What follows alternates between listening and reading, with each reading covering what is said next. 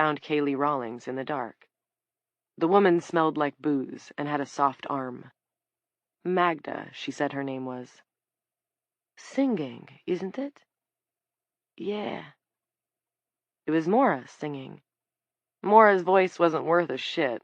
Her sense of a tune was all seasick, up and down, and creaky and broken, and to Kaylee, right then, it was incomparably sweet, carrying off the silly old words of that dirty old air.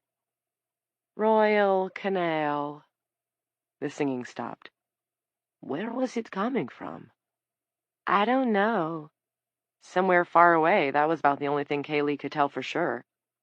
Had it drifted all the way from Dooling? Where was Dooling? This was definitely not Dooling. Or was it? Hard to tell. Impossible, really. A gentle wind circled through the darkness. The air was fresh and good, and under her feet the ground felt not like cement or sticky tile, but like grass. She squatted down and touched. Yes, it was grass, or weeds, about knee-high. Birds chattered faintly somewhere. Kaylee had awakened feeling strong and young and well-rested.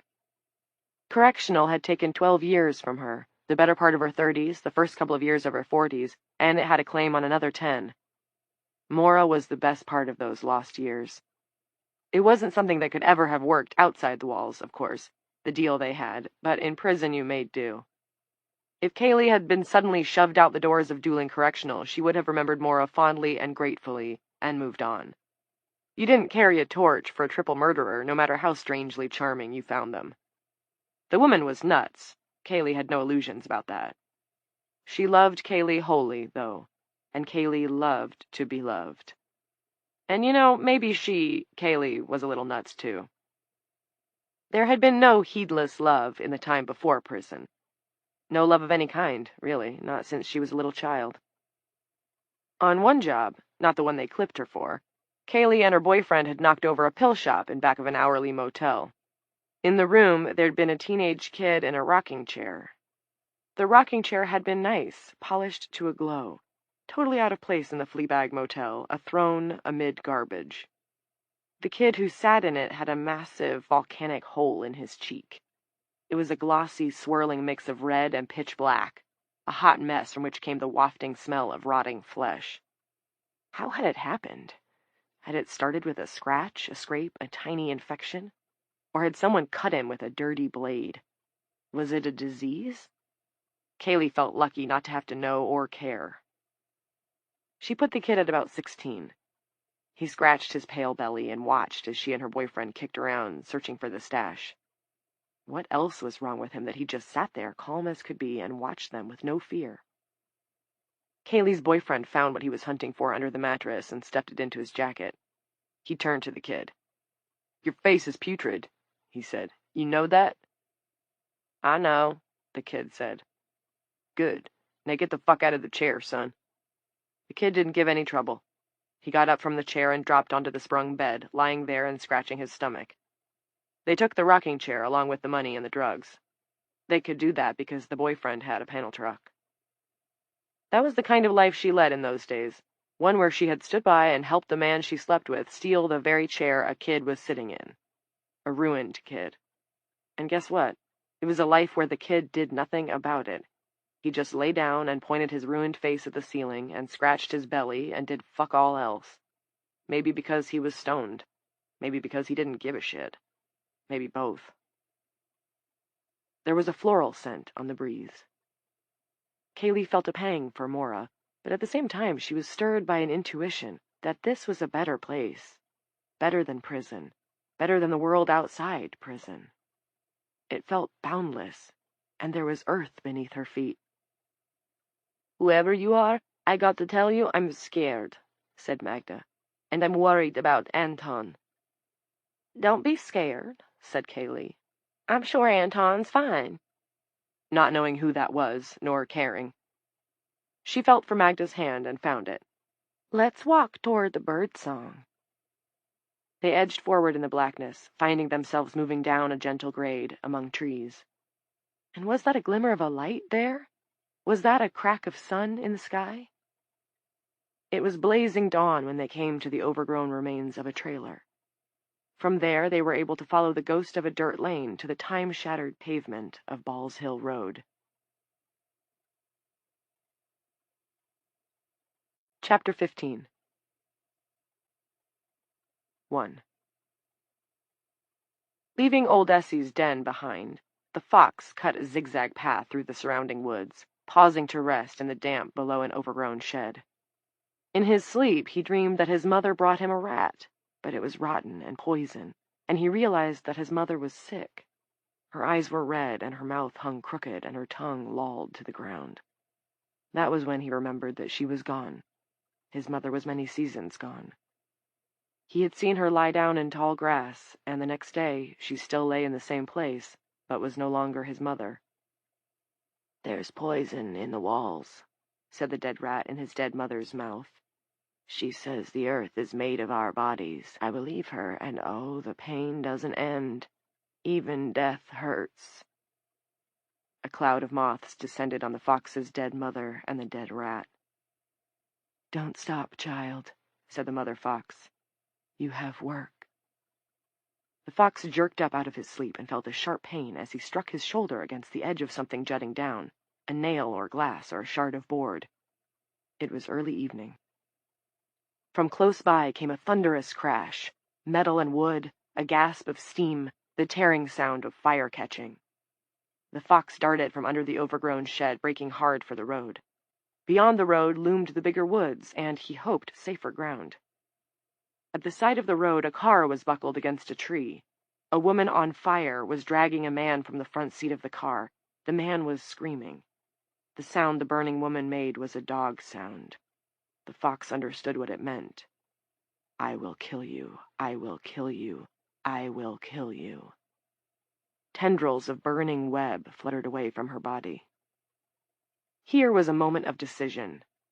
High among the fox's catalogue of personal statutes was "Thou shalt not cross the road in daylight." There were more cars in the day, and cars could not be intimidated or warned off, let alone defeated.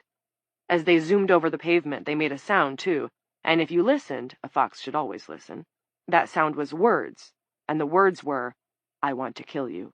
I want to kill you. I want to kill you." The hot and leaking remains of animals that had failed to heed these words had provided the fox with many excellent snacks. On the other hand, a fox that wanted to survive needed to maintain a fluid approach to danger. He needed to balance the threat of a car that wanted to kill you with a woman cloaked in fire declaring that she was going to kill you. The fox bolted. As he passed her, the heat of the burning woman was in his fur and in the cut on his back. The burning woman had started to pound the man's head against the pavement, and the roar of her anger grew louder, but it faded as the fox scrambled down the embankment on the opposite side of the road. In the big woods, he slowed his pace. The cut in his lower back made his rear right leg hurt every time he pushed off. It was night. Last year's leaves crackled under the fox's pads. He stopped to drink from a stream. Oil swirled in the water, but he was thirsty and had to take what he could get. A hawk perched on a stump by the stream. It picked at the belly of a squirrel. "Let me have some," the fox called. "I could be a friend to you." "A fox has no friends," said the hawk. It was true, but the fox would never admit it. "What liar told you that?" "You're bleeding, you know," the hawk said.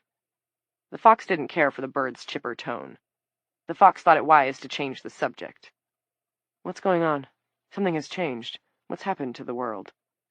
"There's a tree further on, a new tree, a mother tree. It appeared at dawn, very beautiful, very tall. I tried to fly to the top, but although I could see the crown, it was beyond my wings."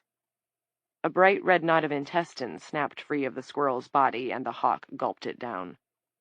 The hawk tilted its head. A second later, a smell twitched the fox's nostrils. Smoke. It had been a dry season. If the burning woman had crossed the road, a few steps into the brush would have been enough to make it all go up. The fox needed to get moving again. He panted. He was afraid and he was hurt, but he still had his wits. "Your eyes will make a fine meal for some lucky animal," the hawk said, and took flight, the limp squirrel locked in its talons. 2. As was hardly uncommon, the first Thursday book club had begun to drift away from that month's text, which happened to be Atonement by Ian McEwan. The novel's story followed two lovers, sundered from one another almost before their relationship had begun, by the false accusation of a preternaturally imaginative young girl named Bryony. Dorothy Harper, at 79 the group's elder stateswoman, said she was unable to forgive Bryony for her crime. That little baggage ruined their lives. Who cares if she was sorry? They say the brain doesn't fully develop until you're much older, said Gail Collins. Bryony was only 12 or 13 when she told the lie. You can't blame her. Gail held her glass of white wine in both hands, cupped around the bowl. She was situated at the nook table by the kitchen bar. Blanche McIntyre, Warden Coates's faithful assistant, usually faithful at least, had met Gail in a secretarial class 30 years earlier. Margaret O'Donnell, the fourth member of the First Thursday Book Club, was Gail's sister, and the only woman Blanche knew who had a stock portfolio. Who says that? Dorothy asked. About the brain. Scientists, Gail said. Pish-tush. Dorothy waved a hand as if to make a bad smell go away. Dorothy was the only woman Blanche knew who still said things like pish-tush. It's true. Blanche had heard Dr. Norcross at the prison say almost exactly the same thing, that the human brain wasn't fully developed until a person reached their 20s. Was it really such a surprise, though? If you had ever known a teenager, or for that matter been one, wasn't it axiomatic? Teenagers didn't know what the hell they were doing, especially male ones. And a girl of 12? Forget it. Dorothy sat in the armchair by the front window. It was her condo, a neat second-floor unit on Malloy Street, with plush, slate-colored carpeting and fresh beige walls. The view was of the woods that backed up the building. Of the world's current unrest, the only visible sign was a fire, like a match flame at this distance, off in the west, toward Balls Hill and Route 17. It was just so cruel. I don't care how small her brain was. Blanche and Margaret were seated on the couch. On the coffee table stood the open bottle of Chablis and the still-corked bottle of Pinot. There was also the plate of cookies that Dorothy had baked, and the 3 bottles of pills that Margaret had brought. I loved it, said Margaret. I loved the whole book. I thought all the details about nursing during the Blitz were amazing, and everything about the big battle and France and walking to the shore. Wow, a real trek. An epic trek, you could say. And romance, too. It was pretty spicy stuff. She shook her head and laughed. Blanche twisted to look at her, annoyed, despite the fact that Margaret was on her side about liking Atonement. Margaret had worked for the railroads until they gave her a nifty bundle of cash to take early retirement. Some people were just so darn lucky. She was a terrible giggler, was Margaret O'Donnell, especially for someone who was past 70, and foolish about ceramic animals, dozens of which were crowded on her windowsills. For her last book pick, she'd chosen the Hemingway novel about the idiot who wouldn't let go of the fish, a book that had aggravated Blanche because it was, let's face it, just a goddamn fish. Margaret had thought that one was romantic, too. How could a woman like that have turned her early retirement bundle into a stock portfolio? It was a mystery. Now Blanche said, Come on, Midge, we're grown women. Let's not get silly about sex. Oh, it's not that. It's such a grand book. We're just so lucky to go out on this one. Margaret rubbed her forehead. She peered at Blanche over the tops of her horn-rimmed glasses. Wouldn't it have been awful to die on a bad book? I suppose, Blanche replied. But who says that this thing that's happening is death? Who says we're going to die? The meeting had been scheduled for that night, long before Aurora hit. They never missed a First Thursday.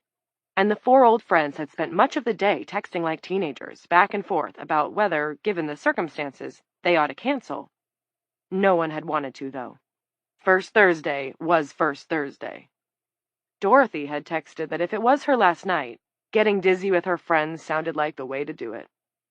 Gail and Margaret had voted the same, and Blanche had too, feeling a little guilty about leaving Warden Coates in the lurch, but that she was well within her rights, having already gone way into overtime for which the state would not compensate her. Besides, Blanche wanted to talk about the book. Like Dorothy, she was amazed at the evil of the little girl Bryony, and also of the way that the evil child had matured into quite a different sort of adult. Then, once they had settled in Dorothy's living room, Margaret had produced the bottles of lorazepam. The bottles were a couple of years old. When her husband passed away, the doctor gave it to her, just to help you cope, Midge. Margaret never took any. Though she was sad to lose her husband, her nerves were fine, maybe better, actually, since once he was dead, she no longer had to worry about him killing himself, shoveling the driveway in the winters, or climbing up on the ladder to cut tree branches that were awfully close to the power lines. But because her insurance covered the cost, she had filled the prescriptions anyway. You never knew what might come in handy, was her motto. Or when. Now it seemed that when had arrived. Better to do it together, was what I was thinking, Margaret said. Less scary that way. The other three had, with no significant objections, agreed that it was a good idea. Dorothy Harper was also a widow. Gail's husband was in a nursing home and did not recognize even his children these days. And speaking of the children of the First Thursday gals, they were middle-aged adults who lived in places far from the hills of Appalachia, and no last-minute reunion was feasible. Blanche, the only non-retiree among the group, had never married or had children at all, which was probably for the best, considering how things were turning out. Now, the question Blanche had asked put the laughter to a stop. Maybe we'll wake up as butterflies, Gail said. The cocoons I've seen on the news, they remind me a little of the cocoons that caterpillars make. Spiders wrap up flies, too. I think the cocoons look more like that than like any sort of chrysalis, Margaret said. I'm not counting on anything. Blanche's full glass had at some point in the last few minutes become an empty glass. I hope to see an angel, Dorothy said. The other three looked to her. She did not seem to be joking. Her wrinkled chin and mouth tightened into a tiny fist. I've been pretty good, you know, she added. Tried to be kind. Good wife, good mother, good friend. Volunteered in retirement. Why, I drove all the way to Coughlin just on Monday for my committee meeting. We know, said Margaret, and extended a hand in the air toward Dorothy, who was the very definition of a good old soul. Gail echoed this, and so did Blanche. They passed around the pill bottles, and each woman took 2 tablets and swallowed them. Following this act of communion, the 4 friends sat and looked at each other. What should we do now? Gail asked. Just wait? Cry, Margaret said, and giggled as she pretended to rub at her eyes with her knuckles. Cry, cry, cry. Pass the cookies around, Dorothy said. I'm quitting my diet. I want to get back to the book, Blanche said. I want to talk about how Bryony changed. She was like a butterfly. I thought that was lovely. It reminded me of some of the women in the prison. Gail had retrieved the Pinot from the coffee table. She unwrapped the foil and stuck in the corkscrew. While she went around pouring everyone a new glass, Blanche continued. You know, there's a lot of recidivism. Fallback, I mean. Breaking parole and getting back into bad habits and such. But some of them do change. Some of them start brand new lives. Like Bryony. Isn't that inspiring? Yes, Gail said. She raised her glass. To emerging new lives. 3. Frank and Elaine lingered in the doorway of Nana's room. It was past 9. They'd laid her down on the bed, leaving aside the covers. There was a poster of a uniformed marching band on the wall and a bulletin board tacked with Nana's best drawings of manga characters. A wind chime of colored pipes and glass beads hung from the ceiling. Elaine insisted on neatness, so there were no clothes or toys on the floor. The blinds were pulled shut. Around Nana's head the growth was bulbous. The growths bunched around her hands were identical, only smaller. Mittens with no thumbs. Though neither had said anything, after standing together in silence for more than a minute, Frank realized that they were both afraid to turn off the light. Let's come back and check on her again in a little while. Out of habit, Frank whispered this to Elaine, as on so many occasions when they were desperate to keep from waking Nana, instead of the opposite. Elaine nodded. As one, they retreated from their daughter's open door and went downstairs to the kitchen. While Elaine sat at the table, Frank made a pot of coffee, filling the urn, sifting out the grounds. It was something he'd done 1,000 times before, though never at so late an hour. The normality of the activity soothed him. She was thinking along similar lines. It's like the old days, isn't it? Sick baby upstairs, us down here wondering if we're doing the right things. Frank pressed the brew button. Elaine had her head on the table, tucked between her arms. You should sit up, he said gently, and took the chair across from her. She nodded and sat up straight. Her bangs were stuck to her forehead, and she had the querulous, "What's that, who now?" look of someone who had recently absorbed a blow to the skull. He didn't suppose he looked any better. Anyway, I know what you mean, said Frank. I remember. Questioning how we ever could have tricked ourselves into thinking we could take care of another human being in the first place. This brought a bright smile to Elaine's face. Whatever was happening to them now, they'd survived an infant together. No small achievement. The coffee machine beeped. For a moment it had seemed quiet, but Frank suddenly became aware of the noise outside. Someone was yelling. There were police sirens, a car alarm, whooping. He instinctively tilted his ear toward the stairs, toward Nana. He didn't hear anything. Of course he didn't. She wasn't a baby anymore, and these weren't the old days, weren't like any days ever before.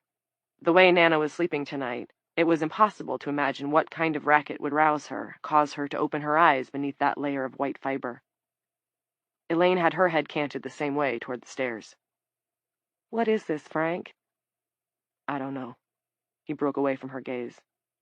We shouldn't have left the hospital. Implying that Elaine had made them go, not sure he really believed it, but needing to share the blame, to kick a little of the dirt he felt on himself back onto her. That he knew he was doing this, knew it exactly, made him hate himself. He couldn't stop, though. We should have stayed. Nana needs a doctor. They all do, Frank. Soon I'll need a doctor, too. She poured herself a cup of the coffee. Years passed while she stirred in milk and equal. He thought that part of the discussion was over, but then she said, You should be grateful that I made us leave. What? It saved you from doing whatever you might have done if we hadn't. What are you talking about? But he knew, of course. Each marriage had its own language, its own code words built of mutual experience. She said 2 of them now. Fritz Mieschaum. At each rotation of her spoon, it clicked against the ceramic of the mug. Click, click, click. Like the combination dial on a safe. 4. Fritz Mieschaum. A name of ill repute, one Frank wished he could forget, but would Elaine let him? No. Shouting at Nana's teacher that time had been bad, and the famous wall punch had been worse, but the Fritz Mieschaum incident was worst of all. Fritz Mieschaum was the dead rat she waved in his face whenever she felt pushed into a corner, as she did tonight. If only she could see they were in the corner together, on the same side, Nana's side. But no. Instead, she had to bring up Fritz Mieschaum. She had to wave the dead rat. Frank had been hunting a fox, not that unusual in the wooded Tri-County area. Someone had seen one running around in the fields south of Route 17, not far from the women's prison. It had its tongue hanging out, and the caller thought it might be rabid. Frank had his doubts, but he took rabies calls seriously. Any animal control officer worth his salt did. He drove out to the collapsing barn where the sighting had occurred and spent a half-hour stalking around in the puckies. He didn't find anything except the rusted-out skeleton of a 1982 Cutlass with a pair of rotting panties knotted to the antenna. On the way back to the shoulder where he'd parked his truck, he'd cut alongside a fenced property. The fence was a mix of junk, decaying planks, hubcaps, and corrugated sheet metal so full of holes it did more to invite attention than to discourage intruders. Through the gaps, Frank took in the peeling white house and shabby yard beyond. A tire swing on a fraying rope hung from an oak tree. Black, tattered clothes surrounded by circling insects were piled at the base of the tree. A milk crate full of iron scraps stood guard by the porch steps. A presumably empty oil can was carelessly pitched aside to rest like a hat on top of an unruly growth of bougainvillea, which was itself partially draped over the porch. Glass fragments from a smashed second-floor window were scattered over the bare tar paper roof, and a brand-new Toyota pickup, blue as the Pacific, stood waxed up and parked in the driveway. Littered around its rear tires were a dozen or so spent shotgun shells, once bright red, now faded to pallid pink, as if they had been there a long time. It was so perfectly country, the wreck of a house and the shiny truck, that Frank almost laughed out loud. He strolled on, smiling to himself, his mind requiring several seconds to compute something that hadn't made sense. The black clothes had been moving, shifting around. Frank retraced his steps to a break in the hodgepodge fence. He watched the clothes. They breathed. And it happened the way it always seemed to, as if in a dream. He didn't slip under the fence and actually walk across the yard so much as he seemed to teleport the distance separating him from the black shape under the tree. It was a dog, although Frank wouldn't have wanted to guess which breed, something medium-sized, maybe a shepherd, maybe a young lab, maybe just a country mongrel. The black fur was tattered and flea-bitten. Where the fur was gone, there were infected patches of exposed skin. The animal's only visible eye was a small white pool sunk into a vaguely head-like shape. Twisted around the dog were 4 limbs, all of them askew, all clearly broken. Grotesquely, since how could it possibly have run away, a chain was looped around its neck and fastened to the tree. The dog's side lifted and fell with one breath after another. "You are trespassing," announced a voice behind Frank. "Boy, I got a gun on you." Frank put up his hands and turned around to behold Fritz Mieschaum. A little man, gnome-like with his stringy red hillbilly beard. He wore jeans and a faded t-shirt. "Frank?" Fritz sounded perplexed. They knew each other, though not well, from the squeaky wheel. Frank remembered that Fritz was a mechanic, and that some people said you could buy a gun from him if you wanted one. Whether that was true or not, Frank couldn't have said, but they had swapped rounds a few months earlier, seated at the bar and watching a college football game together. Fritz, this dog-torturing monster, had expressed his fondness for the option play. He didn't think the Mountaineers had the talent to air it out with any sustained success. Frank was happy to go along with that. He didn't know much about the sport. Toward the end of the game, though, once Mieschaum was full of beer, he had quit harping on the merits of the option and attempted to engage Frank on the subject of Jews and the federal government. "Them hooky noses got the whole thing in their pocket, you know that?" Fritz had leaned forward. "I mean, my people come from Germany, so I know." That had been Frank's cue to excuse himself. Now Fritz lowered the rifle he had been aiming. "What are you doing here? Come to buy a gun? I could sell you a good one, long or short. Hey, you want a beer?" Although Frank didn't say anything, some kind of message must have been transmitted by his body language, because Fritz added in a tone of chagrin, "That dog worry you? Don't let it. Some bitch bit my nephew." "Your what?" "Nephew. Nephew." Fritz shook his head. "Some of the old words they stick. You'd be surprised how—" And that was the last thing Mieschaum got out. When Frank finished, the rifle butt he had taken from the bastard and used to do most of the work had been cracked and spattered with blood. The other man sprawled in the dirt, holding his crotch where Frank had repeatedly hammered the rifle butt. His eyes were buried under swelling, and he was spitting up blood with each shaky breath that he dragged out from under the ribs that Frank had sprained or broken for him. The possibility that Fritz would die from the beating had seemed, in the immediate aftermath, not unlikely. Maybe he had not hurt Fritz Mieschaum as badly as he thought, though. That was what he had told himself, even as for weeks he kept an eye on the obituary section and no one came to arrest him. But Frank was without guilt. It had been a little dog, and little dogs couldn't fight back. There wasn't any excuse for it, for torturing an animal like that, no matter how ill-tempered it might be. Some dogs were capable of killing a person. However, no dog would do to a person what Fritz Mieschaum had done to that pitiful creature chained to the base of the tree. What could a dog understand of the pleasure men could take from cruelty? Nothing, and it could never learn. Frank understood, though, and he felt calm in his soul about what he had done to Fritz Mieschaum. As for Mieschaum's wife, how was Frank supposed to know the man even had a wife? Although he did now. Oh, yes. Elaine made sure of that.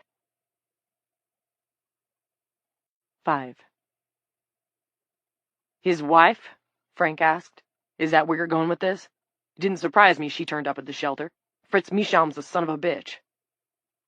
When there had first been talk around town, Elaine had asked if it was true that he had put a hurting on Fritz Mieschaum. He had made the mistake of telling her the truth, and she never let him forget it. Elaine set aside the spoon and drank from her coffee. "No argument there." I hope she finally left him, said Frank. Not that she's any responsibility of mine.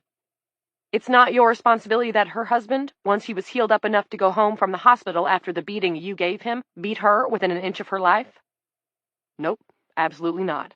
I never laid a hand on her. We've been over this. Uh-huh. And the baby she lost, said Elaine. That's not your responsibility either, right? Frank sucked his teeth. He didn't know about any baby. It was the first time Elaine had mentioned it. She'd been waiting for exactly the right moment to ambush him. Some wife. Some friend. Pregnant, huh? And lost the baby. Gee, that's a tough one. Elaine fixed him with an unbelieving look. That's what you call it? A tough one? Your compassion stuns me. None of it would have happened if you just called the police. None of it, Frank. He'd have gone to jail, and Candy Michon would have kept her baby.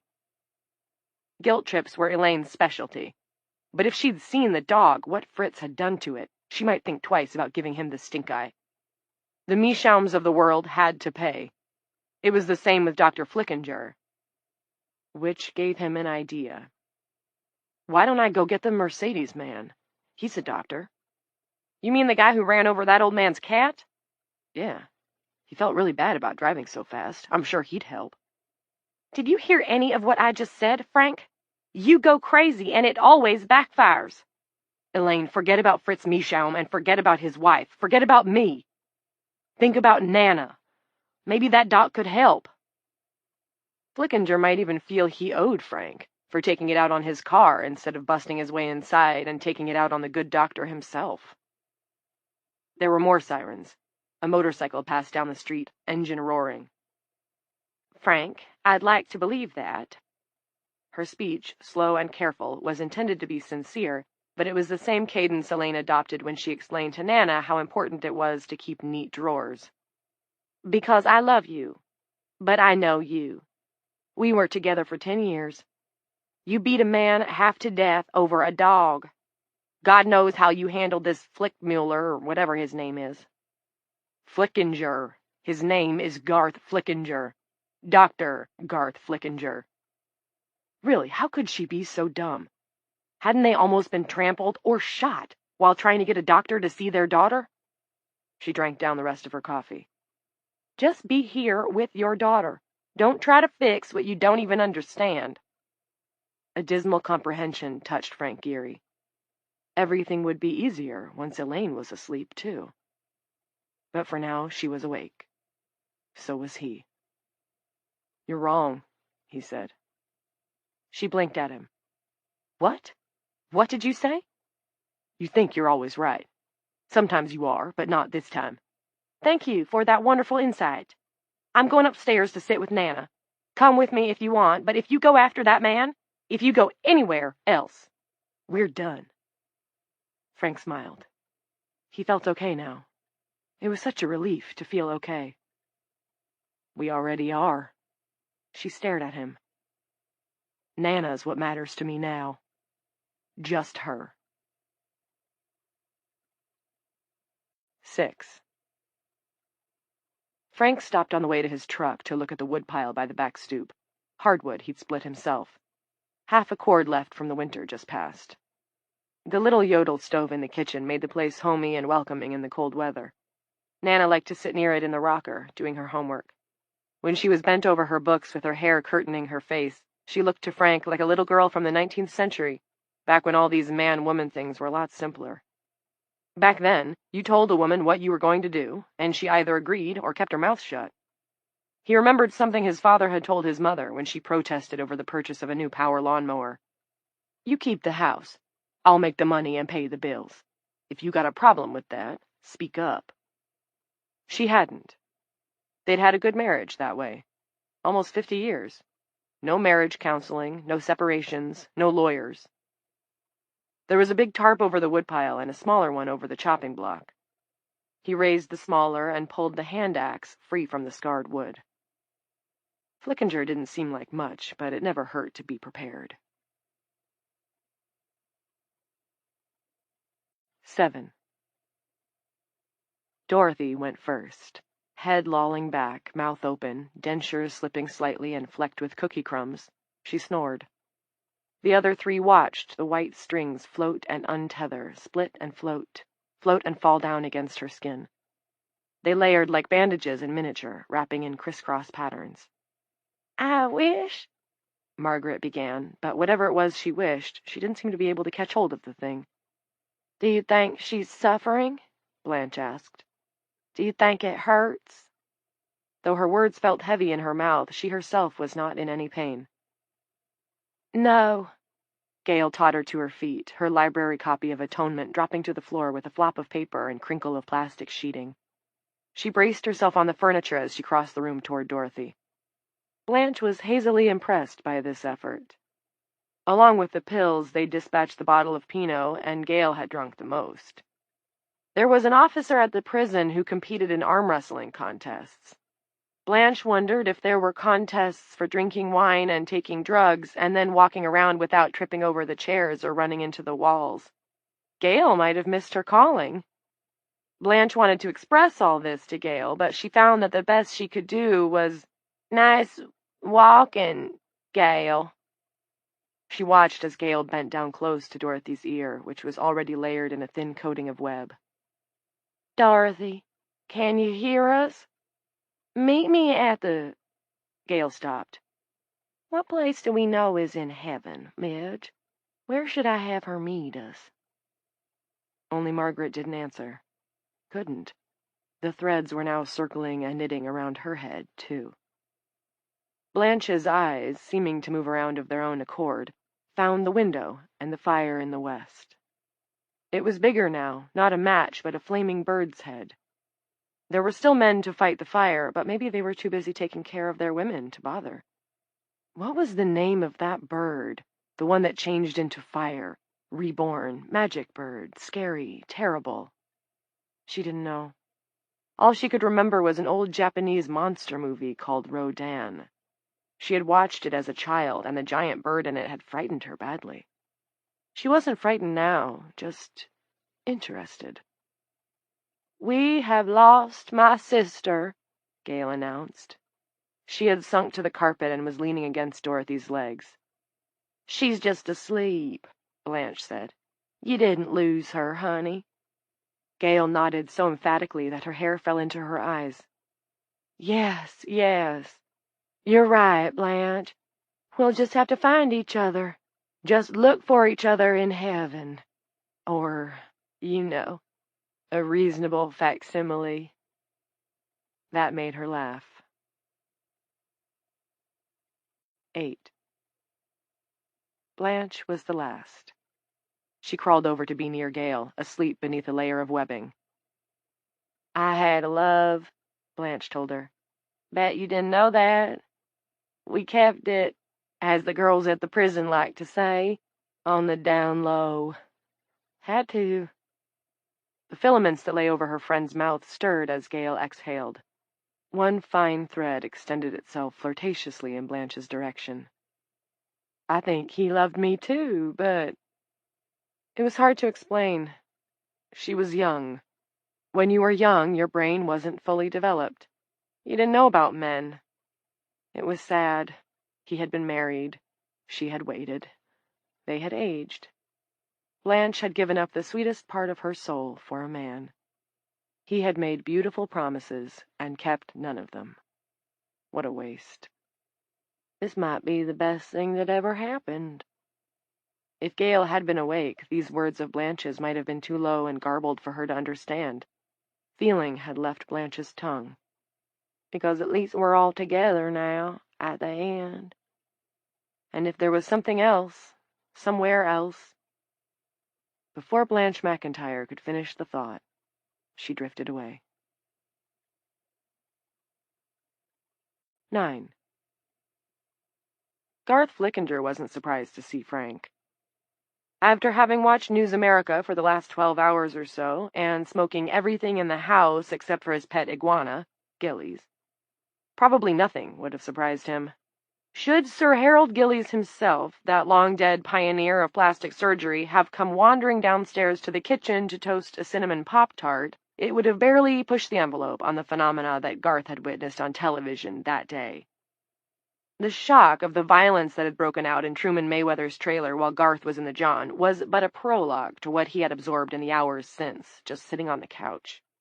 Rioting outside the White House, a woman gnawing off the nose of a religious cultist, a huge 767 lost at sea, bloodied nursing home orderlies, elderly women swathed in webs and handcuffed to their gurneys, fires in Melbourne, fires in Manila, and fires in Honolulu. Something very fucking bad had occurred in the desert outside Reno, where there was evidently some kind of secret government nuclear facility. Scientists were reporting on Geiger counters spinning and seismographs jerking up and down, detecting continuing detonations. Everywhere, women were falling asleep and growing cocoons, and everywhere, dumb fucks were waking them up. The wonderful News America reporter, Michaela, with a first-rate nose job, had vanished in the mid-afternoon, and they'd promoted a stuttering intern with a lip ring to take her place. It reminded Garth of a piece of graffiti he'd seen on some men's room wall. There is no gravity. The earth just sucks. This sucked. In and out, back and forth, all the way around. Not even the meth helped. Well, it helped a little, but not as much as it should have. By the time the doorbell began ringing, cling clong went the chimes. Garth was feeling glaringly sober. He felt no particular urge to answer, not tonight, nor did he feel compelled to rise when his visitor gave up on the bell and began knocking. Then hammering, very energetic. The hammering ceased. Garth had time to think his unwelcome visitor had given up before the chopping began. Chopping and splintering. The door shuddered inward, broken free of its lock, and the man who had been here earlier strode in, an axe in one hand. Garth supposed the guy was here to kill him, and he didn't feel too sad about that. It would hurt, but hopefully not for too long. Plastic surgery was a joke to many people. Not to Garth. What was funny about wanting to like your face, your body, your only skin? Unless you were cruel or stupid, there was nothing funny about it. Only now, it seemed, the joke was on him. What kind of life would it be with only half the species? A cruel and stupid life. Garth could see that right away. Beautiful women often arrived at his office with photographs of other beautiful women, and they asked, "Can you make me look like her?" And behind many beautiful women who wanted to tinker with their perfect faces were mean fuckers who were never satisfied. Garth didn't want to be left alone in a world of mean fuckers because there were so many of them. "Don't stand on ceremony. Come on in. I've just been catching up on the news. You didn't happen to see the part where the woman bit the man's nose off his face, did you?" "I did," said Frank. "I'm great with noses, and I enjoy a challenge, but if there's nothing to work with, there's not much you can do." Frank stood at the corner of the couch, a few feet from Garth.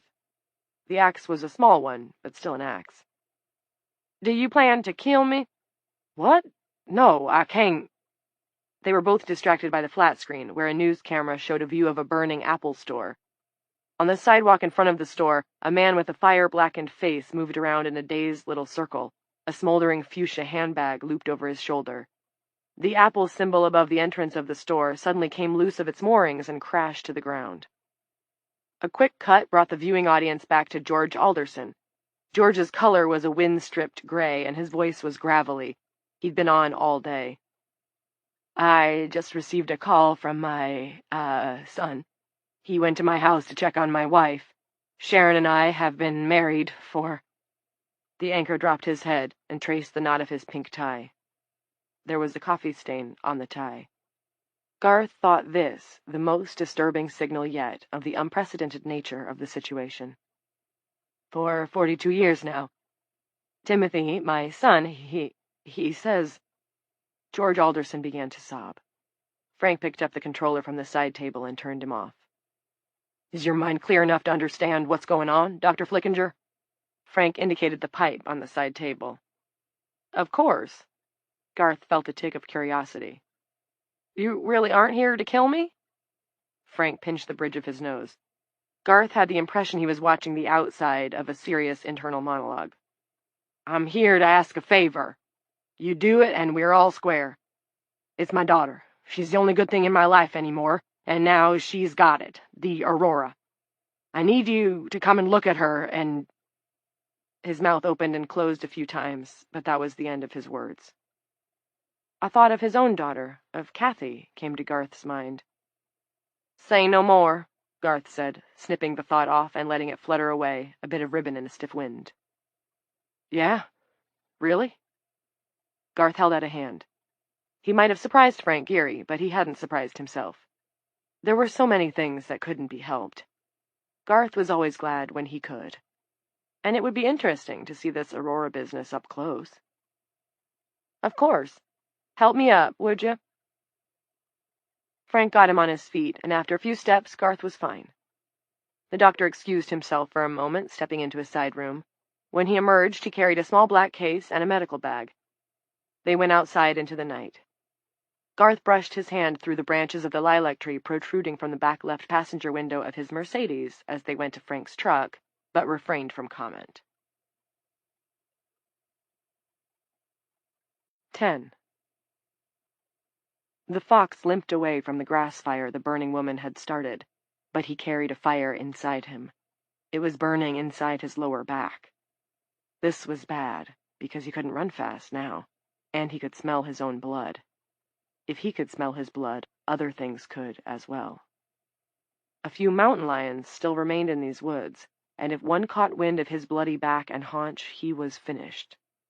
It had been a long time since he had seen a mountain lion, not since his mother was full of milk and his 4 littermates were alive, all dead now, one from drinking bad water, one from eating a poison bait, one taken in a trap that tore her leg as she squealed and cried, one disappeared in the night. But there were also wild pigs. The fox feared them more than the mountain lions. They had escaped some farmer's pen and bred in the woods. Now there were lots of them. Ordinarily, the fox would have had no problem escaping them, and might have even enjoyed teasing them a bit. They were very clumsy. Tonight, though, he could hardly run. Soon he would not even be able to trot. The woods ended at a metal house that smelled of human blood and human death. Yellow strips hung around it.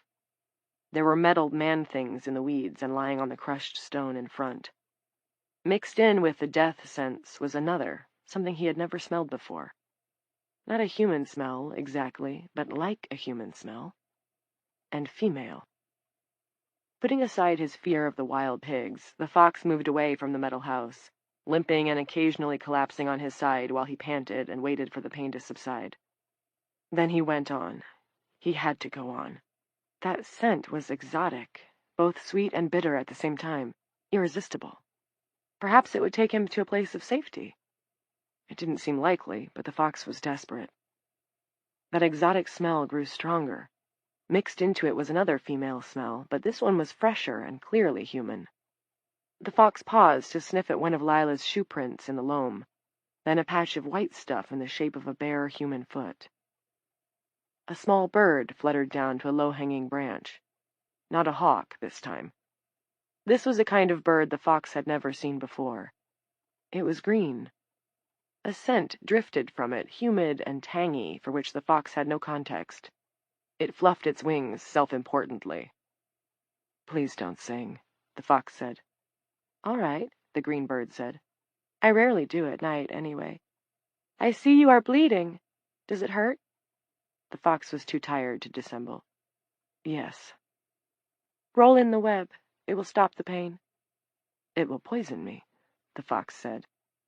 His back was burning, but he knew about poison. Oh, yes. The humans poisoned everything. It was their best talent. "No. The poison is leaving these woods. Roll in the web." Perhaps the bird was lying, but the fox saw no other recourse.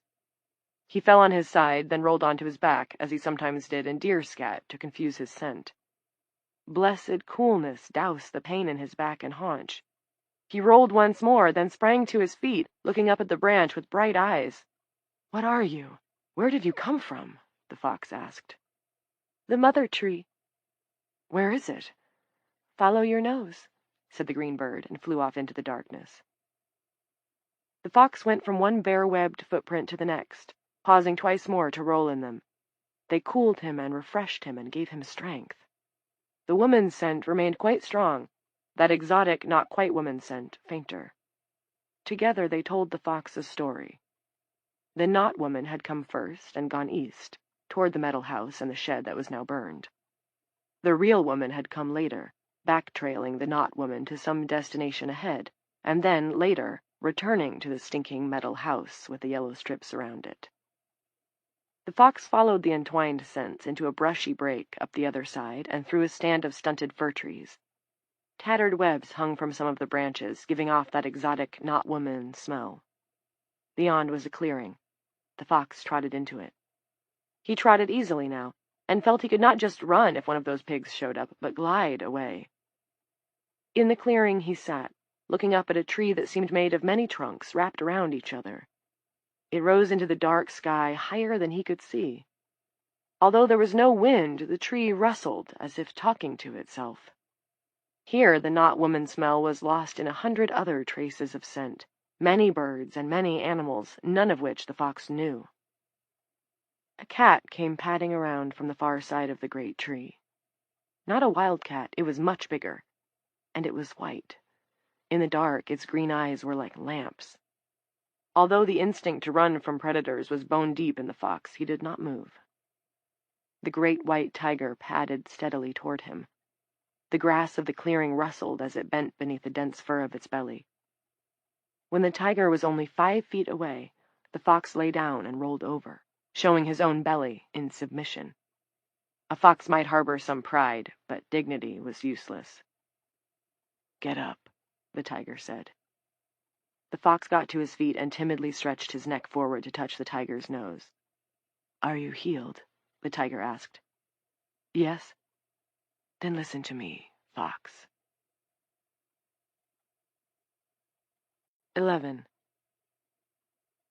In her prison cell, Evie Black lay with her eyes closed and a faint smile on her lips. "Then listen to me, fox," she said. "I have work for you." Chapter 16. 1. Clint was about to ask Tig Murphy to buzz him out through the main door, but Assistant Warden Lawrence Hicks came buzzing in first. "Where are you going, Norcross?" The question sounded like an accusation, but at least it came out clearly.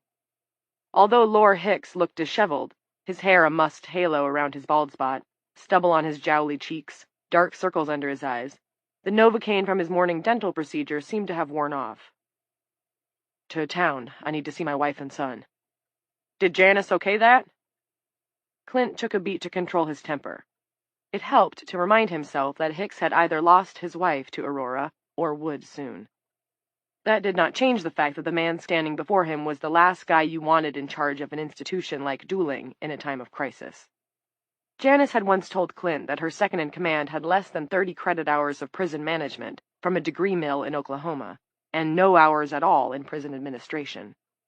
"But Hicksy's sister is married to the lieutenant governor," Janice had said. She'd had an extra glass of Pinot on that occasion, or maybe it had been 2. "So you do the math. He's great at scheduling and checking inventory, but he's been here 16 months, and I'm not sure he could find his way to Sea Wing without a map. He doesn't like to leave his office, and he's never done a single duty tour, although that's supposed to be a monthly requirement. He's scared of the bad girls." "You'll be leaving your office tonight, Hicksy," Clint thought, "and you'll be touring, too, strapping on a walkie and making 3-wing rounds just like the other uniforms, the ones that are left." "Did you hear me?" Hicks asked now. "Did Janice okay you leaving?" "I have 3 things for you," Clint said. "First thing, I was scheduled out at 3 p.m., which was," he checked his watch, "about 6 hours ago. But, wait, here's the second thing. Warden Coates is asleep on her couch inside a big white cocoon." Hicks wore thick glasses that had a magnifying effect. When he widened his eyes, as he did now, they looked ready to fall out of their sockets. "What?" Long story short, Don Peters finally tripped over his own dick, got caught molesting an inmate. Janice canned his ass, but Don managed to load up her coffee with her prescription Xanax. It put her down fast. And before you ask, Don is in the wind. When I see Lila, I'll tell her to put out a bolo for him, but I doubt if it will be a priority. Not tonight. Oh my God. Hicks ran his hands through his hair, further disarraying what was left of it. Oh my God. Here's the third thing. We do still have the other 4 officers from the morning shift, Rand Quigley, Millie Olson, Tig Murphy, and Vanessa Lampley. You are number 5. You'll need to make midnight rounds with the others. Oh, and Van will bring you up to speed on what the inmates are calling super coffee. Jeanette Sorley and Angel Fitzroy are pushing it. Super coffee? What's that? And what's Fitzroy doing out? She's not trustworthy, not at all. She has anger issues. I read your report. She's not angry tonight, at least not yet. She's pitching in, like you need to. And if nothing changes, all these women are going to fall asleep, Lore. Every single one. Super coffee or no super coffee. They deserve some hope. Talk to Van and follow her lead if a situation comes up. Hicks grabbed Clint's jacket. His magnified eyes were panicky. You can't go. You can't desert your post. Why not? You did. Clint saw Hicks wince and wished he could have called those words back. He took Hicks's hand and removed it from his jacket gently. You checked on your wife. I need to check on Jared and Lila. And I will be back. When? As soon as I can. I wish they'd all go to sleep, Hicks burst out. He sounded like a petulant child. Every last thieving, whoring, drug-taking one of them. We ought to give them sleeping pills instead of coffee. That would solve the problem, wouldn't it? Clint merely looked at him. All right. Hicks did his best to square his shoulders. I understand. You have loved ones. It's just all this. All these women. We have a jail full of them. Are you just figuring that out? Clint thought, then asked Hicks how his wife was doing. He supposed he should have asked earlier, except hell, it wasn't as if Hicksy had asked after Lila. Awake, at least so far. She had... Hicks cleared his throat, and his eyes shifted away from Clint's. She had some pep pills. Good, that's good. I'll be back. Doc? It was Vanessa Lampley, a nod on the intercom. She was at his elbow in the hall by the main door. She had left the booth unmanned, a thing almost unheard of. You need to come and see this. Van, I can't. I need to check on Jared, and I need to see Lila. So I can say goodbye, Clint thought. It occurred to him suddenly. The potential finality. How much longer could she stay awake? Not much. On the phone she had sounded far off, like she was part of the way to another world already. Once she nodded off, there was no reason to believe she could be brought back. I understand, Vanessa said, but it won't take more than a minute. You too, Mr. Hicks, sir. I don't know, but this might change everything. 2. Watch monitor 2, Van said when they reached the booth. 2 was currently showing the A-Wing corridor. 2 women, Jeanette Sorley and Angel Fitzroy, were pushing a coffee trolley toward the soft cell, A10, at the end. They stopped before they got there to talk to an extremely large inmate who for some reason had taken up residence in the delousing station. So far, we've got at least 10 women asleep inside that webbing crap, Van said. Might be 15 by now. Most in their cells, but 3 in the common room and 1 in the furniture shop. That shit spins out of 'em as soon as they fall asleep. Except... She punched a button on her console, and Monitor 2 showed the interior of A10. Their new intake lay on her bunk with her eyes shut. Her chest rose and fell in slow respirations. Except for her, Van said. There was something like awe in her voice. New Fish is sleeping like a baby, and the only thing on her face is her came fresh skin. Came fresh skin. Something struck Clint about that, but it slipped away in his surprise at what he was seeing and his concern about Lila. She's not necessarily asleep just because her eyes are shut. Listen, Doc, I've been doing this job longer than you've been doing yours. I know when they're awake, and I know when they're asleep. That one is asleep, and has been for at least 45 minutes. Somebody drops something, makes a clatter, she kind of twitches and then turns over. Keep an eye on her. You can give me a full report when I get back, Clint said. I need to go. Despite Van's insistence that she could tell the difference between sleep and closed eyes, he wasn't sold. And he had to see Lila while he still had the chance. He didn't want to lose her with this, whatever it was, why she was lying, between them. He was out the door and heading for his car before the thing that had been bothering him finally coalesced in his mind. Evie Black had struck her face repeatedly against the wire mesh of Lila's cruiser, and yet only a few hours later, the swelling and bruises were entirely gone. Nothing where they'd been but came fresh skin. 3. Jeanette drove the coffee wagon while Angel walked beside it, banging on one of the urns with the lid and yelling, "Coffee! Special coffee! I got a peppy brew for all of you! Keep you leaping instead of sleeping!" They had few takers in A-Wing, where most of the cells were open and empty. Earlier, in B-Wing, Rhee's reaction had been a preview of what was to come. The special coffee might be a good idea, but hard to swallow. Rhee had winced and handed her cup back after giving it a taste. "Geez, Jeanette, I'll take a juice, but this is too strong for me." "Strong to last long," Angel proclaimed. Tonight she had traded her normal Southern accent for a maniacally perky ghetto patois. Jeanette wondered just how many cups of their special coffee Angel had ingested herself.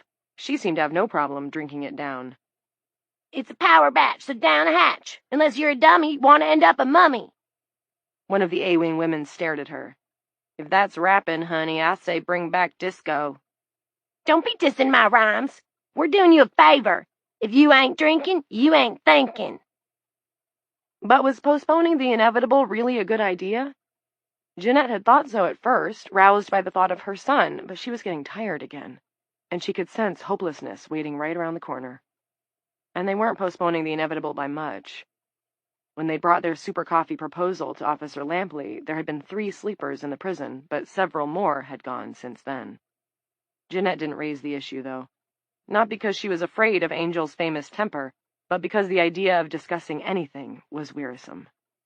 She'd had 3 cups of the special coffee herself. Well, 2.5. Her stomach refused to take all of the 3rd cup, and she was still exhausted.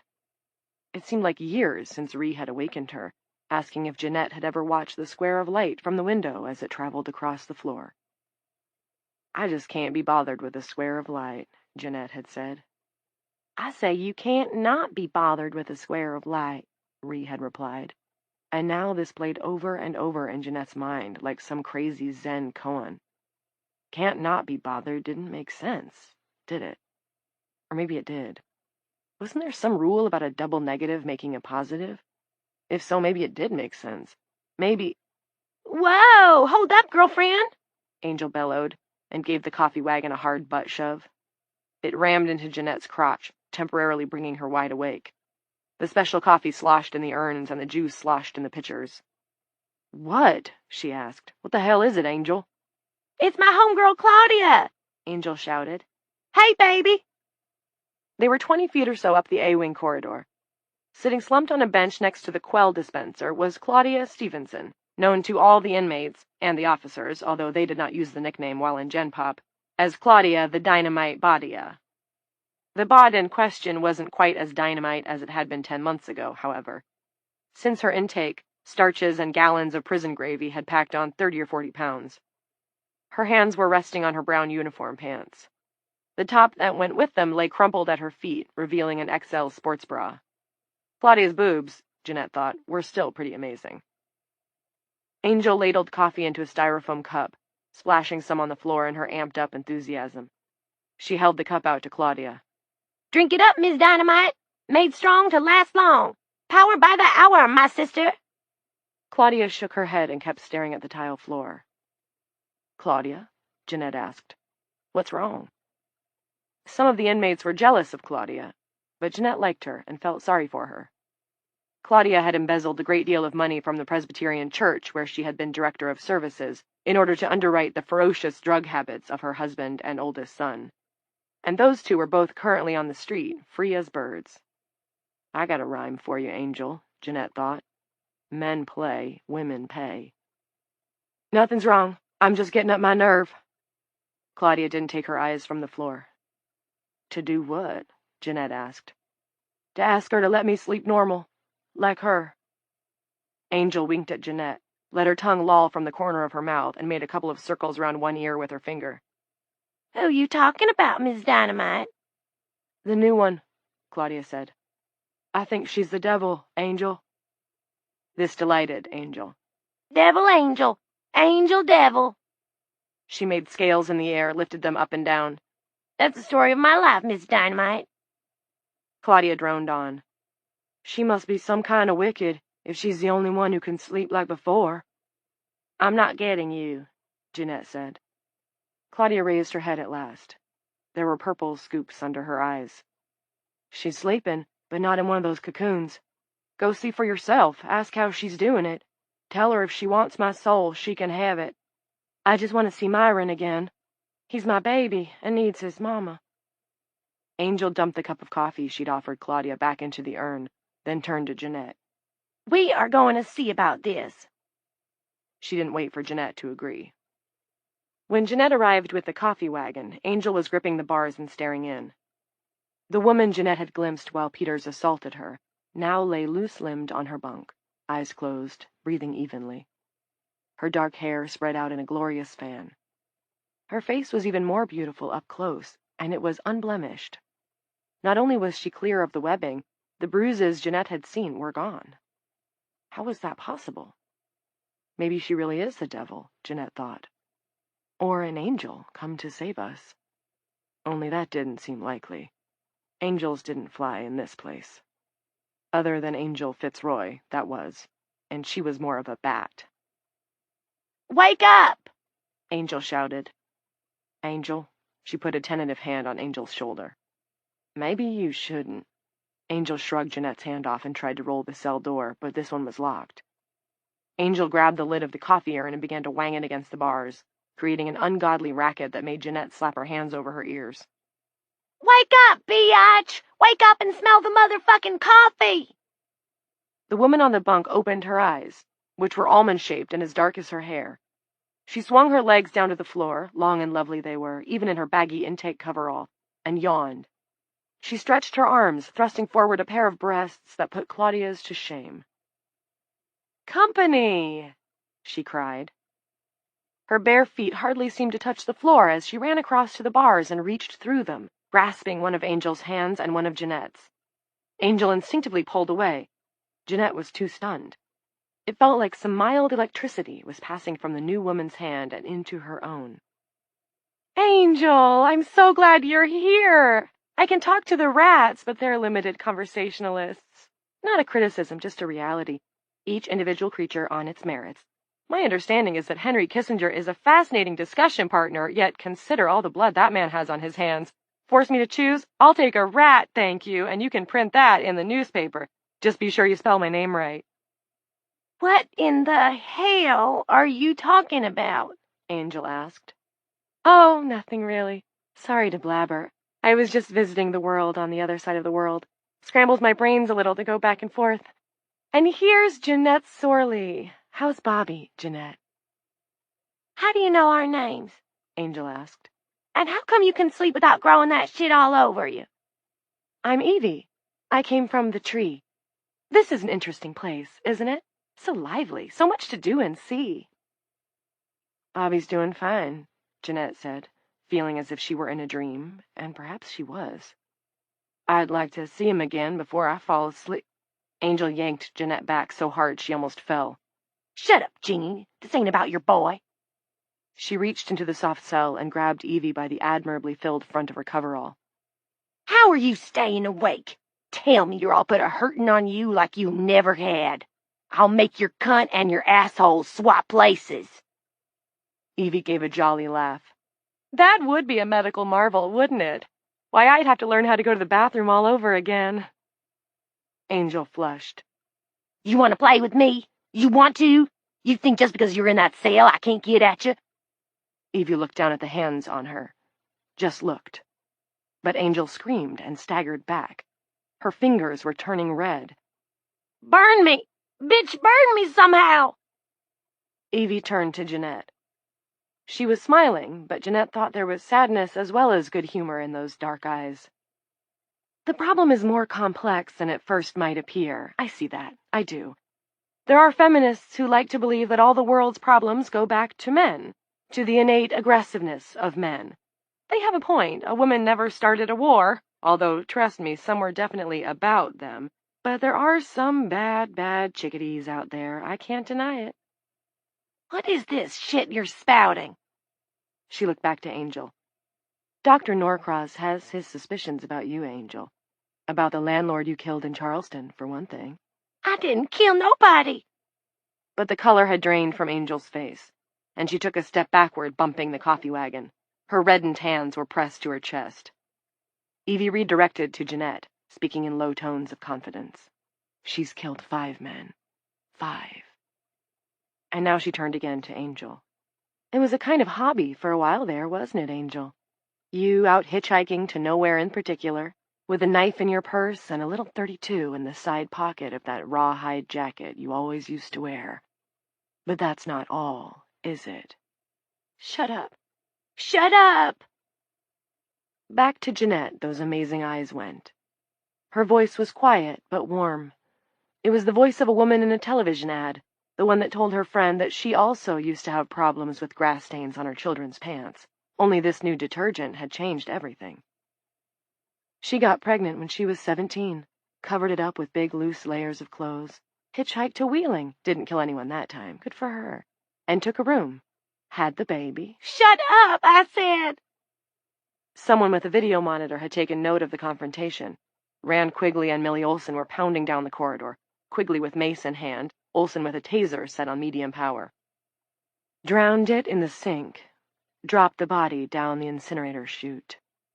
Evie grimaced, blinked a couple of times, and added softly, Pop goes the weasel. Quigley tried to grab Angel. She whirled instantly at his touch, threw a punch, and overturned the cart, coffee, juice, and all.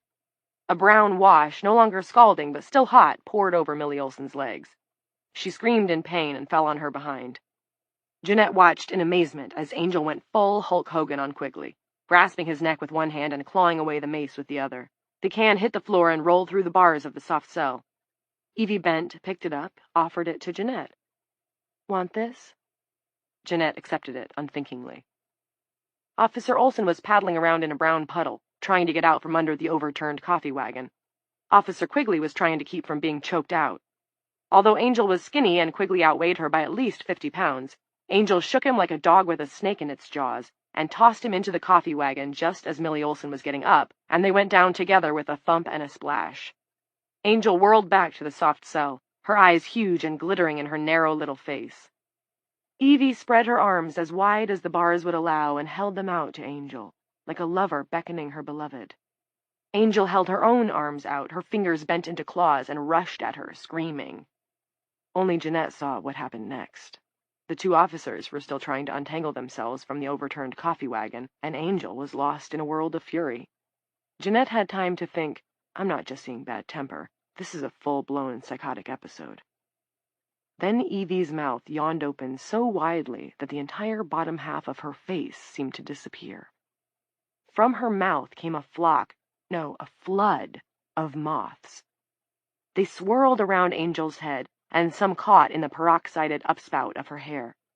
She screamed and began to beat at them. Jeanette rapped Angel on the back of the head with the can of mace. I am going to make an enemy here, she thought, but hey, maybe she'll go to sleep before she can come back on me. The moths flew toward the caged overhead lights of A-Wing and into the main prison. Angel turned, still tearing at her head, although all the insects in her hair now seemed to have joined their fellows, and Jeanette triggered the mace directly into the screaming woman's face. You see how complex the problem is, don't you, Jeanette? Evie said, as Angel blundered into the wall, howling and furiously rubbing her eyes. I think it might be time to erase the whole man-woman equation. Just hit delete and start over. What do you think? That I want to see my son, Jeanette said. I want to see my Bobby. She dropped the can of mace and began to cry. 4. While this was happening, Claudia, the dynamite Badia Stevenson, emerged from the delousing station and decided to seek climes more serene and vistas new. Just too noisy in A-Wing this evening, too upsetting. That special coffee was spilled everywhere, too, and it smelled really bad. You didn't want to go and attempt to parley with the devil when your nerves were jumbled. That was common sense. She could talk to the lady in A-10 later. She passed the booth and walked into B-Wing. She left her top behind. Inmate! Van Lampley leaned out of the booth where she had seen the fight about to break out. Angel with her fucking super coffee. Van was too bush to castigate herself, but she should never have consented to the plan. She had sent Quigley and Olsen to defuse the situation and was about to rush out to join them when Stevenson passed through. Claudia made no reply, just kept walking. You forgot something, didn't you? This is a prison, not a strip joint. Talking to you, Stevenson. Where do you think you're going? But did she, Van, really care? Lots of them were wandering now, probably just trying to stay awake. And meanwhile, there was a fuckery going on down at the far end of A-Wing. That was where she was needed. She started that way, but then Millie Olson, splashed with coffee all down her front, waved her back. Under control, Millie said. Got that crazy bitch Fitzroy locked up. Situation back to normal. Van, thinking that nothing was under control and nothing was normal, nodded. She looked around for Stevenson and didn't see her. She returned to the booth and called up the first floor of B-Wing on one of the monitors in time to see Claudia entering B7, the cell occupied by Dempster and Sorley. Only Sorley was still in A-Wing, and Van hadn't seen Dempster in quite a while. Inmates were not above a bit of petty theft if they found a cell empty. The favorite targets of opportunity were the 2 Ps, pills and panties, and such depredations inevitably caused trouble. She didn't have any reason to suspect Claudia, who was no nuisance in spite of being big enough to cause plenty of hassle, would do such a thing. Nonetheless, it was Van's job to be suspicious. It wouldn't do to have a rhubarb break out over a case of stolen property, not with everything else that was going wrong. Van decided to make a quick check. It was just a feeling, but she hadn't liked the way Claudia was walking, with her head down, her hair in her face, and her smock top cast off God knew where. It would only take a minute, and she could stand to stretch her legs.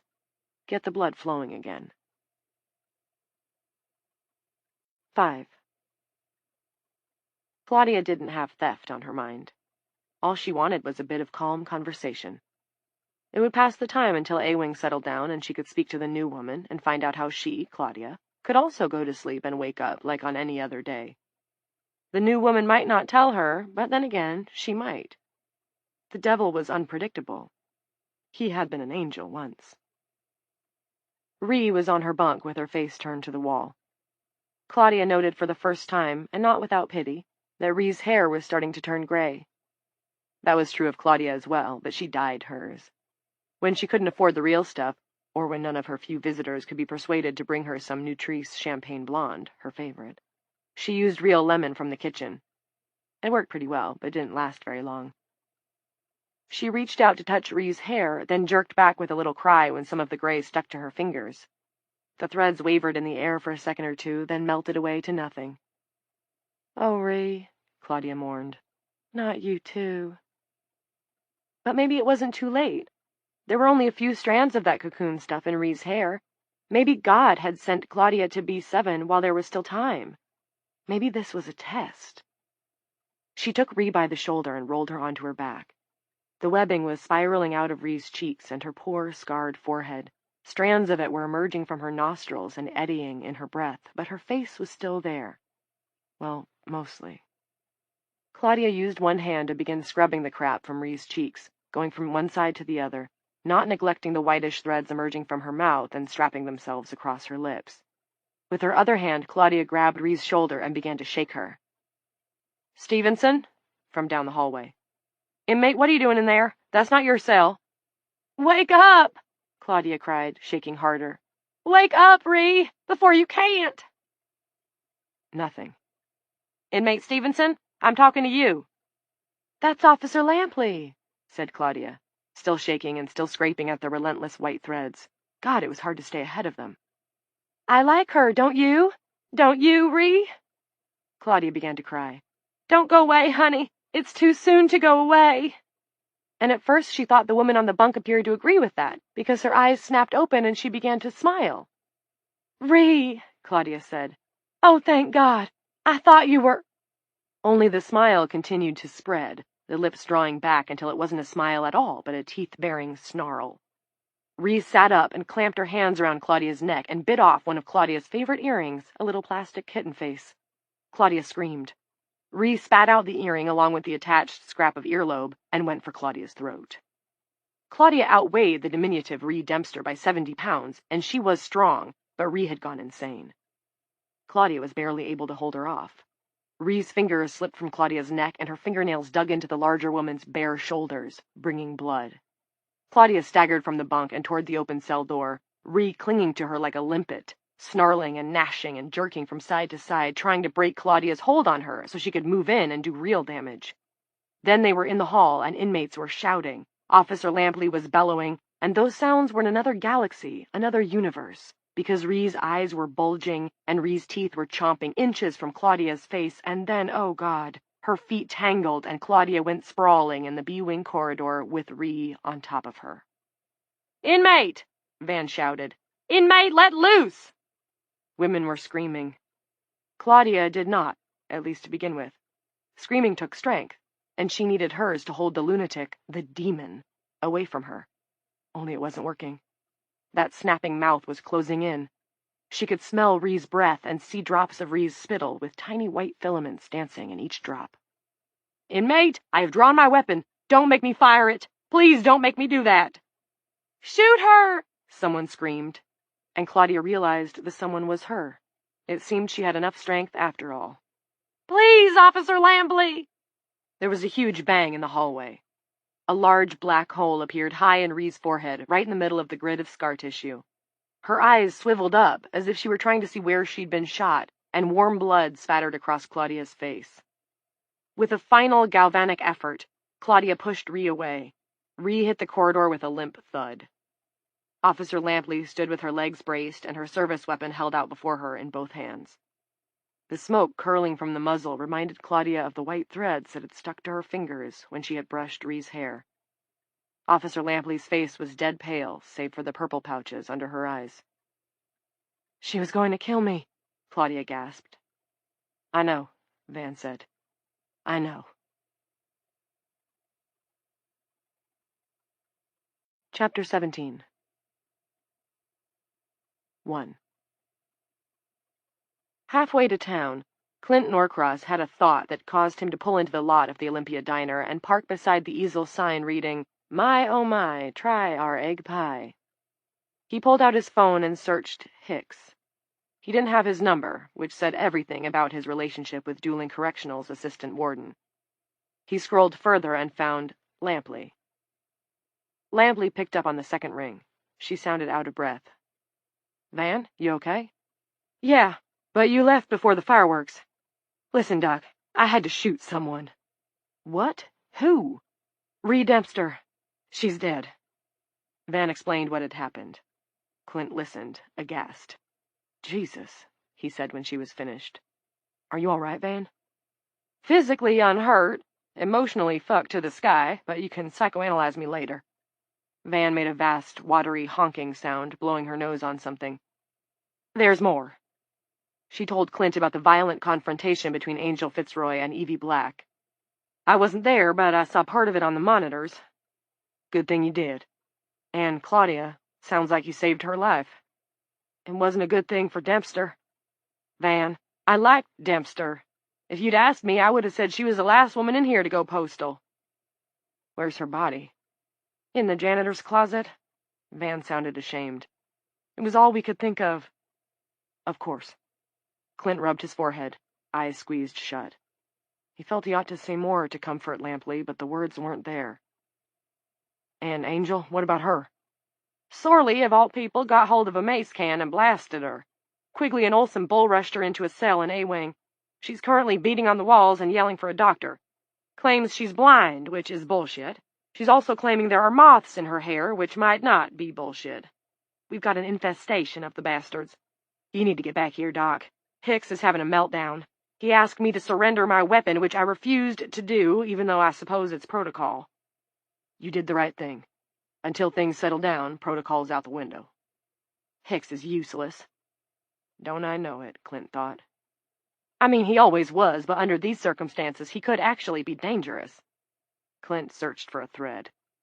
"You said Evie was egging Angel on. What exactly was she saying?" "I don't know, and neither do Quigley or Millie either. Sorley might. She was the one who slowed Angel's roll. Chick deserves a medal. If she doesn't crash out, you can get the whole story from her when you come back. Which will be soon, right?" "ASAP," said Clint. "Listen, Van, I know you're upset, but I need to be clear on one thing. Angel started in on Evie because Evie wasn't in one of those cocoons?" "That's my sense. I just saw her whacking on the bars with a lid from one of the coffee urns and yelling her head off. Then I had my own fish to fry." "But she woke up." "Yeah." "Evie woke up." "Yeah. Fitzroy woke her up." Clint tried to make something coherent of this. and couldn't. Maybe after he got some sleep himself. The idea caused a flush of guilt to heat his face. A wild idea came to him. What if Evie Black was male? What if his wife had arrested a guy in drag? But no. When Lila arrested her, Evie had been buck naked.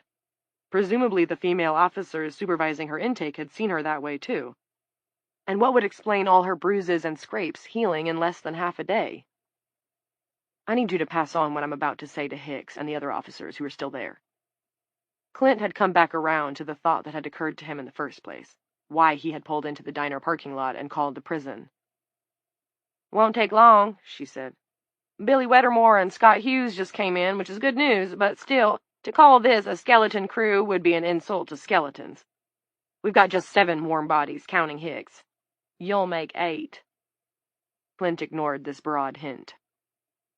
It struck me as I was driving into town. This stuff about Eve Black being different from the rest of the women, on top of what you told me now, I just don't know what to make of it. But I know that we can't let it leave the prison. Not yet. True or false, it could cause a riot.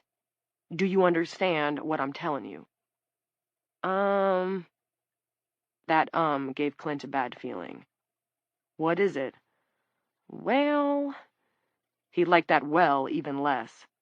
Just tell me. There was another wet honk. I saw Hicks using his cell phone after the free-for-all in A-Wing was over and after I refused to give him my weapon.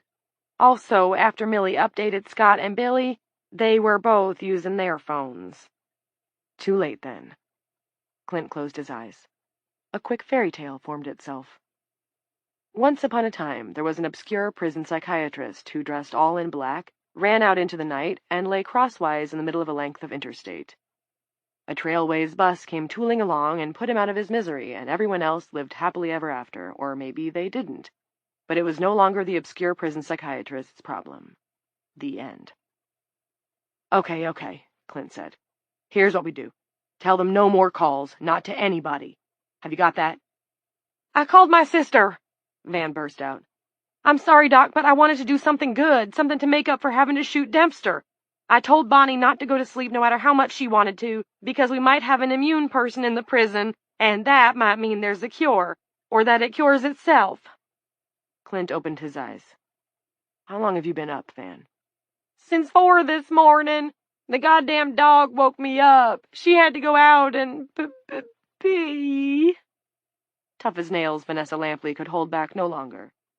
She began to cry. Just tell everyone on staff no more calls. Got it? It was almost certainly too late, but maybe they could slow the news. There might even be a way to put a pin in this. Call your sister back and tell her you were mistaken. Tell her it was a false rumor and you bought into it. Tell the others who made calls to do the same. Silence.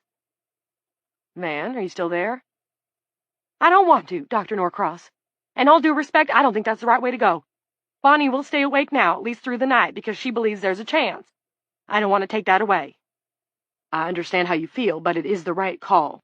Do you want a bunch of people from town coming up to the prison like torch-carrying peasants storming the castle in an old Frankenstein movie? Go see your wife, Van said. You said she's been up even longer than me. See if you can look her in the face and not tell her there might be a little light at the end of the tunnel. Van, listen. But Van was gone. Clint stared at the call-ended message in the window of his phone for a long time before he put it in his pocket and drove the rest of the way into town. Dempster was dead. Cheerful Reed Dempster. He couldn't believe it. And his heart ached for Van Lampley in spite of her insubordination. Although really, how could she be insubordinate to him? He was just the jailhouse shrink, for God's sake. 2. Clint pulled into one of the 15 minutes only spaces in front of the sheriff's office and heard the last thing he would have expected, the sound of laughter spilling out through the open door. There was quite a crew in the ready room. Lila was sitting at the dispatch desk next to Linny. Ranged around them in a rough circle were 5 other deputies, all male. Terry Coombs, Reed Barrows, Pete Ordway, Elmore Pearl, and Vern Wrangle. Sitting outside the circle of cops was Barry Holden, the public defender who had briefly handled Evie Black's case, and a white-bearded elderly gent that Clint knew from around town. Willie Burke. Lila was smoking. She had stopped 8 years ago when Jared had one day remarked that he hoped she wouldn't die from lung cancer until he grew up. Linnie Mars and 2 of the others present were also puffing away. The air was blue and fragrant. "What's going on, guys?" he asked. Lila saw him and her face brightened. She snuffed her cigarette out in a coffee cup, ran across the room to him, and jumped into his arms. Literally, with her ankles hooked together at the backs of his thighs. She kissed him hard. This occasioned more laughter, a hoot from Attorney Holden, and a spatter of applause. "Oh, am I glad to see you," she said, and kissed him again. "I was on my way to see Jared," Clint said. "Thought I'd stop and see if you were here, if you could get away." "Jared!" she cried. "Can you believe what a great kid we raised, Clint? Gosh, as good a job as we did, sometimes I think it was selfish of us not to have a second one." His wife thumped him on the chest and detached herself. Above her smile, Lila's pupils were pinpoints. Terry Coombs came over. His eyes were red-rimmed and puffy. Terry shook Clint's hand. "You know what happened to Roger, don't you? Tried to unwrap his wife. Bad idea. Should have waited for Christmas." Terry burst into a peal of laughter that turned into a sob. "My wife's gone too. Can't get in touch with my kid." There was liquor on Terry's breath, but there had been none on Lila's. Whatever she had ingested was a lot more up-tempo than booze. Clint thought of matching Terry by recounting what had just happened at the prison. He pushed the idea away. The death of Reed Dempster wasn't a party story, and that was exactly what this gathering looked like. "I'm sorry, Terry." Pete Ordway hooked an arm over Terry's shoulder and drew him away. Lila pointed to the bearded man. "Hon, you know Willie Burke, don't you? He helped me transport Roger and Jessica to the morgue with his pickup truck. Except by morgue, I actually mean the freezer at the Squeaky Wheel. Turns out the hospital is a no-go these days. Talk about low rent, huh?" She giggled and clapped her hands to her face. "I'm sorry, I can't help it." "Good to see you, sir," Willie said. "Got a fine wife there. She's well about her business, tired as she is." "Thanks." And to his fine wife, "I take it you've been into the evidence locker." "Just Lila and me," Lenny said. "Terry had a little scotch." Lila produced the Provigil script from her back pocket and gave it to Clint. "No luck with this or anything else. 2 of the pharmacies have been looted, and the Rite Aid is nothing but ashes and embers. You probably smelled it when you came into town." Clint shook his head. "We've been having what I guess you'd call a wake," Vern said. "Which is what I wish all the women would do." For a moment everyone looked puzzled. Then Barry started laughing, and the other deputies, and Willie and Lila and Linnie joined in. The sound was jarringly merry. "Awake," Lila said. She punched Clint on the arm. "Awake! Get it?" "Got it," Clint said. He had stepped into the law enforcement version of Wonderland. "Sober over here," Willie Burke said, raising his hand. "I make a little from time to time." He shot a wink at Lila. "You didn't hear that, Chief. But I don't touch this stuff. Been teetotal for going on 40 years. "I must admit I appropriated Mr. Burke's nip for myself," said Barry Holden. "Seemed like the right thing to do, given all that's going on." Deputies Barrows, Ordway, Pearl, and Wrangle declared themselves sober, Vern Wrangle raising his own hand as if he were testifying in court. Clint was beginning to be angry. It was the laughter. He understood it. Certainly Lila was entitled to get a little wonky after 30 or more hours of sleeplessness, and getting into the evidence locker had been his own idea, but he still didn't like it a bit. On the drive into town, he'd thought himself ready for just about anything, but he hadn't been prepared to hear about Van shooting Ree, and he hadn't been ready to walk in on an Irish wake at the police station. Lila was saying, "We were just talking about the time Roger rolled on a domestic and the lady of the house leaned out of an upstairs window and told him to fuck off and die. When he wouldn't do either, she poured a bucket of paint on his head. He was still scrubbing it out of his hair a month later. Dutch boy, Roomba red!" Linnie screamed with laughter and dropped her cigarette in her lap. She picked it up, almost puffed on the lit end, and dropped it on the floor trying to get it turned around. That brought on more general laughter. "What did you take?" Clint asked. "You and Linnie. Was it the coke?" "No, we're saving the blow for later," Lila said. Don't worry, Sheriff, I'll defend you, Barry said. I'll plead exigent circumstances. No jury in America will convict. That caused another explosion of hilarity. We took in over 100 blue scooties in the Griner Brothers bus, Lenny said.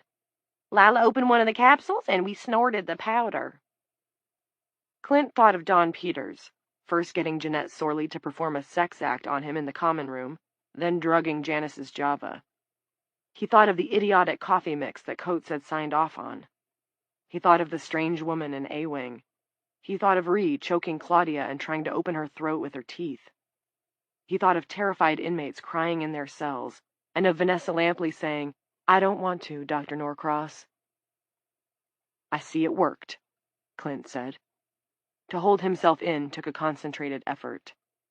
"You seem very awake." Lila took Clint's hands. "I know how it looks, honey, how we look, but we had no choice. The pharmacies are a bust, and anything of a speedy nature that the supermarkets sell is long gone. Jared told me. I spoke with him. He's all right. You know, you don't have to worry. Uh-huh. Can I talk to you alone for a minute?" "Of course." 3. They walked outside into the cool night. Now he could smell ashes and burning plastic, all that remained of the Rite Aid, he supposed. Behind them, the conversation started up again, and the laughter. "Now, what's going on with Jared?" She put up a hand, like a crossing guard, like he was an aggressive driver. "He's babysitting a little girl named Molly. She's old Mrs. Ransom's granddaughter. Mrs. Ransom is cocooned, so he took charge. He's all right for now. You don't need to worry about him." No, he thought, don't tell me not to worry about our son. Until he turns 18, our job is to worry about him. Are you so drugged that you've forgotten that?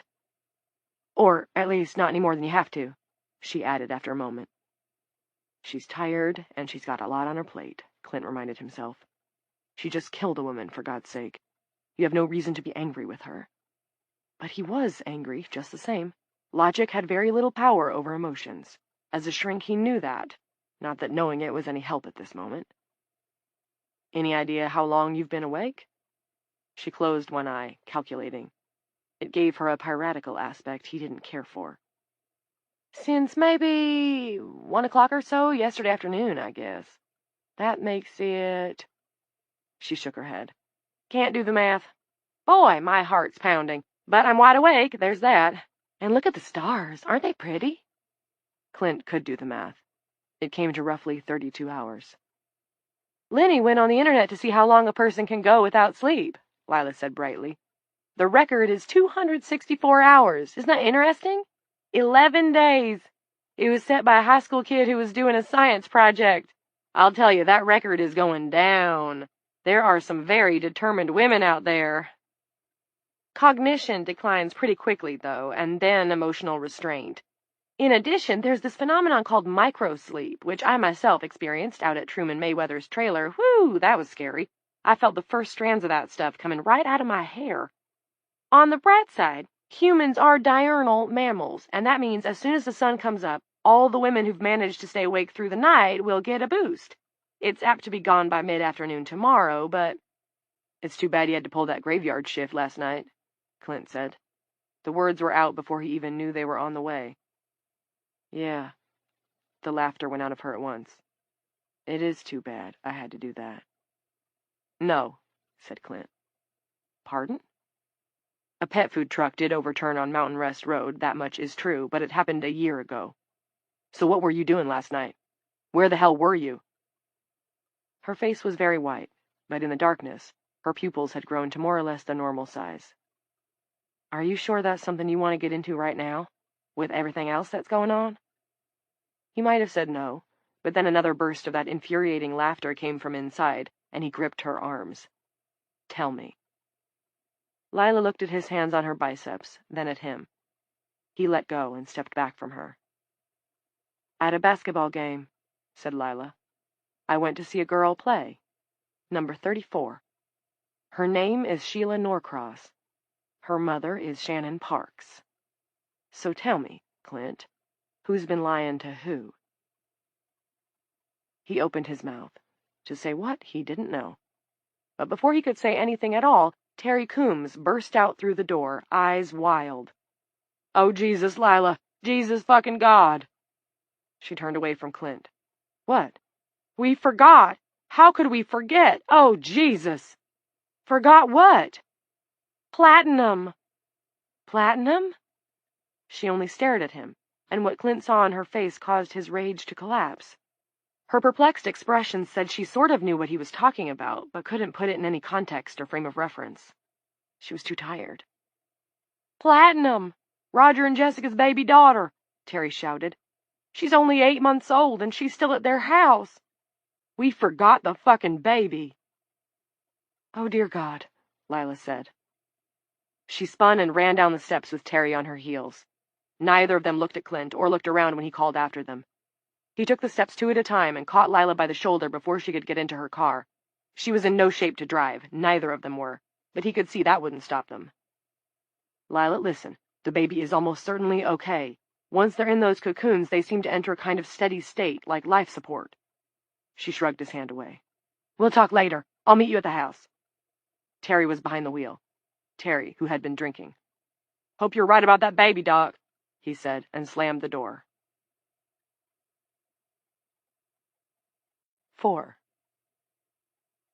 Near Fredericksburg, the spare tire the warden's daughter had been driving on for several weeks blew at the least opportune time, the way her mother, maniacally dedicated, as mothers and wardens are wont to be, to the calculation of worst-case scenarios, would have warned her that it inevitably would. Michaela eased her car to a stop at a McDonald's parking lot. She went inside to pee.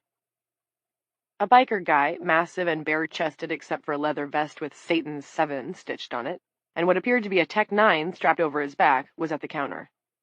He was explaining to a raccoon-eyed counter girl that no, he wouldn't be paying for any of his Big Macs. There was a special tonight. Everything he wanted was free. At the hush of the door closing, the biker guy turned to see Michaela. "Hey, sister." His look was appreciative. Not bad. "I know you?" "Maybe," Michaela replied, not stopping as she strode up the side of the McDonald's, skipping the bathroom and continuing right back outside again through the rear exit door. She hustled for the rear of the parking lot and pushed between the branches of a hedge. On the other side of the hedge was the parking lot for a Hobby Lobby. The store was lit and she could see people inside. Michaela wondered how goddamn dedicated to your scrapbooking you had to go shopping at Hobby Lobby on this night of all nights. She took a step, and something closer caught her attention. A Corolla idling about 20 feet away. A white form occupied the front seat. Michaela approached the car. The white form was a woman, of course, head and hands cocooned. Although Michaela was still high from the coke, she wished she were much, much higher. In the cocooned woman's lap was a dead dog. A poodle, the body wrung and twisted. "Oh, Fido, you shouldn't lick the webs off Mommy's face when she's snoozing in the parking lot. Mommy can be very cross if you wake her up." Michaela gingerly transported the dead dog to the grass. Then she dragged the woman, by her driver's license, Ursula Whitman Davies, over to the front passenger side. While she didn't much like the idea of keeping the woman in the car, she was deeply uncomfortable with the alternative, which would be depositing her in the grass next to her dead poodle. And there was the utilitarian to consider. With Ursula along, she could legally use the carpool lane. Michaela got behind the wheel and rolled onto the service road that would take her back to I-70. As she passed the McDonald's, an evil idea struck her. It was no doubt coke-fueled, but it seemed divinely right, nevertheless. She turned around at the Motel 6 next door and went back to Mickey D's. Parked right in front and heeled over on its kickstand was a Harley Softail that looked vintage. Above the Tennessee plate on the rear fender was a skull decal with Satan's in one eye socket and 7 in the other. Written across the teeth was, "Beware." "Hang on, Ursula," Michaela said to her cocooned co-pilot, and aimed the Corolla at the motorcycle. She was doing less than 10 miles an hour when she struck it, but it went over with a satisfying crash. The biker guy was sitting at a table by the front window, with a mountain of food stacked before him on a tray. He looked up in time to see Michaela backing away from his iron horse, which now looked like one dead pony. She could see his lips moving as he ran for the door, a Big Mac dripping secret sauce in one hand and a milkshake in the other, Tech 9 bouncing against his back. Michaela couldn't tell what he was saying, but she doubted if it was shalom. She gave him a cheerful wave before swinging back onto the service road and putting Ursula's Toyota up to 60. 3 minutes later, she was back on the interstate, laughing wildly, knowing that the euphoria wouldn't last, and wishing for more blow so that it might. 5. Ursula's Corolla was equipped with satellite radio, and after fiddling with the buttons for a while, Michaela found News America. The news was not so terrific. There were unconfirmed reports of an incident involving the vice president's wife that had caused the Secret Service to be summoned to No. 1 Observatory Circle. Animal rights activists had set free the inhabitants of the National Zoo. Multiple witnesses had seen a lion devouring what looked like a human being on Cathedral Avenue. Hard-right conservatives on talk radio were proclaiming the Aurora virus as proof that God was angry with feminism. The Pope had asked everyone to pray for guidance. The Nationals had canceled their weekend interleague series against the Orioles. Michaela sort of understood this last one, but sort of didn't. All the players, the umpires too, were men, weren't they? In the passenger seat, the cotton ball-headed creature that had been Ursula Whitman Davies mimicked the rhythm of the interstate, lolling gently with the stretches of smooth macadam, jittering around when the tires found a grooved, unfinished paving. She was either the absolute best or absolute worst traveling companion in the history of the world. For a while, Michaela had dated a girl who was devoted to crystals, who believed that with calm focus and sincere belief, you could take the form of light. That sweet, earnest girl was probably asleep now, swathed in white. Michaela thought of her own late father, good old Dad, who used to sit beside her bed when she was scared at night, or at least that's what her mother had told her. Michaela had been 3 when he died. She couldn't remember him as a living man. Michaela, despite her nose job, despite her fake last name, was a true reporter. She knew the facts, and the one fact about Archie Coates that she did know well was that he had been placed in a coffin and planted in the soil of the Shady Hills Cemetery in the town of Dooling, and was there still. He had not become light. She did not allow herself to fantasize that she was soon to meet her dad in some afterlife. The deal was simply this.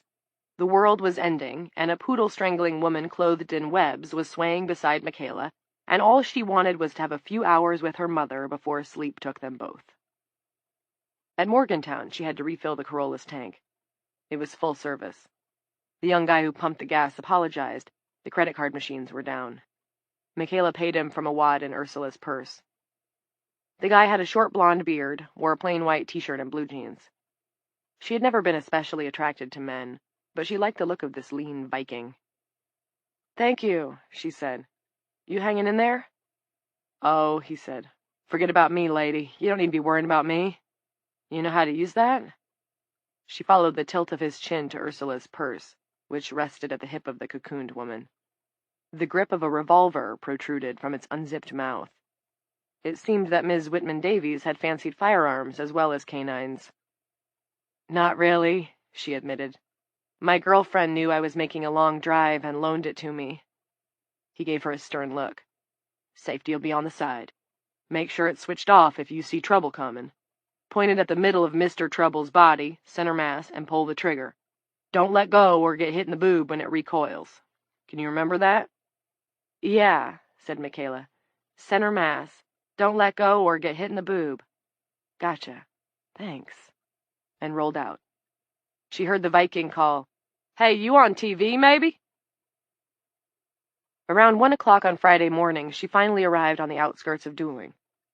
Drifts of smoke from the fire in the woods rolled across West Lavin as she piloted the Corolla toward the long, low outline of the prison in the dark. The smoke made Michaela press a hand over her mouth to keep from inhaling the reek of ash. At the gate, she stepped from the car and punched the red call button. 6. Maura Dunbarton sat in her B-wing cell with what remained of Kaylee. Not dead, but dead to this world. Did she dream inside her shroud? Maura sat with her hand on Kaylee's chest, feeling the gentle rise and fall of her respiration, and watching the white mat of fibrous gunk first puffing out, then pulling back in, outlining Kaylee's open mouth with each inhalation.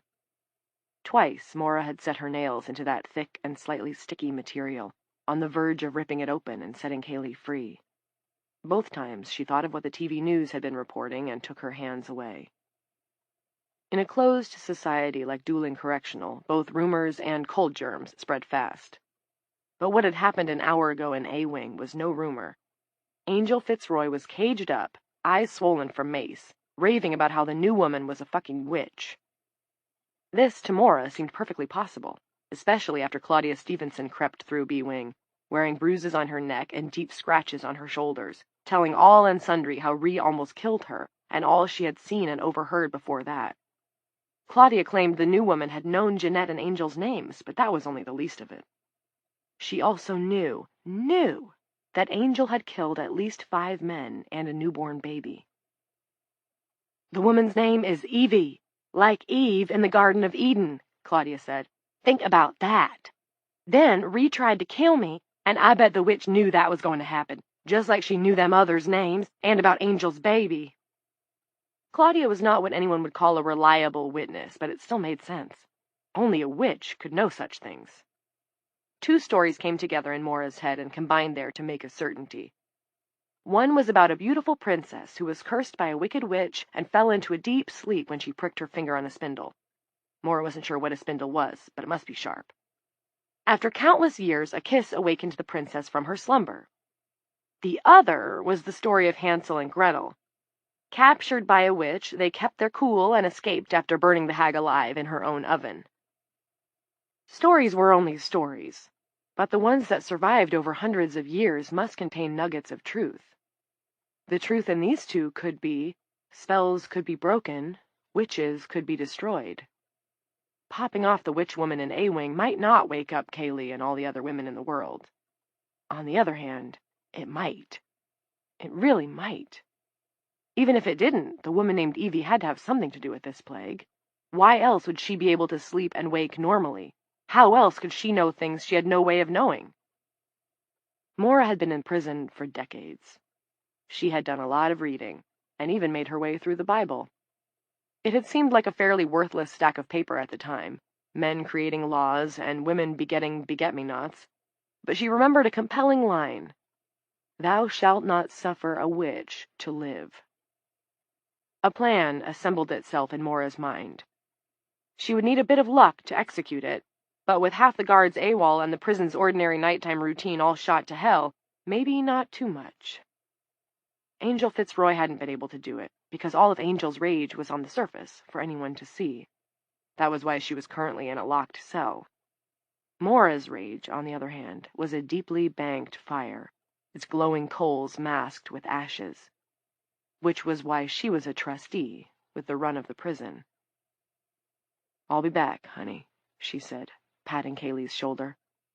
"Unless she kills me, that is. If she's a real witch, I guess she might." Maura lifted her mattress and felt for the tiny slit she'd made. She reached in and brought out a toothbrush. The hard plastic handle had been sharpened to a point. She slid it into the elastic waistband of her pants at the small of her back, bloused her baggy top over it, and left her cell. In the B-Wing corridor, she turned back and blew her faceless cellmate a kiss. 7. "Inmate, what are you doing?" It was Lawrence Hicks, standing in the doorway of Dooling Correctional's small but surprisingly well-stocked library. He normally favored 3-piece suits and dark ties, but tonight both his jacket and vest were gone, and the tie was pulled down so that the end flapped over the top of his fly, like an arrow pointing to his no-doubt shriveled junk. "Hello, Mr. Hicks," Maura said, continuing to load paperbacks onto a rolling library cart. She gave him a smile, her one gold tooth sparkling in the overhead fluorescence. "I'm going on a book run." "Isn't it a little late for that, inmate?" "I don't think so, sir. No lights out tonight, I don't think." She spoke respectfully and continued to smile. That was the way you did it. You smiled and looked harmless. It's just old gray Maura Dunbarton, beaten down by years of prison routine and happy to lick the shoes of anyone whose shoes needed licking. Whatever harpy that had possessed her to kill those people long since exorcised. That was a grift the Angel Fitzroys of the world never learned. You had to keep your powder dry in case you ever needed it. He came in to inspect her cart, and she could almost feel sorry for him. Face all pale, beard-speckled jowls hanging like dough, what little hair he had mussed up. But if he tried to stop her, she'd stick him in his fat gut. She had to save Kaylee if she possibly could. Sleeping Beauty had been saved with a kiss. Mora might be able to save her girl with a shiv. Don't get in my way, Hicksy, she thought. Not unless you want a hole in your liver. I know right where it is. Hicks was examining the paperbacks Mora had culled from the shelves. Peter Straub, Clive Barker, Joe Hill. "These are all horror stories," Hicks exclaimed. "We let inmates read this stuff?"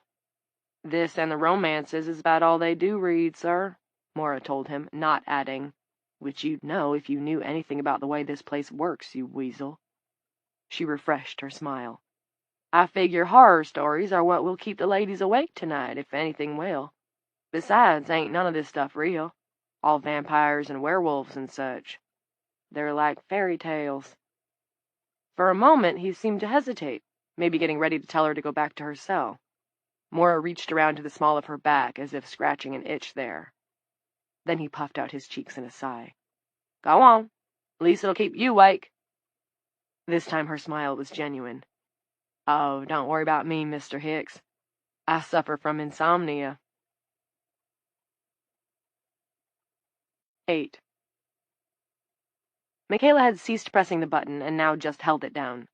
Light blazed from the glassed-in front area of the prison, and there were cars parked in the lot. Someone was awake in there. "What?" The male voice that answered was the definition of weary. It was a voice with a 10 o'clock shadow. "This is Officer Quigley. Cut it out with the damn button." "My name is Michaela Morgan." A second later she remembered that her TV name meant nothing here. "So?" The voice was not impressed. "I used to be Michaela Coates. My mother is the warden. I would like to see her, please."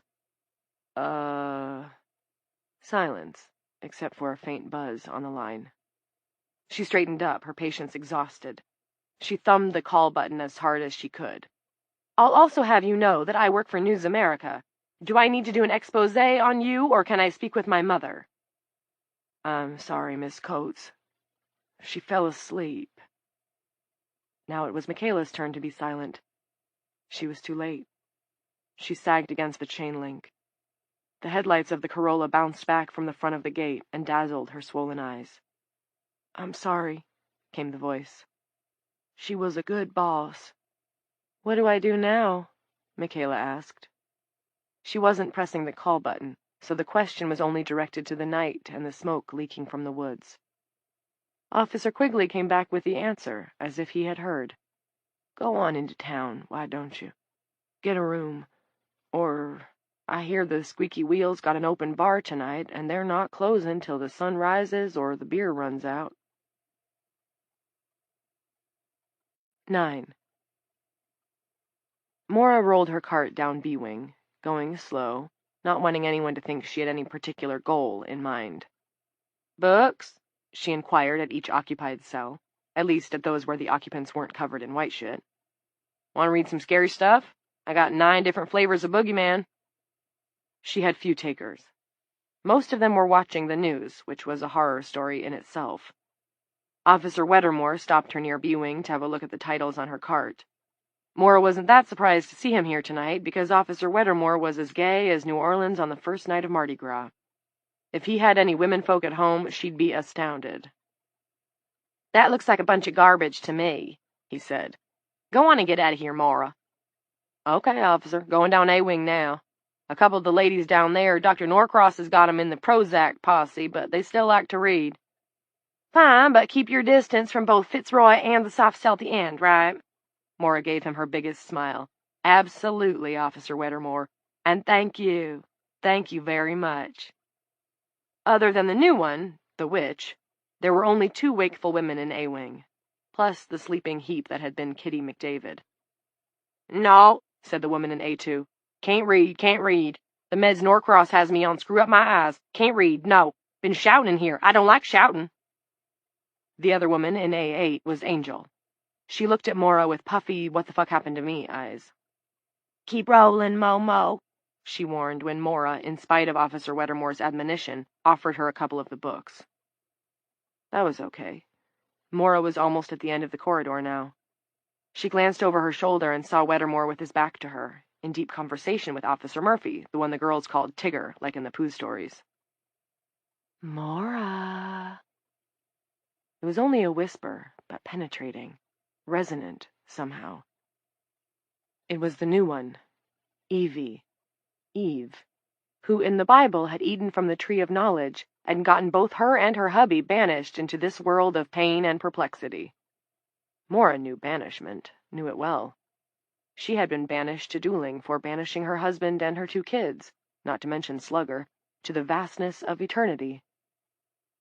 Evie stood at the barred door of the soft cell, gazing at Mora, and smiling. Mora had never seen such a beautiful smile in her life. A witch, maybe, but gorgeous. The witch put a hand through the bars and beckoned with one long and elegant finger. Mora rolled her cart onward. "No further, inmate!" That was Officer Tig Murphy. "Stop right there!" Mora kept going. "Get her! Stop her!" Murphy yelled, and she heard the clatter-clap of their hard shoes on the tiles. Mora turned the cart sideways and pitched it over, creating a temporary roadblock. Tattered paperbacks flew and skidded. "Stop, inmate! Stop!" Mora hustled for the soft cell, reaching around to the small of her back and whipping out the toothbrush shiv. The witch woman still beckoned. She doesn't see what I got for her, Mora thought. She drew her arm back along her hip, meaning to piston it forward into the witch woman's midsection, into her liver. Only those dark eyes first slowed her, then stopped her. It wasn't evil Mora saw in them, but chilly interest. "You want to be with her, don't you?" Evie asked in a rapid whisper. "Yes," Mora said. "Oh my God, so much." "You can be, but first you must sleep." "I can't. Insomnia." Weddermore and Murphy were coming. There were only seconds to stick the witch woman and end this plague. Only Mora didn't. The stranger's dark eyes held her fast, and she found that she did not wish to struggle against that hold. They weren't eyes at all, Mora saw, but gaps, openings into a new darkness. The witch woman pressed her face against the bars, her eyes never leaving Mora's. "Kiss me quick, while there's still time." Mora didn't think. She dropped the sharpened toothbrush and pressed her own face to the bars. Their lips met. Eve's warm breath slipped into Mora's mouth and down her throat. Mora felt blessed sleep rising from the bottom of her brain as it had when she was a child, safe in her own bed with Freddie the teddy curled in one arm and Gussie the stuffed dragon curled in the other, listening to a cold wind outside and knowing she was safe and warm inside, bound for the land of dreams. When Billy Weddermore and Tig Murphy reached her, Mora was lying on her back outside Evie's cell, the first strand spinning out of her hair, out of her mouth, and from beneath the closed lids of her dreaming eyes.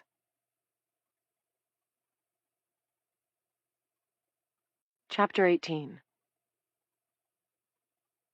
1.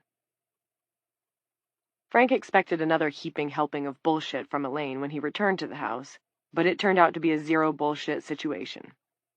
Like nothing else that day, or for that matter in the days to come, his problems solved themselves the easy way. So why didn't he feel at all cheered?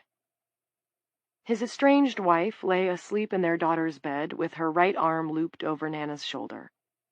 The cocoon around her face was thin, a tight first coating of papier-mâché, but a complete coating nonetheless. A note on the bedside table read, "I prayed for you, Frank. I hope you will pray for us. E." Frank crumpled the note and threw it in the trash can beside the bed. Tiana, the black Disney princess, danced across the side of the bin in her glittering green dress, followed by a parade of magical animals. There are no adequate words. Garth Flickinger had followed him upstairs and now stood behind Frank in the doorway to Nana's room. "Yeah," said Frank. "I guess that's right." There was a framed photo of Nana and her parents on the bedside table. Nana was holding up her prize bookmark. The doctor picked up the photo and studied it. "She has your cheekbones, Mr. Geary. Lucky girl." Frank didn't know how to reply to that, so he said nothing. The doctor, untroubled by the silence, set the photo back down. Well, shall we? They left Elaine in the bed, and for the second time that day, Frank took his daughter into his arms and carried her down the stairs. Her chest rose and fell. She was alive in there. But brain-dead coma patients had heartbeats, too. There was a good chance that their last exchange, the one Frank would take to his own death, whenever that might come, would be from the morning, him barking at her in the driveway, scaring her. Melancholy overtook Frank, a ground fog devouring him from the boots upward. He didn't have any reason to expect that this dope fiend Doc would actually be able to do anything to help. Flickinger, meanwhile, spread towels across the hardwood floor in the living room and asked Frank to lay Nana down on them. Why not the sofa? Because I want the overhead lights on her, Mr. Geary. Oh, okay. Garth Flickinger settled on his knees beside Nana and opened his medical bag. His bloodshot and red-rimmed eyes gave him a vampiric look. His narrow nose and a high, sloping forehead, framed by auburn curls, added an elfin hint of derangement. Nonetheless, and even though Frank knew he was at least somewhat fucked up, his tone was soothing. No wonder he drove a Mercedes. So, what do we know? We know she's asleep, Frank said, feeling singularly stupid. Ah, but there's so much more to it. What I've picked up from the news is basically this. The cocoons are a fibrous material that seems to be composed of snot, spit, earwax, and large amounts of some unknown protein. How is it being manufactured? Where is it coming from? We don't know. And it would seem to be impossible, given that normal female extrusions are much smaller. 2 tablespoons of blood in a woman's normal menstrual period, for example. No more than a cup, even in a heavy one. We also know that the sleepers appear to be sustained by the cocoons. And they go nuclear when the cocoons are breached, Frank said. Right. Garth laid out instruments on the coffee table. Scalpel, trimmers, and, from the black case, a small microscope. Let's begin by taking your daughter's pulse, shall we? Frank said that was fine. Flickinger carefully lifted Nana's encased wrist and held it for 30 seconds. Then he lowered it just as carefully. Rest and heart rate is slightly muffled by the cocooning material, but it's in the normal range for a healthy girl her age. Now, Mr. Geary. Frank. Fine. What do we not know, Frank? The answer was obvious. Why this is happening. Why? Flickinger clapped once. That's it. Everything in nature has a purpose. What is the purpose of this? What is the cocoon trying to do? He picked up his trimmers and clicked the blades open and shut. So let us interrogate. 2. When she had no one else to talk to, Jeanette sometimes talked to herself, or rather, to an imagined listener who was sympathetic. Dr. Norcross had told her this was perfectly okay. It was articulation. Tonight, that listener was Ree, who had to be imagined, because Officer Lampley had killed her. Soon she might try to find where they'd put her, pay her respects. But right now, just sitting in their cell was good enough. Right now, it was all she needed. I'll tell you what happened, Ree. Damien hurt his knee playing football. That's what happened. Just a pickup game with some guys at the park. I wasn't there. Damien told me no one even touched him. He just pushed off, going to rush the quarterback, I guess, heard a pop, fell down in the grass, came up limping. ACL or an MCL, I always forget which, but you know, one of those. The part that cushions between the bones. Ree said, uh-huh. At that time, we were doing okay, except for we didn't have the health insurance. I had a 30-hour-a-week job at a daycare center, and Damien had a regular off-the-books thing that paid unbelievable, like $20 an hour, cash. He was working as sort of the sideman for this small-time contractor who did cabinetry for rich people in Charleston, politicians and CEOs and stuff. Big coal guys. Damien did a lot of lifting and so on. We were doing great, especially for a couple of kids with nothing but high school diplomas. I was proud of myself. Ree said, you had every right to be. We got the apartment, and it was good. Nice furniture and everything. Nicer than anything I had when I was a kid. He bought this motorcycle almost brand new, and we leased a car for me to drive myself and our boy Bobby around in.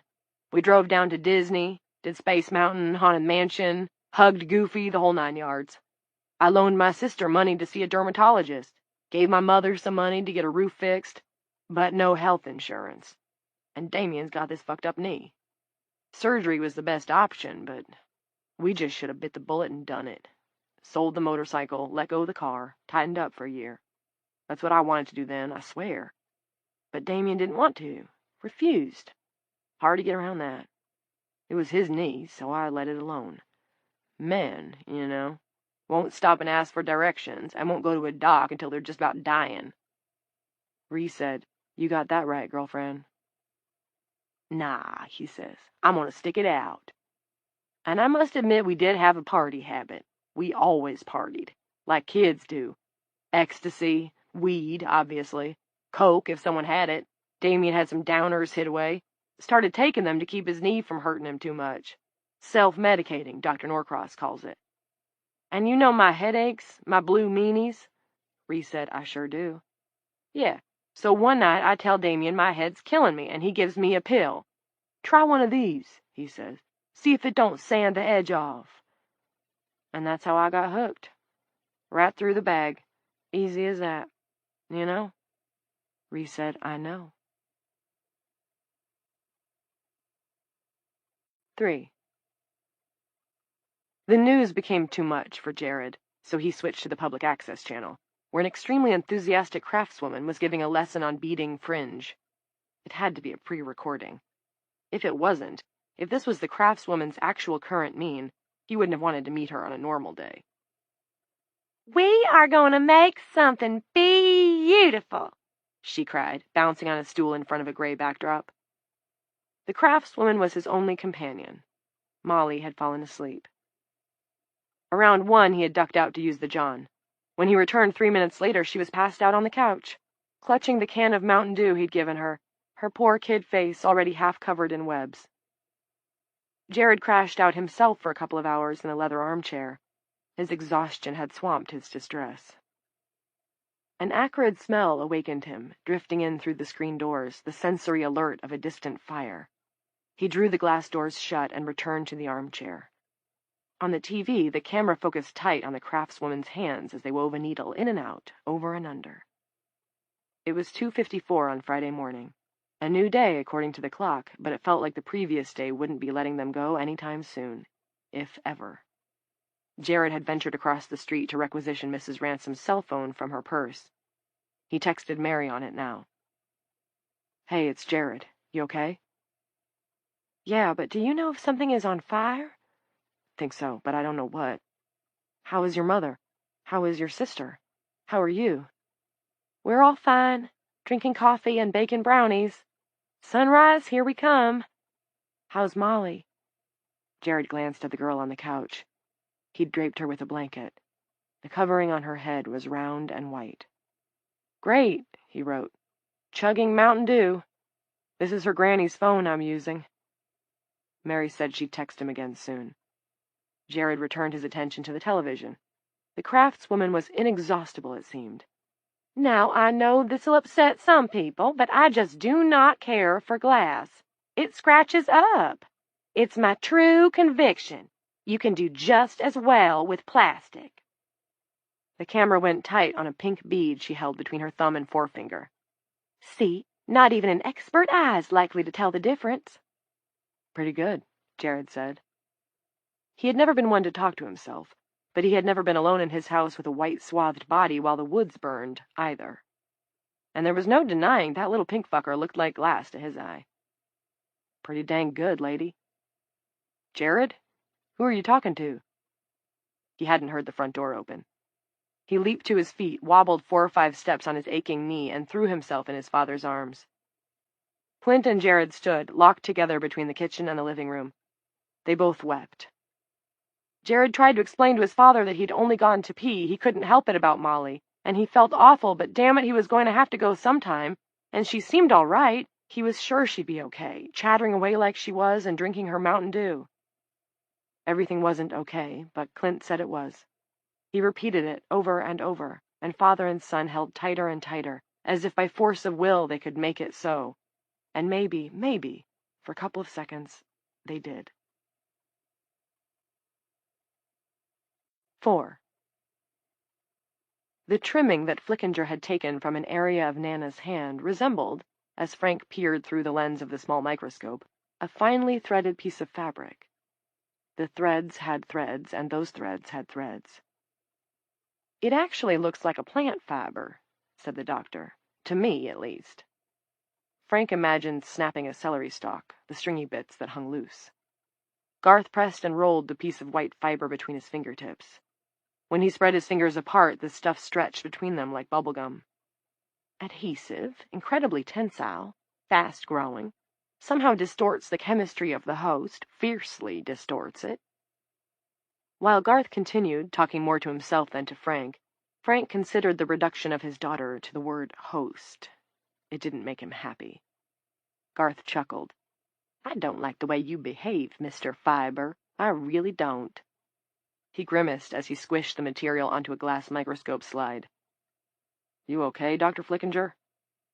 Frank could accept that the surgeon was eccentric and stoned, and he seemed to know what he was doing so far, but the guy did have a bunch of sharp implements around Frank's incapacitated daughter. "I'm peachy. Wouldn't mind a drink, though." Flickinger dropped back on his haunches beside Nana's prone figure. He used the point of the trimmers to scratch beneath the rim of his nostril. "Our friend Mr. Fiber here, he's contradictory. He ought to be a fungus, but he's so busy and so aggressive, and at the same time only interested in the XX chromosome.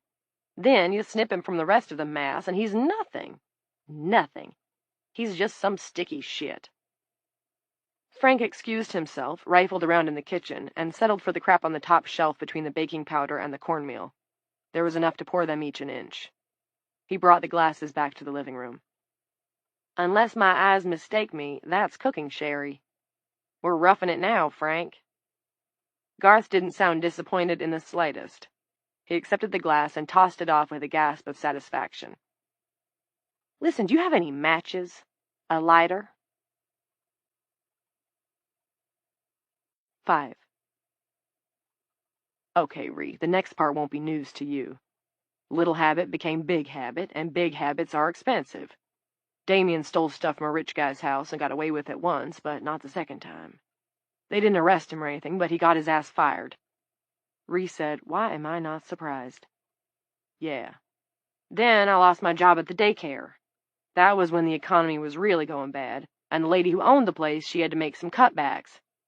Funny thing is, there were a couple of girls that hadn't been working there as long as me, weren't as experienced. She kept them on. You'll never guess what the difference was between me and those girls." Ree said, "Oh, I might have a guess, but go on and tell me."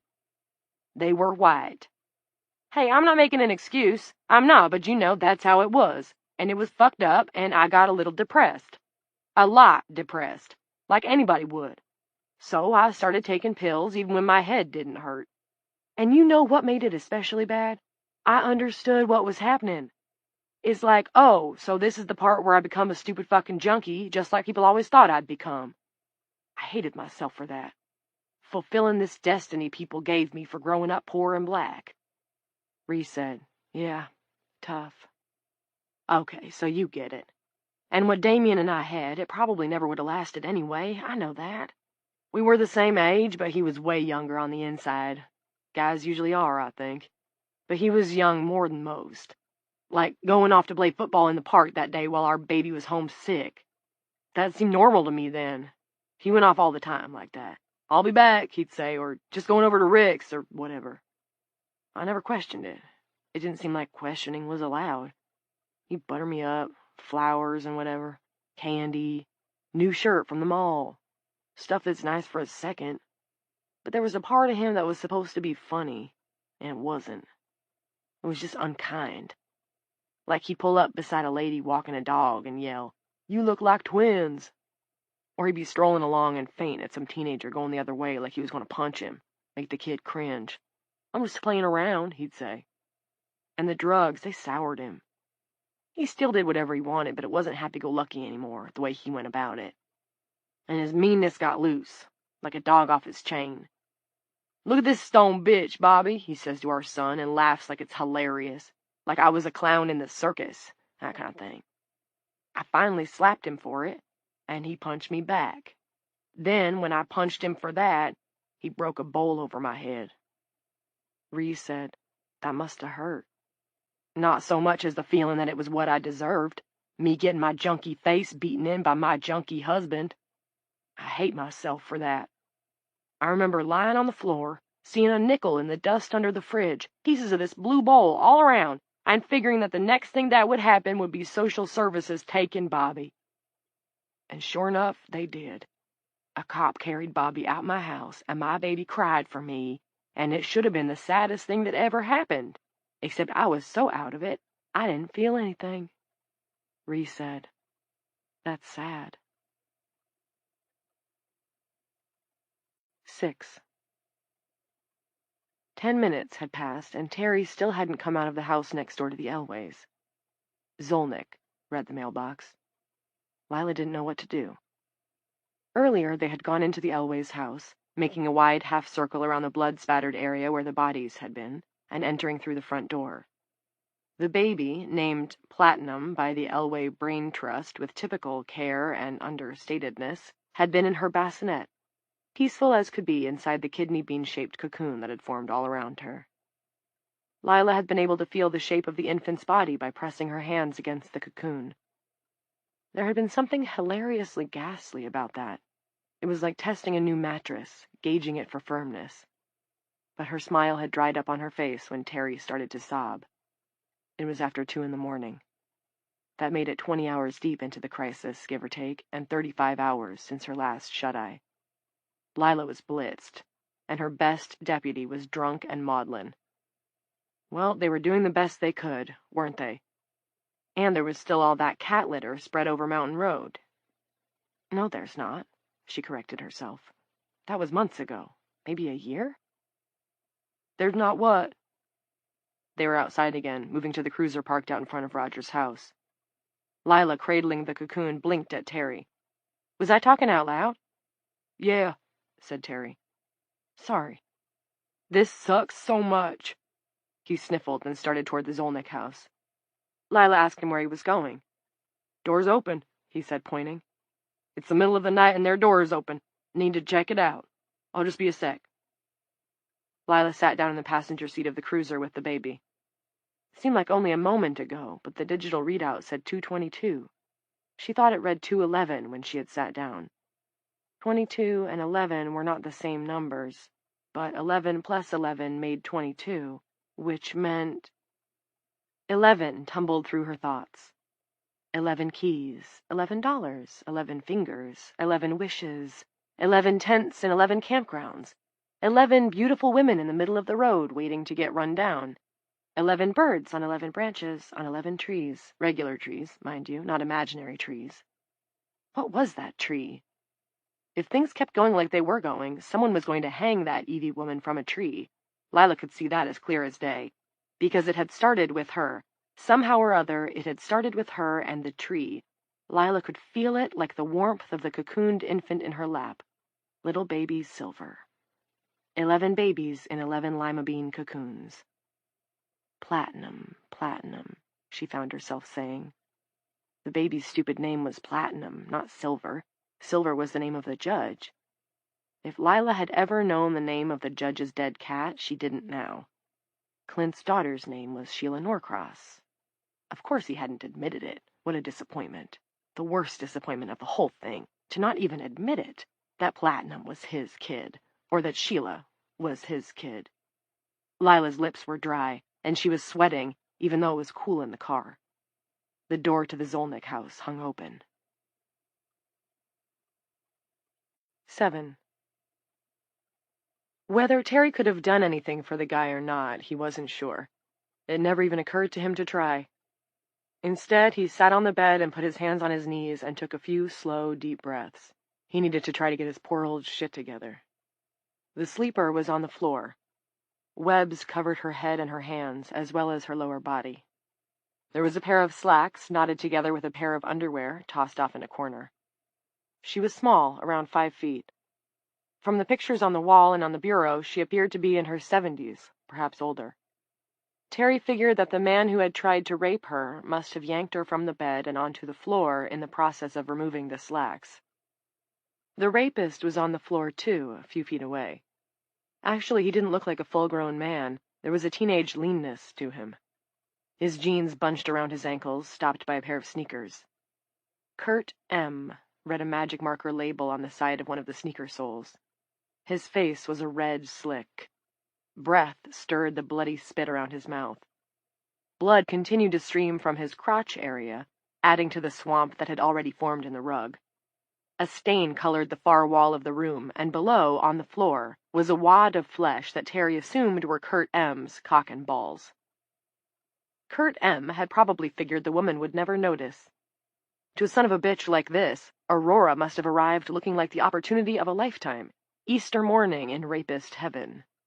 There were probably a lot of others like him, and boy, were they in for a nasty surprise. But how long before the word got out? If you tore the webs and tried to dip your wick, they fought back. They killed. Which seemed perfectly fair to Terry. But it was awfully easy from there to imagine some half-assed messiah like that batshit kinsman what's-his-name, who was always on the news pissing and moaning about his taxes, coming along with a brand new plan. He'd announced that it was in everyone's best interest to go around shooting the cocooned women in their web-wrapped heads. "They're ticking bombs," he'd say. There were men out there who'd love that idea. Terry thought of all those guys who'd been having wet dreams for years about being able to use the ridiculous arsenals they'd amassed for home defense, but would never have had the guts to pull the trigger on a person who was awake, let alone armed and pointing a gun back at them. Terry didn't believe there were millions of those guys, but he'd been a cop long enough to suspect there were thousands of them. What did that leave? Terry's wife was asleep. Could he keep her safe? What was he going to do? Put her on a shelf in a cabinet? Store her like a jar of preserves? And he knew his daughter had never awakened that morning. It didn't matter that the phone lines were scrambled. Diane was a college kid. She slept in whenever she could. Plus, she'd sent them her spring semester schedule, and Terry was pretty sure she didn't have morning classes on Thursdays. Was it possible that Roger, stupid Roger, had made an astute choice when he took those webs off Jessica? Roger got it over with before having to see anyone he loved shot in her sleep. I should kill myself, Terry thought. He let the idea float around. When it didn't sink, he grew alarmed and told himself not to rush into anything. He ought to get a drink, or a couple, really let himself work through it all. He thought better when he'd had a few, always had. On the floor, Kurt McLeod, the third best player on the dueling high school varsity tennis team, behind Kent Daly and Eric Blass, was making hitching noises. Shane Stokes' respiration had begun. 8. Terry's request that Lila drop him off at the squeaky wheel hardly jarred her. It made as much sense as anything at this point. What did you see in there, Terry? He was in the passenger seat, holding the cocooned baby between wide-open, flattened palms like a hot casserole. Some kid tried to, get with a lady in there. You know what I'm saying? Yes. That woke her up. She was asleep again when I entered the premises. He was pretty much dead. Dead all the way now. Oh, said Lila. They rolled through the dark town. The fire in the hills was red, the smoke cloud that rose from it a shade deeper than the night. A woman in a neon-pink jogging suit was doing jumping jacks on a lawn. Crowds of people, predominantly women, were visible through the big windows of the Starbucks on Main Street, which was either open exceptionally late or, perhaps more likely, had been forced open by the crowd. It was 2:44 a.m. The parking lot at the rear of the Squeak was more packed than Lila had ever seen it. There were trucks, sedans, motorcycles, compacts, vans. A new row of vehicles had begun on the grass embankment at the end of the lot. Lila cozied the cruiser up to the back door, which was ajar and sending out light, voices, and a jukebox blare. The current song was a clattering garage band tune she'd heard a million times, but wouldn't have known the name of, even if she had been operating on a full night's rest. The singer's voice was iron dragged over asphalt. "You're gonna wake up wondering, find yourself all alone," he wailed. A barmaid had fallen asleep sitting on a milk crate beside the door. Her cowboy boots were sprawled out in a V. Terry got out of the car, put Platinum on the seat, then leaned back in. Neon from a beer sign washed over the right side of his face and gave him the acid green visage of a movie corpse. He gestured at the cocooned bundle. Maybe you should hide that baby somewhere, Chief. What? Think about it. They'll start wiping the girls and women out soon, because they're dangerous. They wake up on the wrong side of the bed, so to speak. He straightened. I have to get a drink. Good luck. Her deputy shut the door carefully, as if afraid he might rouse the infant. Lila watched Terry walk in through the back door of the bar. He didn't spare a glance for the woman asleep on the milk crate, the heels of her boots planted in the gravel, toes pointed up. 9. Officers Lampley and Murphy had cleared off the crap on the long table in the janitor's supply room so that Rhee's body could lie in peace. Taking her to the county morgue in the middle of the night was out of the question, and St. Teresa's was still a madhouse. Tomorrow, if things settled down, one of the officers could transport her remains to Crowder's funeral home on Kruger Street. Claudia Stevenson sat at the foot of the table in a folding chair, holding an ice pack to her throat. Jeanette came in and sat in another folding chair at the head of the table. I just wanted someone who'd talk to me, Claudia said. Her voice was husky, hardly more than a whisper. Rhee was always a good listener. I know, said Jeanette, thinking that was true even though Rhee was dead. I'm sorry for your loss, Van said. She was in the open door, her muscular body looking slack with weariness and sorrow. You should have used your taser, Jeanette said, but she couldn't muster any real accusation. She was also weary. There was no time, Van said. She was going to kill me, Jeannie. Claudia said this in a tone of apology. If you want to blame anyone, blame me. I was the one who tried to get the webs off her. She repeated, I only wanted someone to chat with. At rest, Rhee's uncovered face was both slack and stunned, lids low, mouth open. It was the in-between expression, between laughs, between smiles, you wore in the photograph that you threw out or deleted from your phone. Someone had scrubbed the blood from her forehead, but the bullet hole was stark and obscene. The tattered webbing hung loose around her hair, lank and wilted instead of fluttering and silken, as dead as Rhee herself. The stuff had stopped growing when Rhee stopped living. When Jeanette tried to picture the living Rhee, all she could find that was solid was a few moments from that morning. I say you can't not be bothered by a square of light. Claudia sighed or moaned or sobbed, or maybe did all three simultaneously. Oh, Jesus Christ, she said in her choked wheeze. I'm so sorry. Jeanette closed Rhee's eyelids. That was better. She let her finger graze a small portion of the patch of scar tissue on Rhee's forehead. Who did that to you, Rhee? I hope whoever did that hates himself and punishes himself. Or that he's dead. And it almost certainly was a he. 99%. The girl's eyelids were paler than the rest of her sandy skin. Jeanette bent low to Rhee's ear. I've never told anyone what I told you, not even Dr. Norcross. Thanks for listening. Now sleep well, honey. Please sleep well. 10. The fragment of burning web rose into the air, twisting orange and black, blooming. It didn't flare. Blooming was the only word for the way it opened, the fire becoming so much bigger than the fuel. Garth Flickinger, holding the lit match that he'd used to test the trimming of web, reared back against the coffee table. His medical implements skidded across it, and a few clattered to the floor. Frank, watching from near the door, lowered himself to a crouch and moved quickly toward Nana, to shield her. The flame formed a swirling circle. Frank pressed his body over his daughter. In Flickinger's hand, the burning match had reached his fingertips, but he continued to hold it. Frank smelled the burning skin. In the glare of the fiery circle that hovered in mid-air above the living room, the doctor's elfin features appeared to separate, as if they wished, understandably, to flee. Because fire did not burn this way. Fire did not float. Fire did not make circles. The last experiment on the web was delivering a conclusive answer to the question of why, and the answer was, because what was happening was not of this world, and could not be treated by the medicine of this world.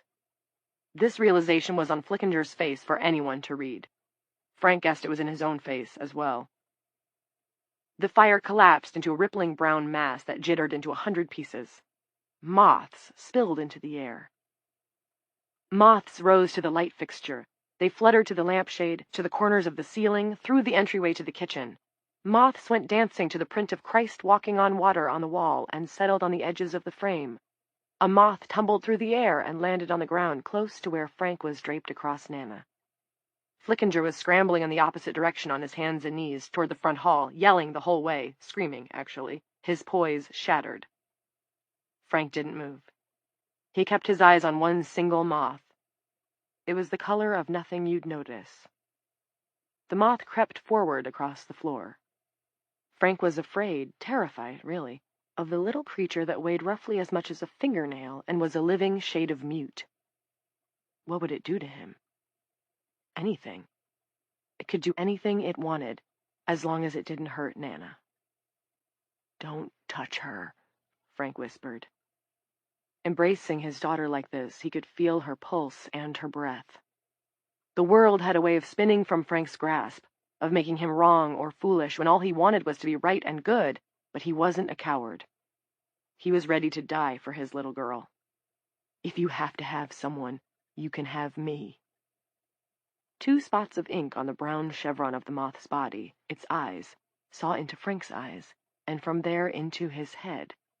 He felt it flying around in his skull for God knew how long, touching down on his brain, dragging its pointed feet along the canals like a boy on a rock in the middle of a stream, drawing a stick through the water.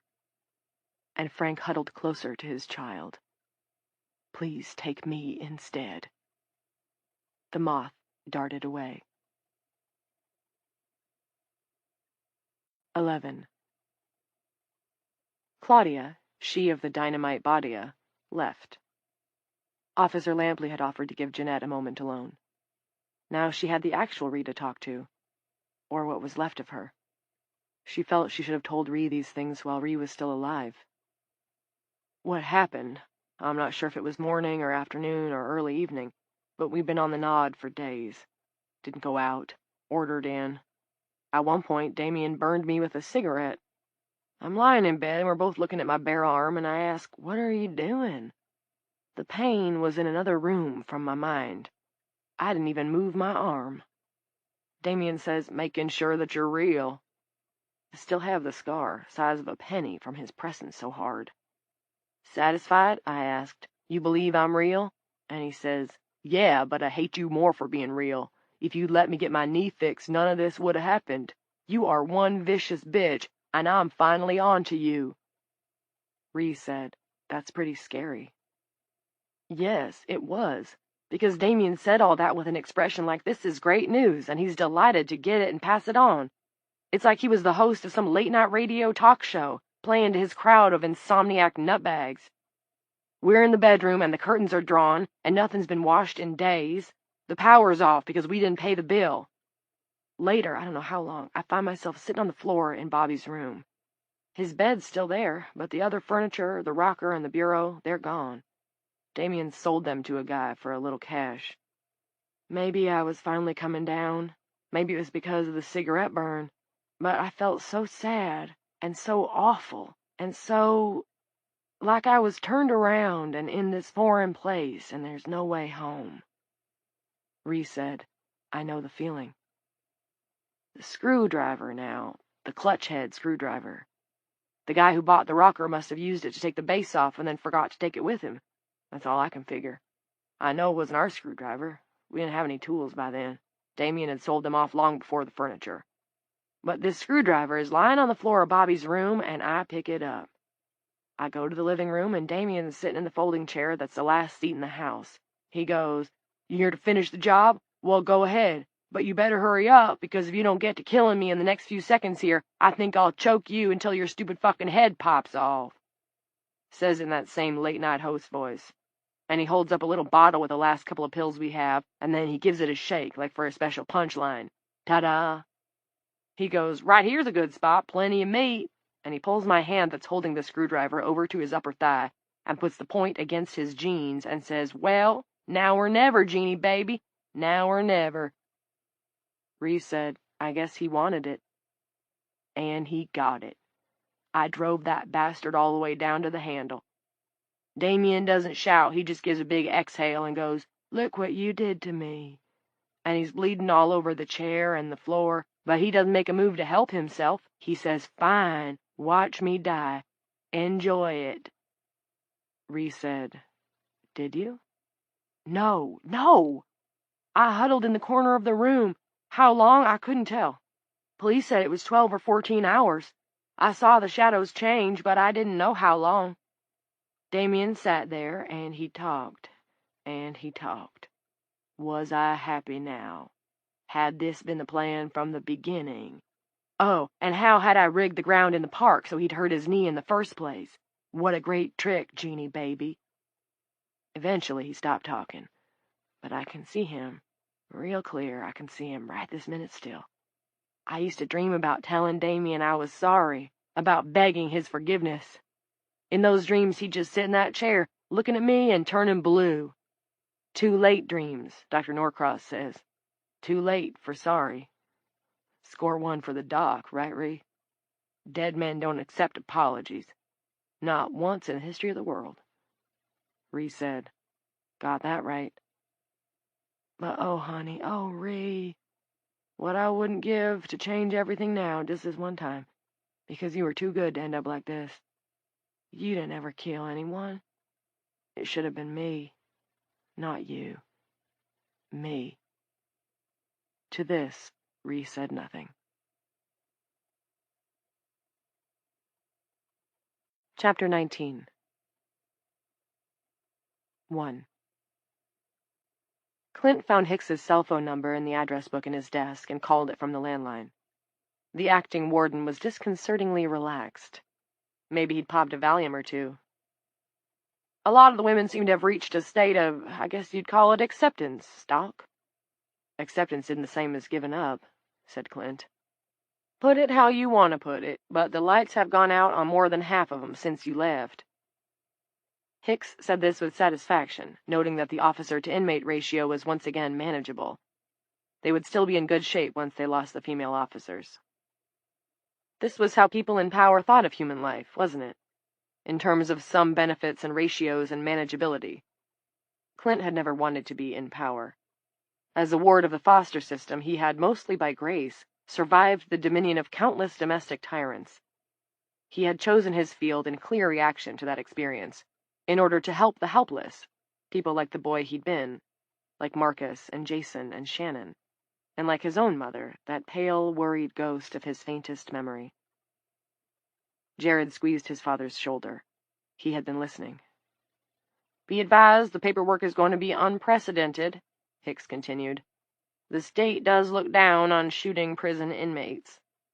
Ree Dempster was cooling in the janitor's closet, and Hicks was already thinking of the paperwork.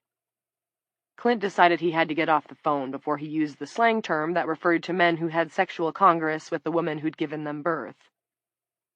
Clint said he'd be in soon, and that was it. Jared offered to make fried bologna sandwiches. "You must be hungry." "Thank you," said Clint. "Sounds like just the right thing." The meat sizzled and popped in the pan, and his nose found the smell. It was so good, tears came to his eyes. Or maybe the tears were in his eyes already. "I need to get me one of those." That was what Shannon had said to him that last time, looking at the picture of little Jared. And apparently she had. Sheila, Lila had said the girl's name was. Sheila Norcross. It was flattering, really. Maybe the most flattering thing that had ever happened to him, Shannon giving her girl his last name. It was a problem now, but still. It meant that she'd loved him. Well, he had loved Shannon too, in a way. There were things between them that other people could never understand. He remembered that New Year's Eve. With that damp in her eyes, Shannon asked him if it was all right. The music had been blaring. Everything had smelled like beer and cigarettes. He had bent down to her ear to make sure he heard her. A bite or two was all that Clint could manage. As fine as the smell was, his stomach was a hard rubber ball. He apologized to his son. "It's not the food." "Yeah," said Jared. "My appetite's not great either." He was picking at the sandwich he'd made himself. The glass door slid open with a whoosh, and Lila entered, holding a white bundle. 2. Once he'd killed his mother, Don Peters struggled to proceed. The first step was apparent: clean up. That was going to be hard to do, however, because Don had opted to murder his mother by pressing the barrel of a Remington shotgun against her web-encrusted forehead and then pulling the trigger. This had done the job with aplomb, or maybe he meant some other word, but it had created a hell of a mess, and Don was better at making messes than cleaning them up. This was a point his mother had made often. And what a mess it was. Blood, brains, and bits of web sprayed up the wall in the shape of a huge, ragged megaphone. Instead of doing something about the mess, Don sat in his lazy boy and wondered why he had made it in the first place. Was it his mother's fault that Jeanette Sorley had waved her perky little tail in his face and then tattled when he would only let her jerk him off? Was it? Or that Janice Coates had hounded him out of his job? Or that Norcross, the head-shrinking priss, had sucker-punched him? No, his mother had nothing to do with any of that. And yet Don had driven home, seen that she was asleep, fetched his shotgun from the pickup, returned inside, and blown her dreaming brains out. Always supposing she was dreaming. Who knew? Yes, he had been rattled. Yes, he had been mistreated. Still, loath as Don was to concede it, as bad as it was to be rattled and mistreated, you shouldn't up and kill your mother. That was overreacting. Don drank a beer and cried. He didn't want to kill himself or go to jail. Seated on his mother's couch, calmer with the beer in his stomach, it occurred to Don Peters that cleaning up might not present such a problem after all. The authorities were extremely busy. Things you could not normally get away with, like arson, you could probably skate on, thanks to Aurora. Forensic analysis of crime scenes was suddenly looking like a rather secondary field. Besides, it was chicks that did all that microscope and computer shit. On TV, at least. He stacked a bundle of newspaper on the stovetop and flipped on the burner. While the paper got started, he squeezed a bottle of barbecue lighter fluid, scribbling the liquid over the drapes and the furniture, all the stuff that would go up fast. As he was driving away from the burning house, Don realized that there was something else he needed to do. This part was a lot more difficult than starting a fire, but no less important. For once in his life, Don needed to cut himself some serious slack. If it was true that Don's relationships with women had occasionally been fraught, it also had to be acknowledged that his relationship with his mother, his earliest relationship, must have been the thing that set him off on the wrong foot. Even Norcross would probably agree to that much. She had raised him on her own, and he thought she did her best. But what had his mother ever done to prepare him for the likes of Jeanette Sorley, Angel Fitzroy, or Janice Coates? Don's mother had made him grilled cheese sandwiches and baked him individual strawberry pies shaped like UFOs. She had brought him ginger ale and looked after him when he had the flu. When Don was 10, she had constructed for him a black night costume out of cardboard and strips of felt that was the envy of the entire 4th grade, the entire school. That was all lovely, but maybe his mother had been too kind. Hadn't his own go-along, get-along nature gotten him in trouble more than once? For instance, when Sorley came on to him. He had known it was wrong, and yet he had let her take advantage of him. He was weak. All men were when it came to women. And some, many even, were too generous. Yes! Generosity was a ticking bomb handed down to him by his mother, and it had exploded in her face. There was a justice to that, an incredibly cruel justice, granted, and although Don could accept it, he vowed that he would never like it. Death was a harsh punishment for generosity. The real criminals were the Janice Coates types. Death wouldn't be too harsh for Janice Coates. Instead of dosing her with the pills, he wished he'd had the chance to choke her out, or cut her throat and watch her bleed out. "I love you, Mom," he said to the cab of his pickup truck. It was as if he were testing the words to see if they'd ricochet. Don repeated the statement a couple of more times.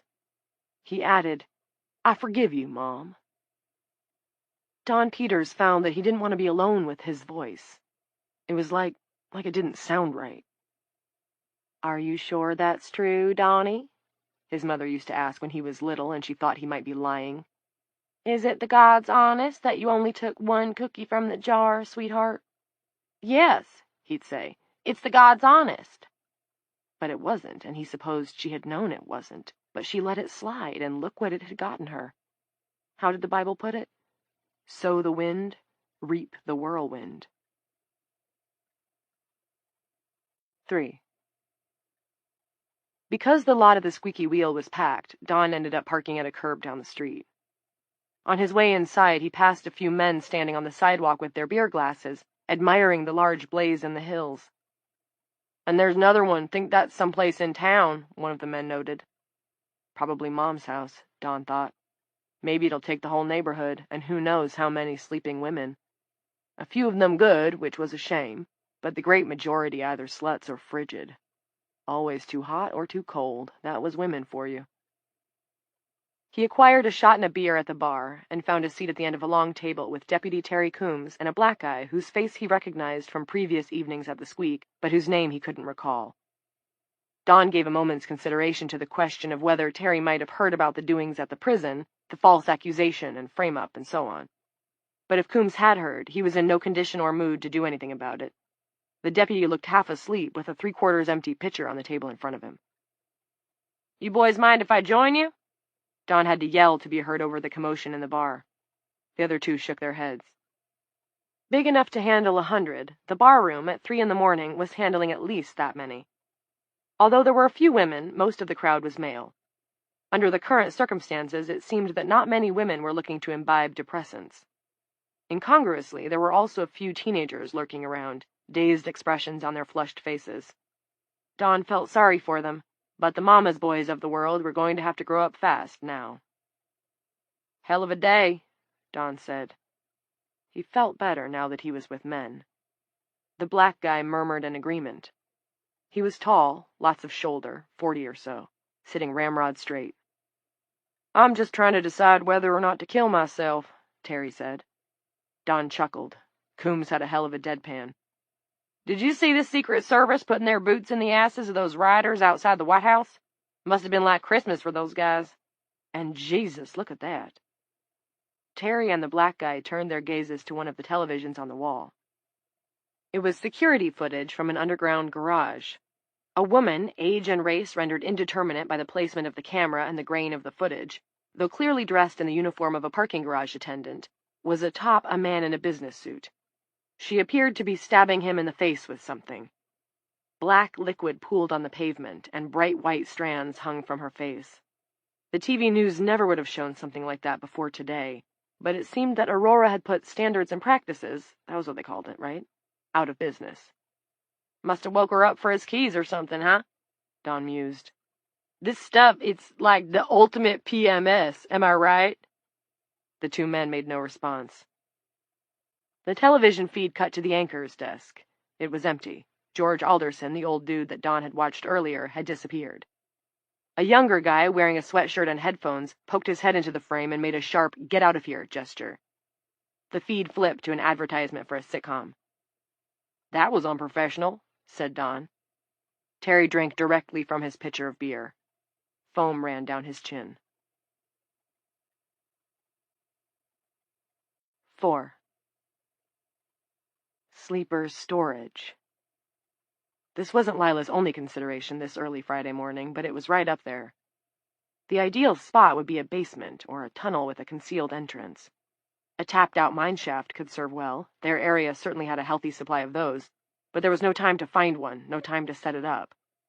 So what did that leave? It left people's homes. But if groups of vigilantes, of crazies, whoever, did start to go around killing the sleeping women, homes were the first place they'd check. "Where's your wife? Where's your daughter? It's for your own safety, for everyone's safety. You wouldn't leave dynamite lying around your house, would you?"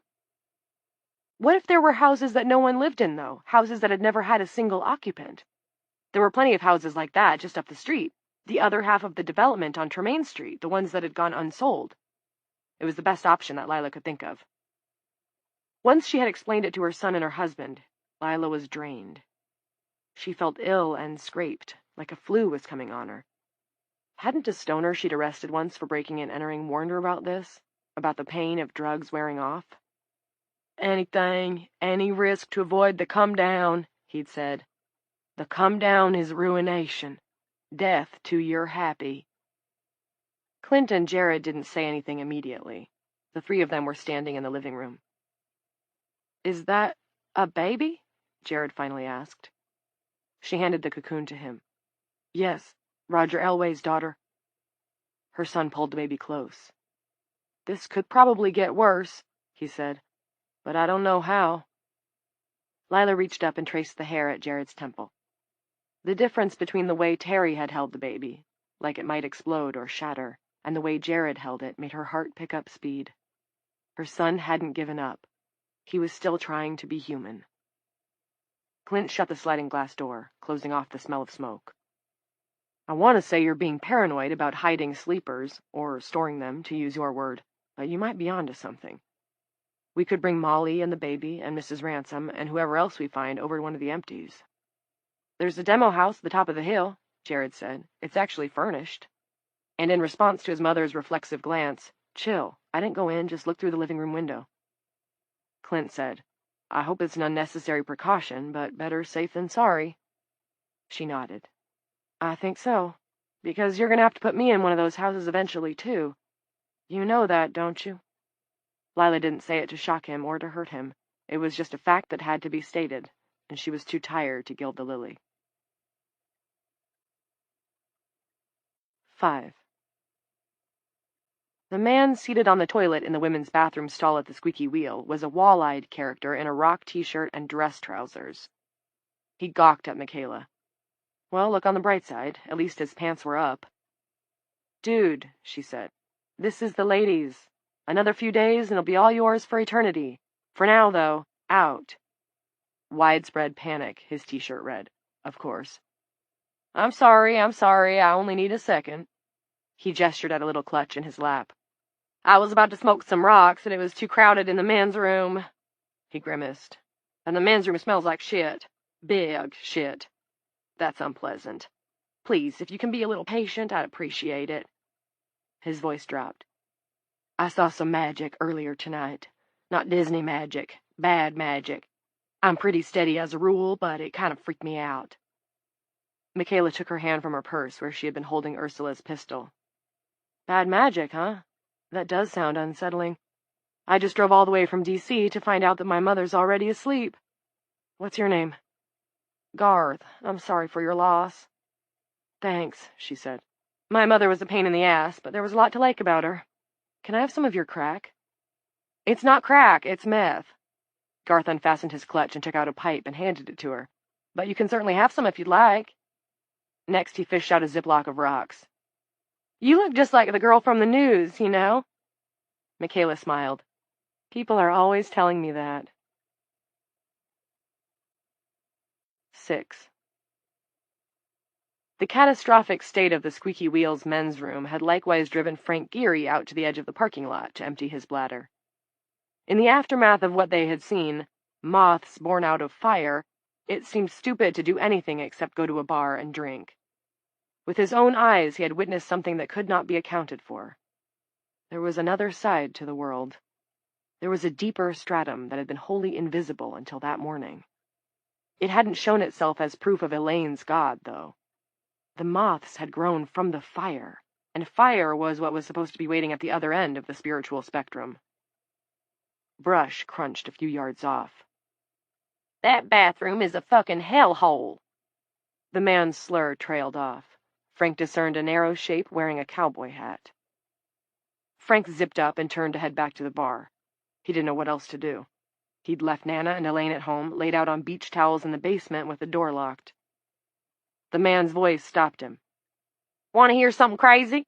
My buddy's wife, Millie, she works up at the prison, and she says they got some kind of phenom up there. Probably bullshit, that's my opinion, but—" The man's urine spattered in the brush.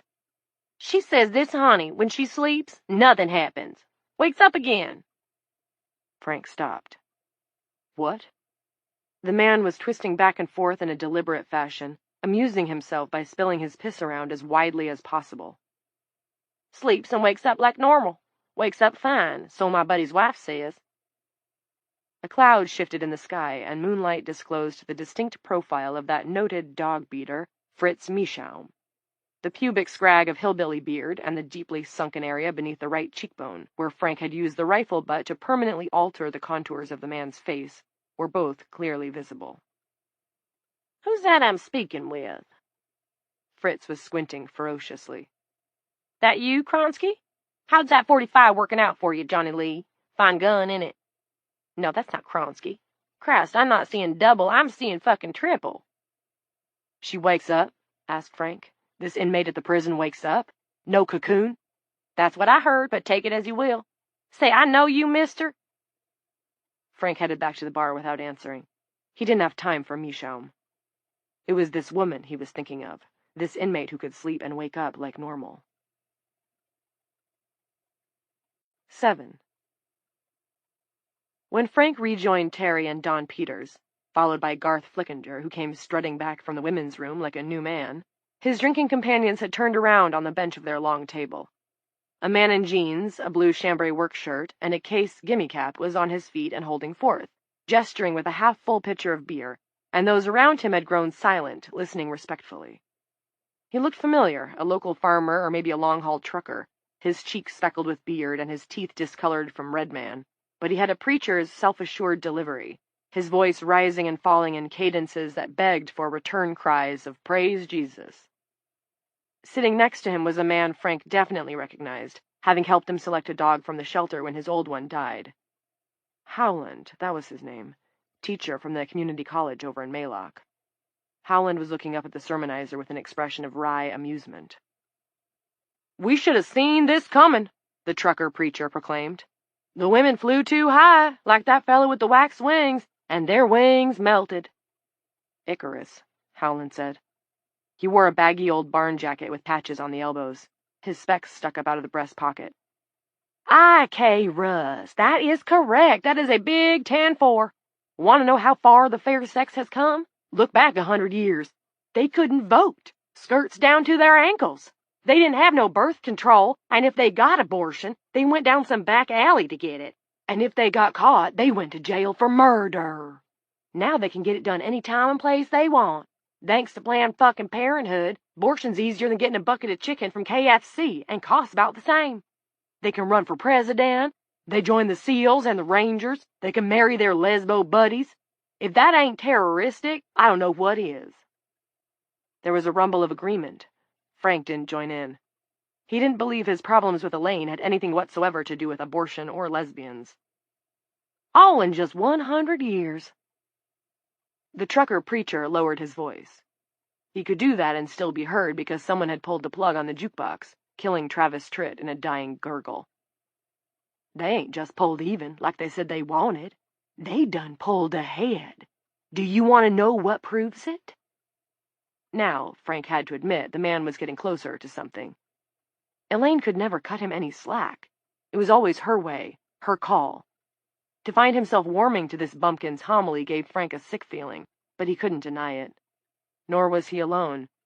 The whole barroom congregation was listening closely, their mouths agape, except for Howland, who was grinning like a guy watching a monkey do a dance on a street corner. "They can dress like men. That's what proves it. 100 years ago, a woman wouldn't have been caught dead in pants unless she was riding a hoss, and now they wear 'em everywhere." "What you got against long legs in tight pants, asshole?" a woman called, and there was general laughter. "Nothing," the trucker preacher shot back. "But do you think a man, a natural man, not one of those New York trannies, would be caught dead on the streets of Dooling in a dress? No, they'd be called crazy. They'd be laughed at. But the women, now they get to have it both ways. They forgot what the Bible says about how a woman should follow her husband in all things, and sew and cook and have the kiddies, and not be out in public wearing hot pants. Get even with men. They might have been left alone, but that wasn't enough. They had to get ahead, had to make us second best. They flew too close to the sun, and God put 'em to sleep." He blinked and rubbed a hand over his beard-scratchy face, seeming to realize where he was and what he was doing, spewing his private thoughts to a barroom filled with staring people. "I.K. Russ," he said, and abruptly sat down. Thank you, Mr. Carson Struthers from RFD2. That was Pudge Marone, bartender and owner of the Squeak, hollering out from behind his bar.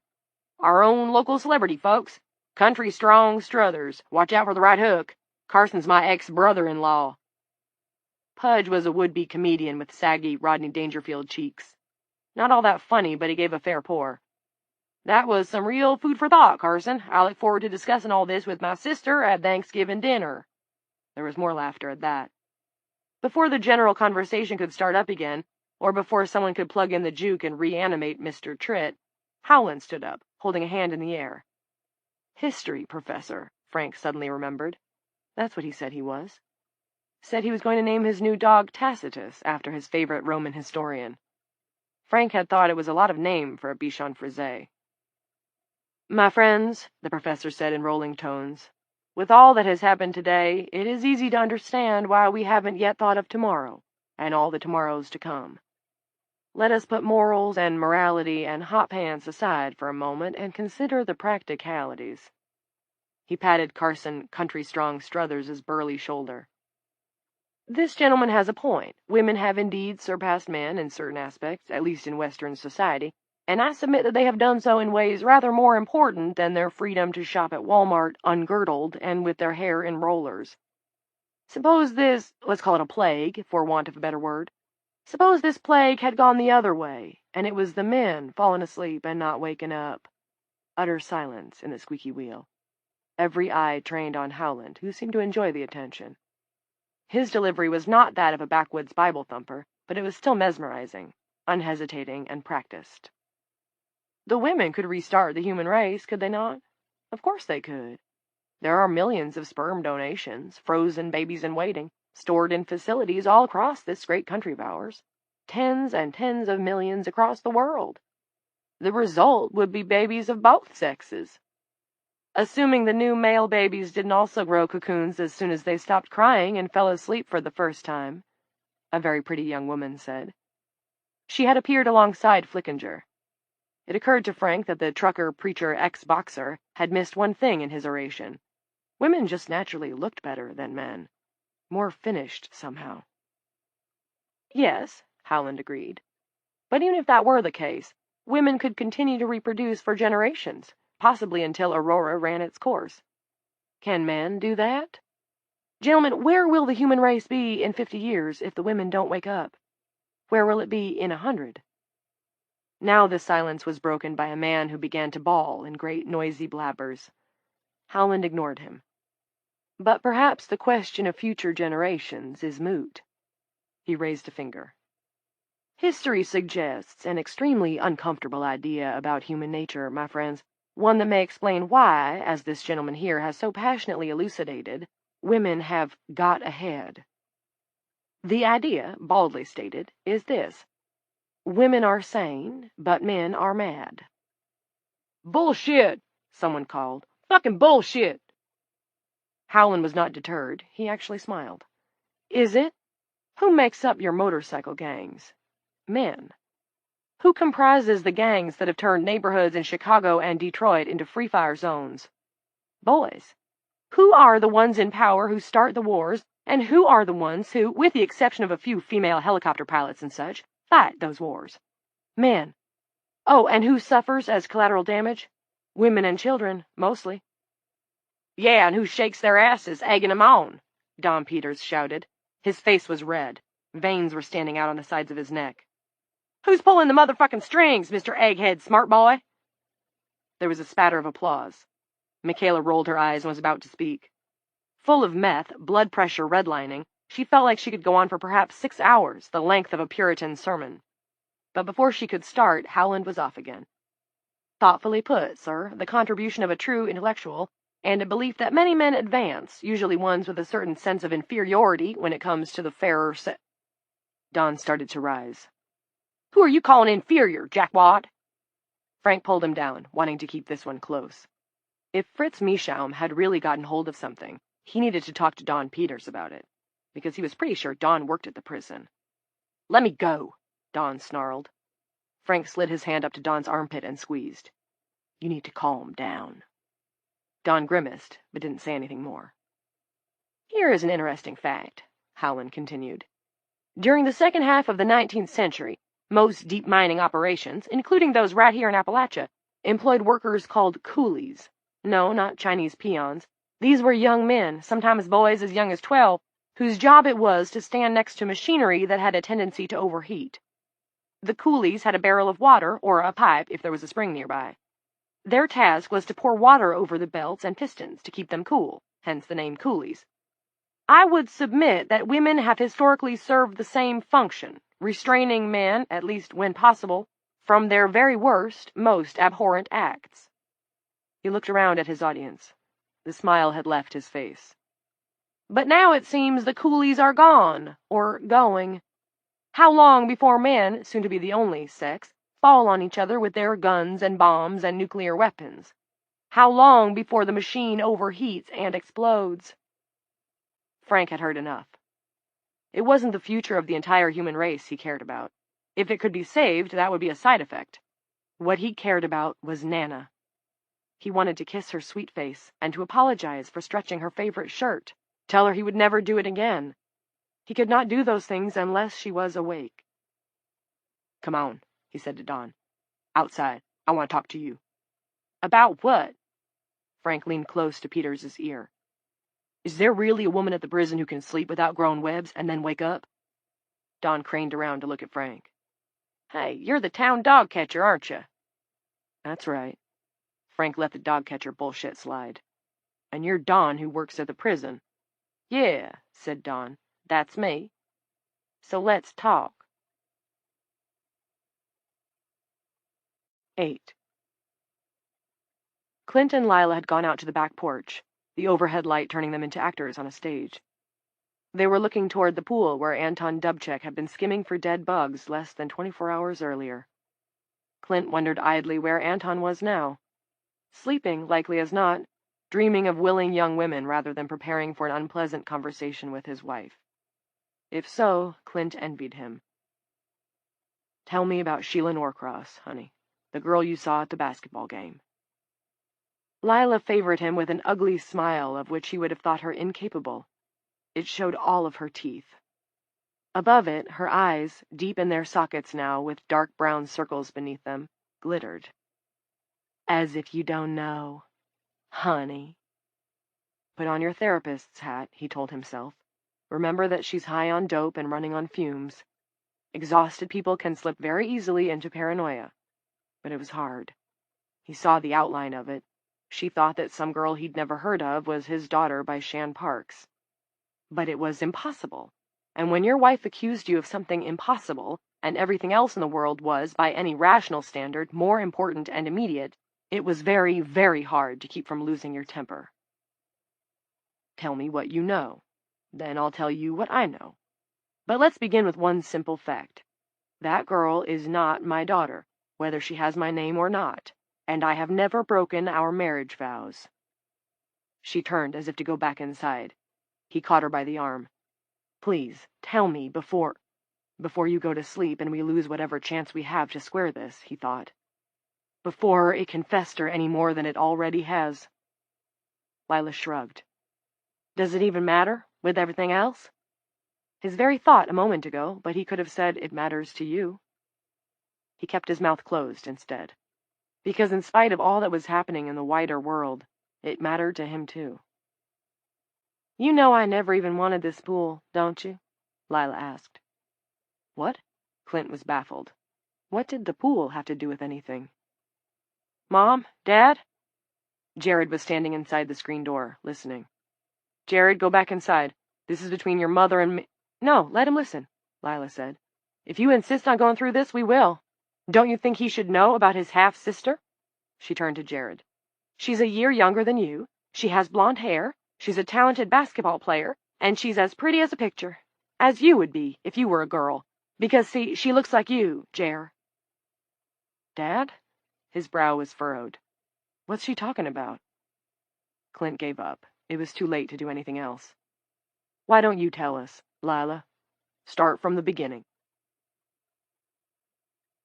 9. Lila went through it, starting with the curriculum committee and what Dorothy Harper had said to her afterward. how she hadn't really thought much of it, but did an internet search the next day. The search had brought her to the article, which included a mention of Shannon Parks, whom Clint had spoken of once before, and a striking photograph of Sheila Norcross. "She could almost be your twin, Jared." Jared slowly turned to his father. The three of them now sat at the kitchen table. Clint shook his head, but couldn't help wondering what his face was showing, because he felt guilty, as if there had really been something to feel guilty about. It was an interesting phenomenon.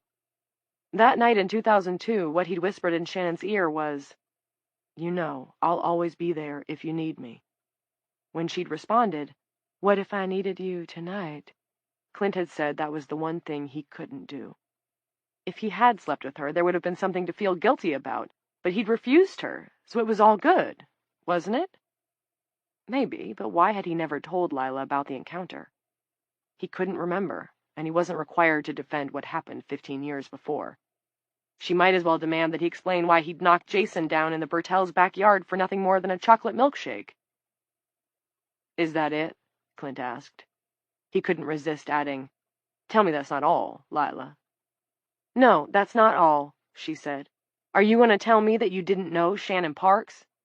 "You know I did," Clint said. "I'm sure I've mentioned her name."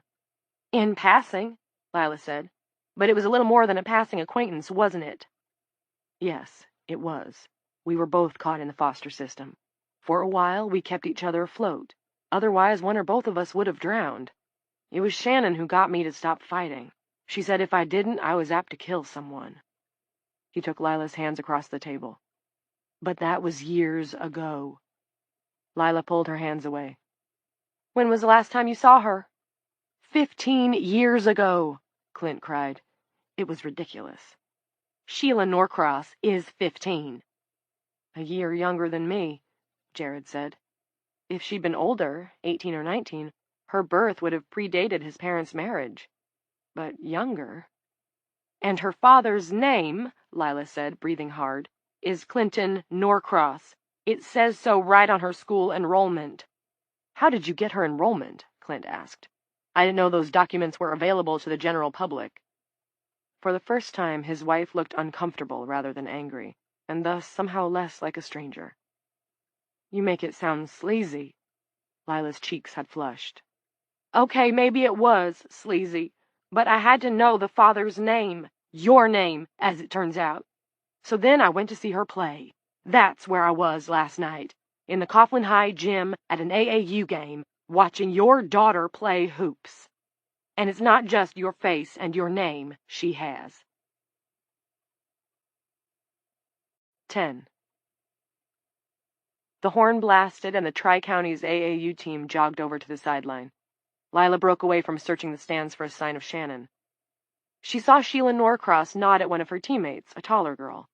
They did an elaborate handshake, bumped fists, locked thumbs, and clapped hands over their heads. It was the cool shake. That was it.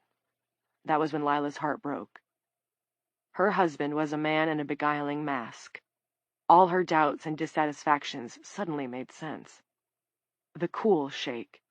She had seen Clint and Jared do it 100 times, 1,000 times. Bump, lock, clap, clap. There was a precious slideshow in her head of Jared, growing taller with each click of the wheel, filling out, hair darkening, doing the cool shake with his father. Clint had taught it to all the boys on Jared's Little League team. He'd taught her, too. Chapter 20. 1.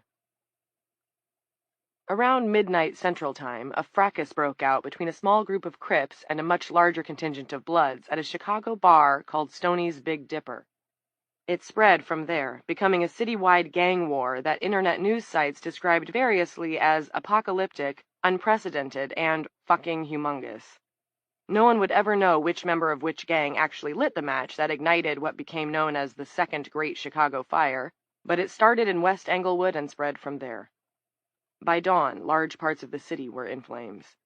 Police and fire department response was nearly non-existent. Most of the cops and hose jockeys were at home, either trying to keep their wives and daughters awake or watching over their cocooned bodies while they slept, hoping against hope. 2. Tell me what you saw, Frank said. He and Don Peters were standing in back of the squeaky wheel, where things had finally begun to wind down, probably because Pudge Marone's supply of alcohol was running low. Exactly what you saw. I was in the booth, right? That's the prison's nerve center. We got 50 different cameras. I was looking into what they call the soft cell, which is where they put the new one. She's down as Eve Black, although I don't know if that's her real name or just... Never mind that now. What did you see?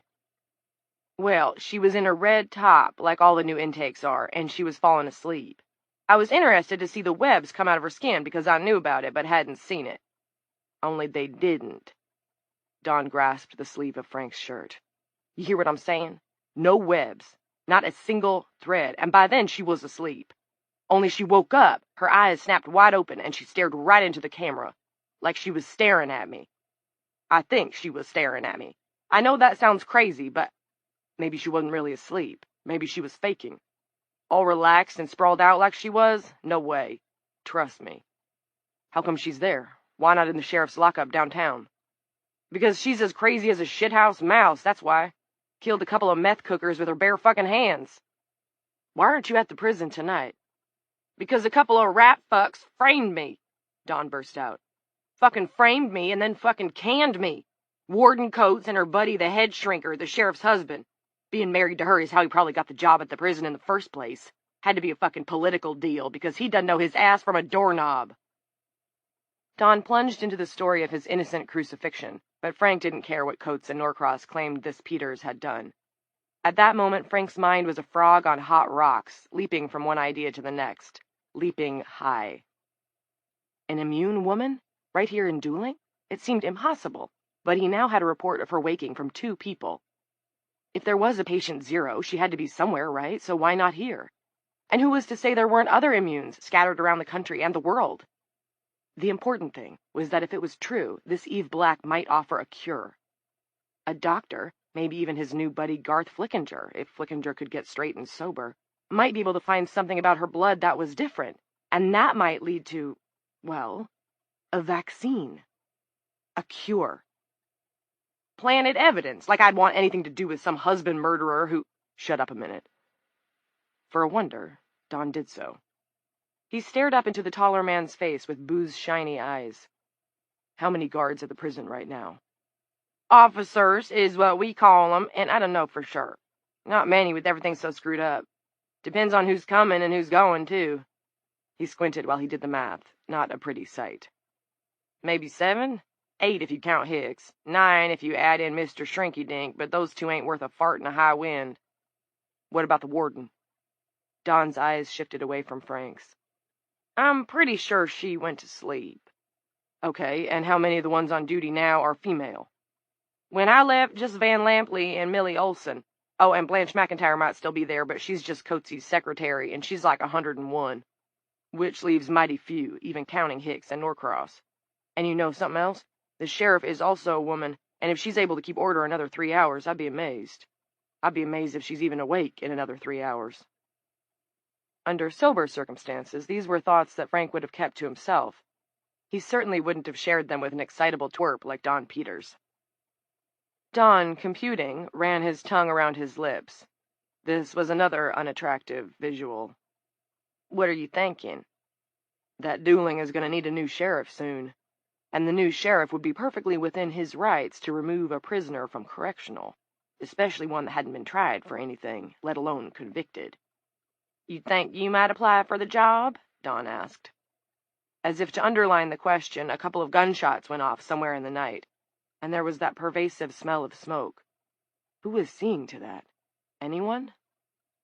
I'm pretty sure Terry Coombs is the senior man, Frank said. The senior man currently so deep in his cups he was on the verge of getting underneath them, but Frank didn't say that. He was exhausted and high, but he finally realized he needed to be careful what he let out. He's going to need help picking up the slack, though. I'd certainly put my name forward if he needed a deputy. I like that idea, said Don. Might throw my name in the hat, too. Looks like I'll need a job.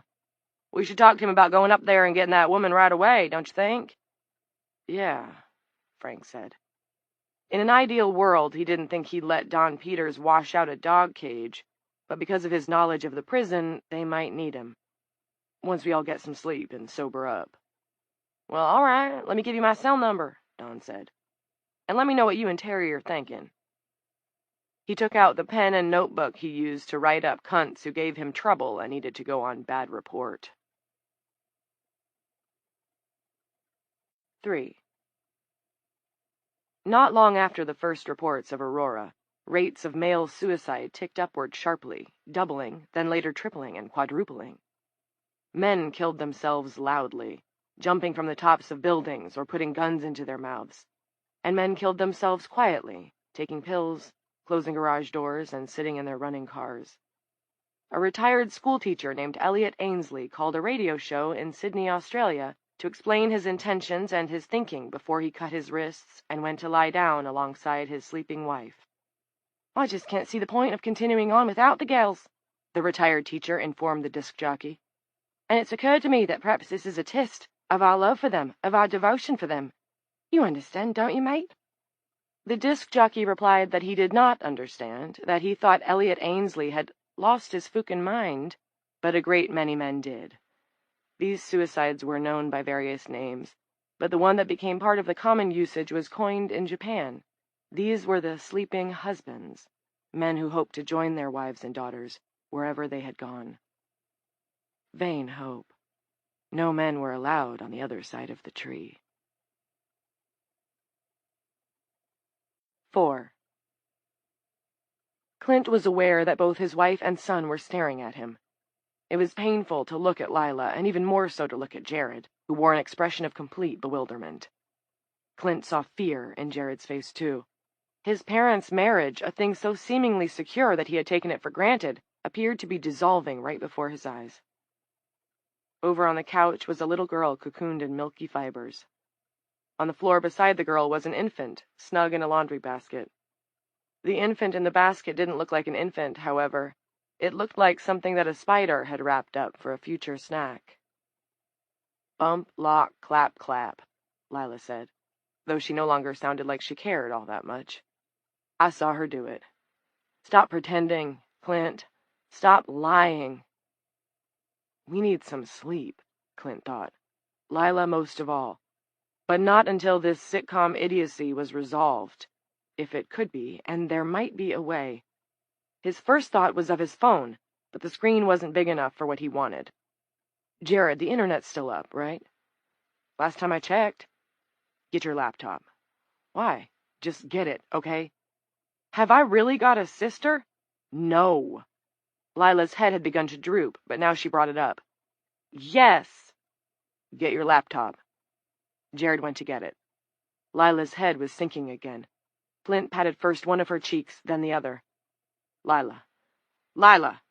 Her head rose again. "Right here. Don't touch me. Have you got any more of that stuff you and Lenny took?" She fumbled in her breast pocket and brought out a contact lens case. She popped up one of the plastic compartments.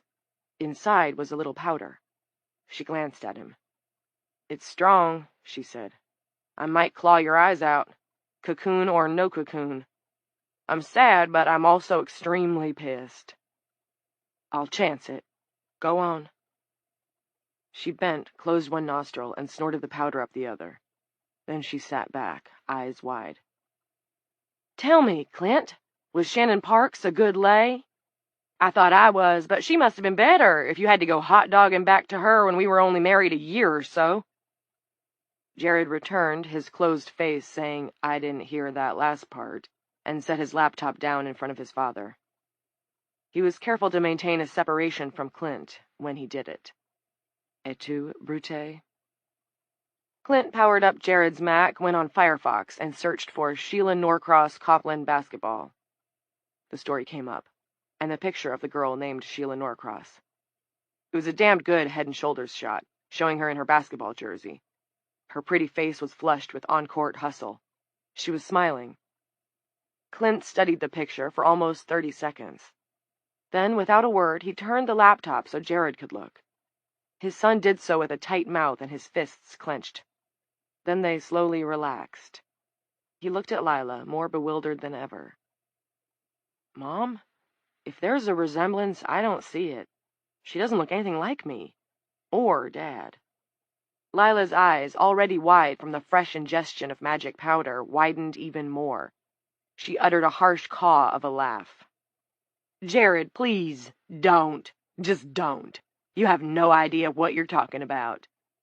Jared winced as if he had been slapped, and for an awful moment Clint was on the verge of hauling off on his wife of 17 years. What stopped him was another look at the photo of the smiling girl.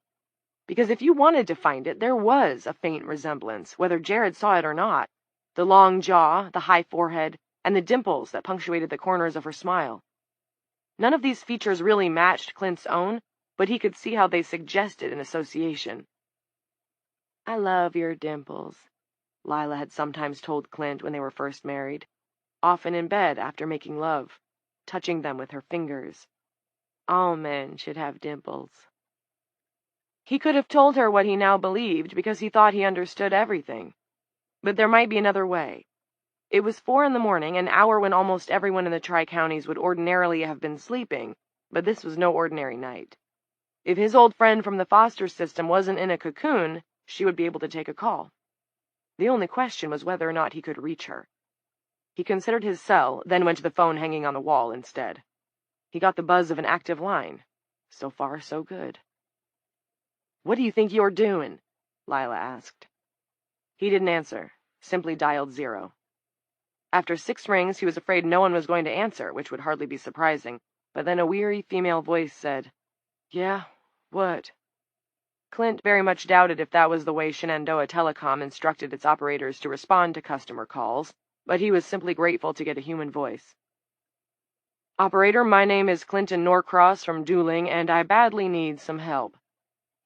Tell you what, I doubt that, she responded in a drawl that could, and probably did, come straight from the Toolies of Bridger County. It's the women need help tonight. It's a woman I need to reach. Her name is Shannon Parks, in Coughlin. If she was listed at all. Single women often went the unlisted route. Can you look for me? You could dial 611 for that information, or check your damn computer. Please, help me if you can. There was a long silence. The connection hadn't been broken, but suppose she'd gone to sleep on him. At last the operator said, I have an S.L. Parks on Maple Street in Coughlin. That lady you're looking for? It almost had to be. He grabbed the pencil hanging from the memo board so hard it snapped the string. Thank you, operator, thank you so much. Can you give me the number? The operator did, then broke the connection. I won't believe her, even if you get her, Lila cried. She'll lie for you. Clint dialed the number without replying, and didn't even have time to hold his breath. It was picked up halfway through the first ring. I'm still awake, Amber, Shannon Parks said. Thanks for call— It's not Amber, Shan, Clint said. His legs suddenly felt weak, and he leaned against the refrigerator. It's Clint Norcross. 5. The Internet is a bright house standing above a dark cellar with a dirt floor. Falsehoods sprout like mushrooms in that cellar. Some are tasty, many are poisonous. The falsehood that began in Cupertino, which was stated as absolute fact, was one of the latter. In a Facebook post titled Aurora Truth, a man who claimed to be a doctor wrote the following. Aurora Warning, Urgent, by Dr. Philip P. Verdruska. A team of biologists and epidemiologists at Kaiser Permanente Medical Center have determined that the cocoons surrounding women afflicted with the Aurora sleeping sickness are responsible for the spread of the disease. The respiration of those afflicted passes through the cocoon and becomes a transmission vector. This vector is highly contagious. The only way to stop the spread of Aurora is to burn the cocoons and the sleeping women inside. Do this immediately. You will give your loved ones the rest they long for in their semi-conscious state and stop the spread of this pestilence. Do it for the sake of the women who are still awake. Save them! There was no doctor named Philip Verdruska on the staff of the Kaiser Permanente facility or at any of its adjuncts. This fact was quickly posted on TV and online, along with rebuttals from dozens of reputable doctors and the Atlanta Centers for Disease Control and Prevention. The Cupertino hoax became the lead story on the news networks as the sun rose over the east coast of America. But the horse was out of the barn, and Lila Norcross could have predicted what followed. In fact, she had predicted it. While people might hope for the best, Lila, closing in on 20 years in a blue uniform, knew that what they believed was the worst. In a terrified world, false news was king. By the time dawn rose in the Midwestern states, blowtorch brigades were roaming cities and towns all over America and the world beyond. Cocooned women were hauled to dumps and fields and stadium lawns, where they went up in gouts of fire. The work of Philip P. Verdruska had already begun as Clint explained the Norcross family's current situation to Shannon, and then silently extended the telephone to his wife. 6.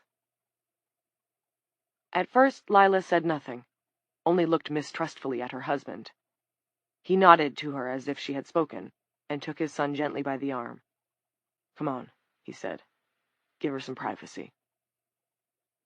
In the living room, on the TV, the public access woman continued doing beadwork. Would do so, it seemed, even unto the end of the world, but the sound was mercifully muted. "You're not that girl's father, are you, Dad?" "No," Clint said. "I am not." "But how could she have known the cool shake we used to do in Little League?" Clint sat down on the couch with a sigh. Jared sat beside him. "Like mother, like daughter, they say. And Shan Parks was also a basketball player, although never in high school or on an AAU team. She wasn't into anything where they made you take a number or run through paper hoops at pep rallies. That wasn't her style. She stuck to playground pickup games, boys and girls together." Jared was fascinated. "Did you play?" "A little, for fun, but I was no good. She could blow by me any old time she wanted because she had a ton of game. Only she didn't have to because we never played against each other. We were always on the same team." In all ways, he thought. It wasn't just how we rolled, it was how we survived. Survival was the real milkshake, the one we both fought for. "Shan invented the cool shake, Jer. She taught it to me, and I taught it to you boys when I was coaching." "That girl you knew invented the shake?" Jared sounded awed, as if Shannon had pioneered not a handshake, but molecular biology. It made Jared seem so terribly young, which of course he was. "Yep." The rest he didn't want to say to Jared, because it would sound wildly conceited, but he hoped Shannon was telling his wife now. He thought she would, because Shannon would know both women could be erased from the world in a matter of days, or even hours. That made telling the truth imperative, if not necessarily easier. Shan had been his best friend, and they had been lovers, but only for a few months. She had been in love with him, head over heels. That was the truth. Clint knew it now, and he supposed in the deepest corner of his heart he had known it then and chosen to ignore it because he didn't feel the same, and couldn't let himself feel the same. Shannon had given him the lift he needed, and he would always owe her for that, but he had not wanted to spend his life with her, had never even considered it. What they had was the bald matter of survival. His survival and hers. Shannon belonged to a life where he had been hurt and scarred and almost broken. She had convinced him to stay on the path. Once he was on it, Clint needed to keep going. She would have to find someone to help her, but it couldn't be him. And was that cruel? Was that selfish? Yes, to both. Years after they parted, she had met a guy and got pregnant. What Clint believed was that the father of Shannon's daughter was a man who looked a little like the boy she had been in love with as a teenager. She had borne a child who carried a tiny bit of that resemblance. Lila came into the living room at a slow plod and stood between the couch and the TV. She looked around as if unsure where she was. Clint said, "Honey?" and Jared said, "Mom?" at the same time. She smiled wanly. "It seems that I have some apologizing to do." "The only thing you have to apologize for is not coming to me with this sooner," Clint said, "for letting it fester. I'm just glad I could get hold of her. Is she still on the line?" He nodded toward the kitchen. "No," Lila said. "Oh, she wanted to talk to you, but I hung up on her." Not very nice, but I guess I'm still getting some residual vibration from my jealous bone. Besides, a lot of this is her fault. Giving her daughter your name. She shook her head. Idiocy. God, I'm tired. You had no problem taking my name, or giving it to your son, Clint thought, and not without resentment. The real father was some guy she met at the bar where she used to waitress. All she ever knew about him was his name, and who knows if he gave her his real one. In the story, Parks told the kid, "It's you, except you died in a car crash during the pregnancy. Not that the girl will ever know any better." She went to sleep? Jared asked. 2 hours ago, Lila said. Parks is only staying awake herself because of her best friend Amber, somebody, who's also a single mother. They practically grow on trees around here, don't they? Everywhere, I guess. Never mind. Let me finish this stupid little story, shall I? She moved to Coughlin for a fresh start shortly after the baby was born. Claims she didn't know you were anywhere in the area, which I don't believe for a second. My name is in the Herald every goddamn week, and as you yourself pointed out, there are no other Norcrosses in the area. She knew, all right. She's still hoping you can work something out someday. I bet anything on it. Lila's jaws cracked open in a huge yawn. Clint considered this ragingly unfair, and had to remind himself that Lila, raised in a comfortable middle-class home with cheery parents and siblings out of an old 1970s sitcom, could not comprehend the 9 flavors of hell he and Shannon had been through. Yes, the naming business had been neurotic behavior, no argument. But there was one thing Lila either didn't see or didn't want to see. Shannon had been living only 150 miles away and had never tried to make contact. He could tell himself it was because she'd never known he was close, but as Lila had pointed out, that was far-fetched. The shake, Lila said. What about that? Clint told her. All right, Lila said. Case closed. I'm going to make some fresh coffee, then go back to the station. Jesus, I'm so fucking tired. 7. When she had her coffee, Lila hugged Jared and told him to take care of Molly and the baby and to hide them well. He promised he would, and she moved from him as quickly as she could. If she hesitated, she'd never be able to leave him. Clint followed her into the vestibule. I love you, Lila. I love you too, Clint. She supposed she meant it. I'm not angry, he said. I'm glad, Lila said, restraining herself from adding, whoopee-ding. You know, he said, the last time I saw Shannon, years ago, but after we were married, she asked me to sleep with her. I told her no. The vestibule was dark. Clint's glasses reflected the light through the window at the top of the door. Coats and hats hung on the hooks behind him, a row of abashed spectators. I told her no, Clint said again. She had no idea what he wanted her to say.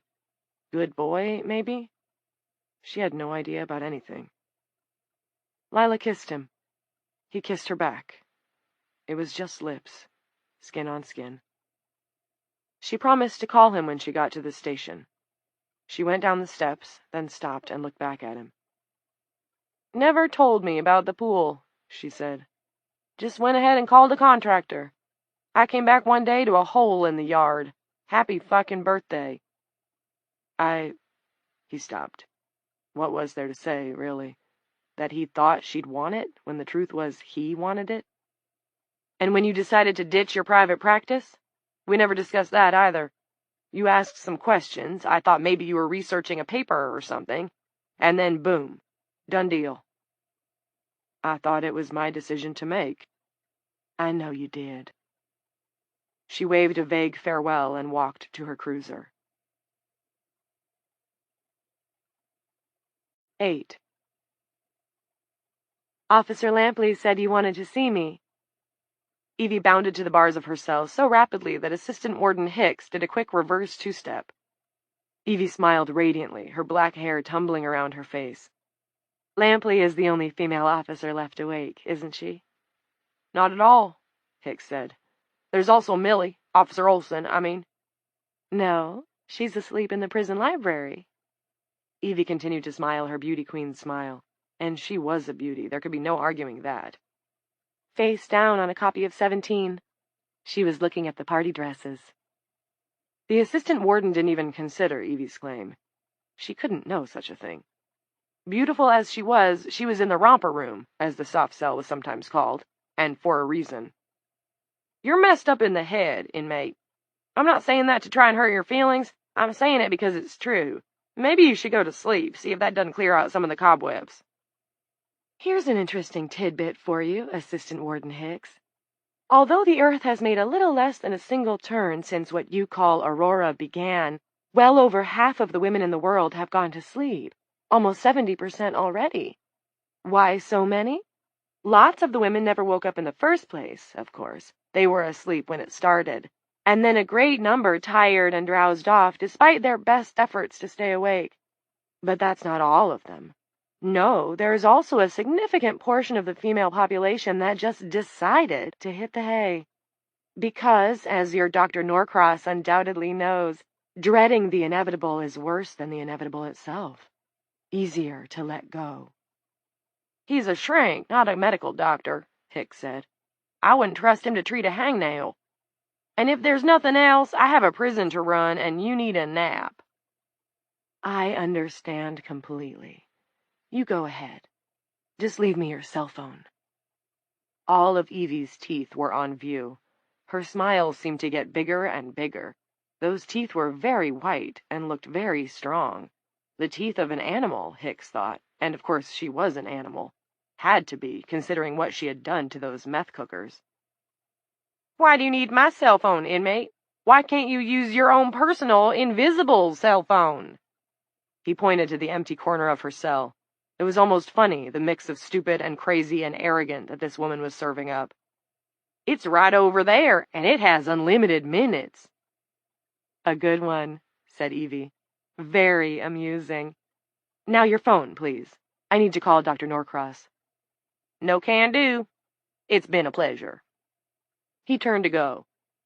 I wouldn't leave so soon. Your company wouldn't approve. Look down. Hicks did, and saw he was surrounded by rats. There were at least a dozen of them, looking up at him with marble-hard eyes. He felt a scream rising in his chest, but stifled it.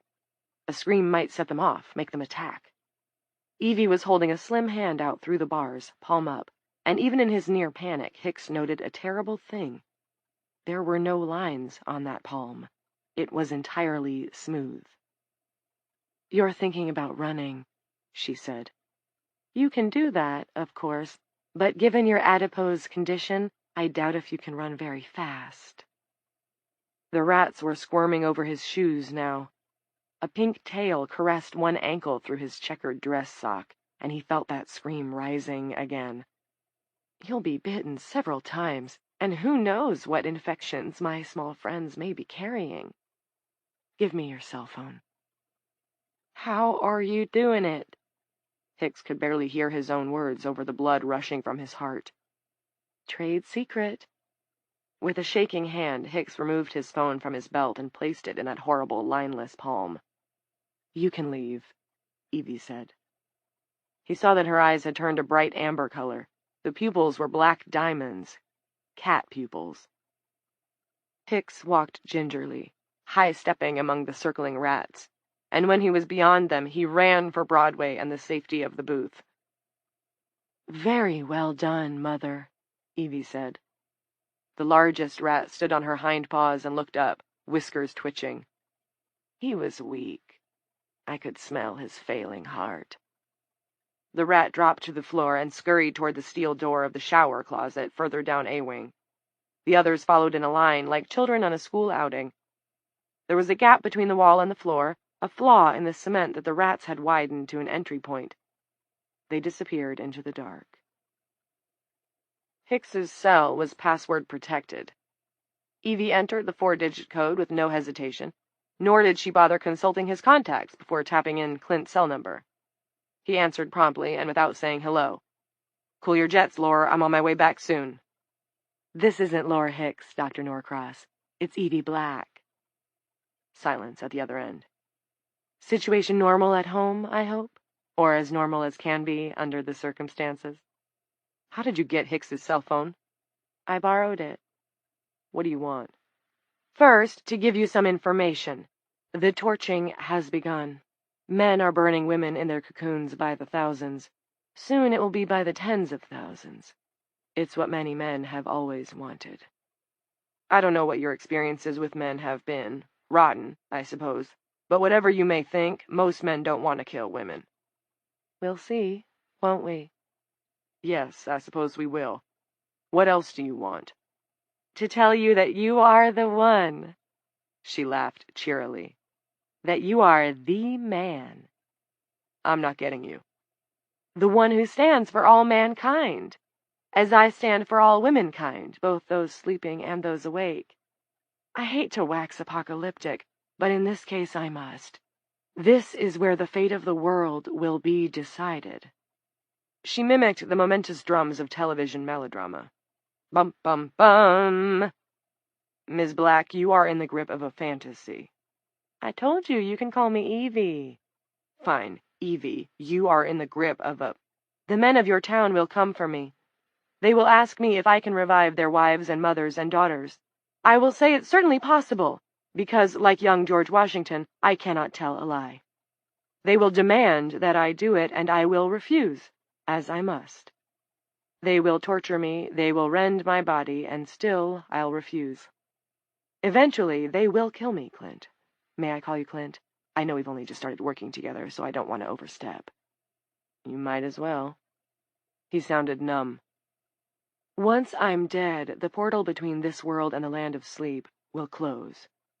Every woman will eventually go nighty-night, every man will eventually die, and this tortured world will breathe an enormous sigh of lasting relief. Birds will make nests in the Eiffel Tower, and lions will walk through the broken streets of Cape Town, and the waters will drink up New York City. The big fishies will tell the little fishies to dream big fishy dreams, because Times Square is wide open, and if you can swim strong enough against the prevailing current there, you can swim against it anywhere. You're hallucinating. Is what's happening all over the world a hallucination? She left him a gap, but he didn't take it. Think of it as a fairy tale. I am the fair maiden pent in the castle keep, held in durance vile. You are my prince, my knight in shining armor. You must defend me. I'm sure there are weapons in the sheriff's office, but finding men willing to use them, to perhaps die defending the creature they believe has caused all this, will be more difficult. I have faith in your powers of persuasion, though. It is why, she laughed, you are the man. Why not admit it, Clint? You've always wanted to be the man. He flashed on that morning, his irritation at the sight of Anton, the melancholy he'd felt as he inspected his sagging stomach. As depleted as he was, her insinuating tone made Clint want to punch something. Your feelings are normal, Clint. Don't get down on yourself. She turned sympathetic, gentle. Every man wants to be the man. The one who rides in, says nothing but yup, nope, and draw, cleans up the town and rides away again, after sleeping with the prettiest wench in the saloon, of course. Which ignores the central problem. You men butt your horns, and the banging gives the whole planet a headache. Can you really end it? Did you kiss your wife goodbye? Yes, Clint said, just a moment ago. We've had better ones, but I tried. She did too. He inhaled. I don't know why I'm telling you any of this. Because you believe me. And I actually know you kissed her. I was watching. I'm a terrible peeper. I should stop, but I'm a sucker for romance. I'm glad you worked everything out tonight, too. Got it all on the table. It's what's left unspoken that can really damage a marriage. Thank you, Dr. Phil. Answer my question. Can you end it? Yes. Here's the deal. Keep me alive until, sunrise next Tuesday. Or maybe a day or two later. I can't tell for sure. Should be at sunrise, though. What happens if we do that? I might be able to fix things. So long as they agree. So long as who agrees? The women, silly. The women from dueling. But if I die, no agreement they come to will matter. It can't be one or the other. It has to be both. I don't understand what you're talking about. You will, eventually. Perhaps I'll see you tomorrow. And by the way, she was right. You never discussed the pool with her. Although you did show her a few pictures. Guess you thought that would be enough. Evie, I'm glad you kissed her. I'm very glad. I like her. Evie broke the connection and placed Hicks's cell phone carefully on the little shelf meant for her personal belongings, of which she had none. Then she lay down on her bunk, rolled onto her side, and soon fell asleep. 9. Lila fully intended to go directly to the sheriff's office, but when she backed down the driveway and swerved onto the street, her headlights spotted a white thing sitting in a lawn chair on the opposite side. Old Mrs. Ransom. Lila could hardly blame Jared for leaving her there. He'd had the little girl to think about, the one now lying upstairs in the spare bedroom. Holly? Polly? No, Molly. A fine drizzle was falling. She pulled into the Ransom driveway, then went around back and rummaged through the crap in the rear seat for her dueling hound dog's baseball cap, because the drizzle was thickening to a steady light rain. It might put the fires out, and that was good. She checked Mrs. Ransom's front door. It was unlocked. She crossed to the lawn chair and lifted the cocooned woman into her arms. She was prepared for a burden, but Mrs. Ransom weighed no more than 90 pounds. Lila could press more than that in the gym. And what did it matter? Why was she even doing this? Because it's the decent thing, she said. Because a woman is not a lawn ornament. As she climbed the steps, she saw fine threads detach themselves from the white balls surrounding Mrs. Ransom's head. They wavered as if in a breeze, but there was no breeze. They were reaching for her, for the sea of sleep just waiting behind her forehead. She blew them away and struggled backward down the hall to the old lady's living room. Open on the rug was a coloring book with a scattering of markers around it. What was that little girl's name again? Molly, Lila said as she pulled the encased woman up onto a couch. Her name was Molly. She paused. Is Molly. Lila put a throw pillow beneath Mrs. Ransom's head and left her. After locking the old lady's front door, she went to her cruiser and started the engine, reached for the gear shift, then dropped her hand.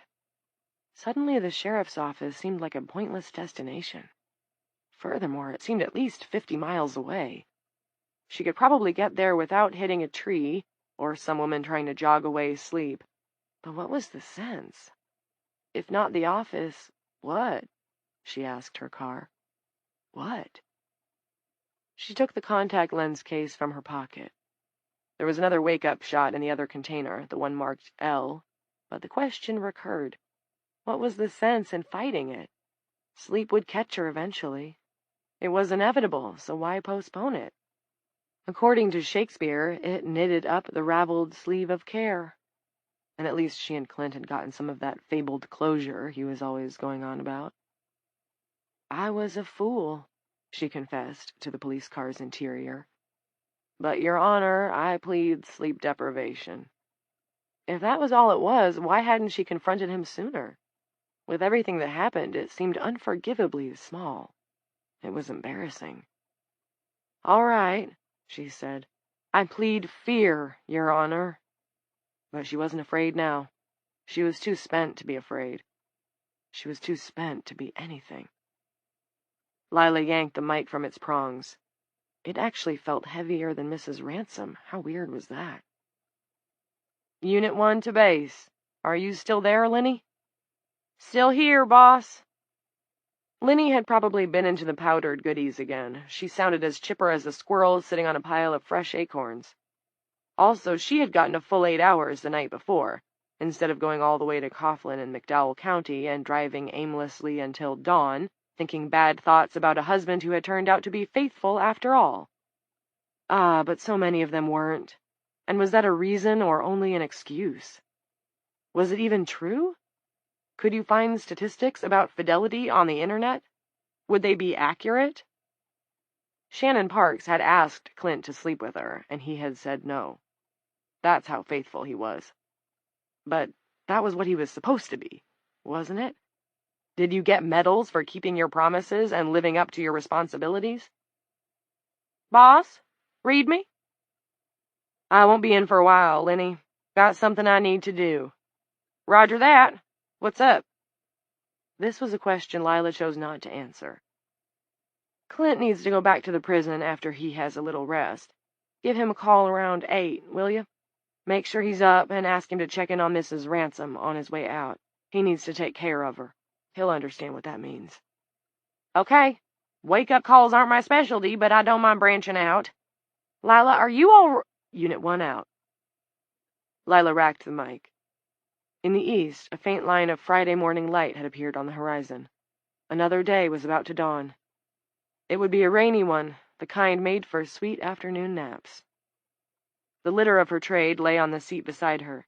Camera and clipboard and Simmons' radar gun, banded stacks of flyers, her citation book. She took this last, tore off the top sheet, and turned it over to the blank side.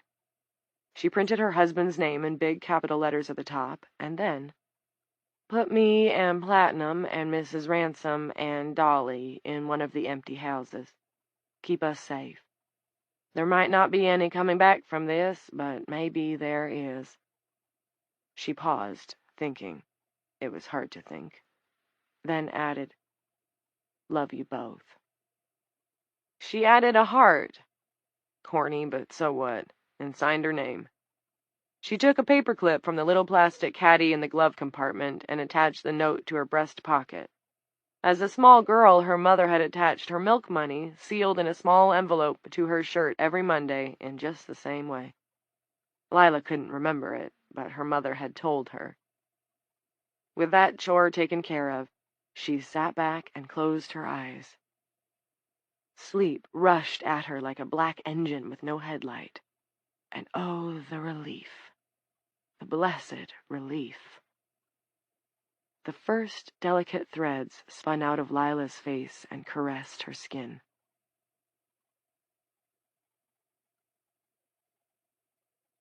Part 2. I'll sleep when I'm dead. It don't matter if I get a little tired. I'll sleep when I'm dead. Warren Zevon. The spongy old boards of the porch bow and weep beneath Lila's shoes. A powerful spring breeze shakes the field of oxtail that used to be her own front yard, and the noise is a beautiful roar. The fabulous green of the oxtails strains credulity. She glances back in the direction she has come from and sees that saplings have risen up through the broken pavement of Tremaine Street. They rock in the wind like the hands of confused clocks, trapped between 12 and 1. A blue sky covers the world. In Mrs. Ransom's driveway, her cruiser, the door left ajar, is scaled with rust. All 4 tires are flat. How did she get here? Never mind, she tells herself. It's a dream. Leave it at that. She goes inside her house and stops to consider the remains of the little-used dining room. Windows broken, tattered curtains curling and uncurling in another waft of breeze. Seasons and seasons worth of leaves drifted almost to the top of the mold-spackled table. The smell of rot is pervasive. As she walks down the hall, she thinks this might be a time-traveling dream. Chunks of the living room ceiling have fallen, littering the carpet with moon rocks. The flat-screen TV is still bolted to the wall, but the screen has gone bad, somehow, warped and puffed out, as if it has been baked. Dirt and dust have whitened the sliding glass doors to opacity. Lila pulls the right one, and it opens, moaning along its decayed rubber track. "Jared?" she asks. "Clint?" They were here last night, sitting around a table that now lies on its side. Yellow weeds tower around the edges of the deck and sprout between the boards. Their barbecue, the center of many summer picnic suppers, has been engulfed.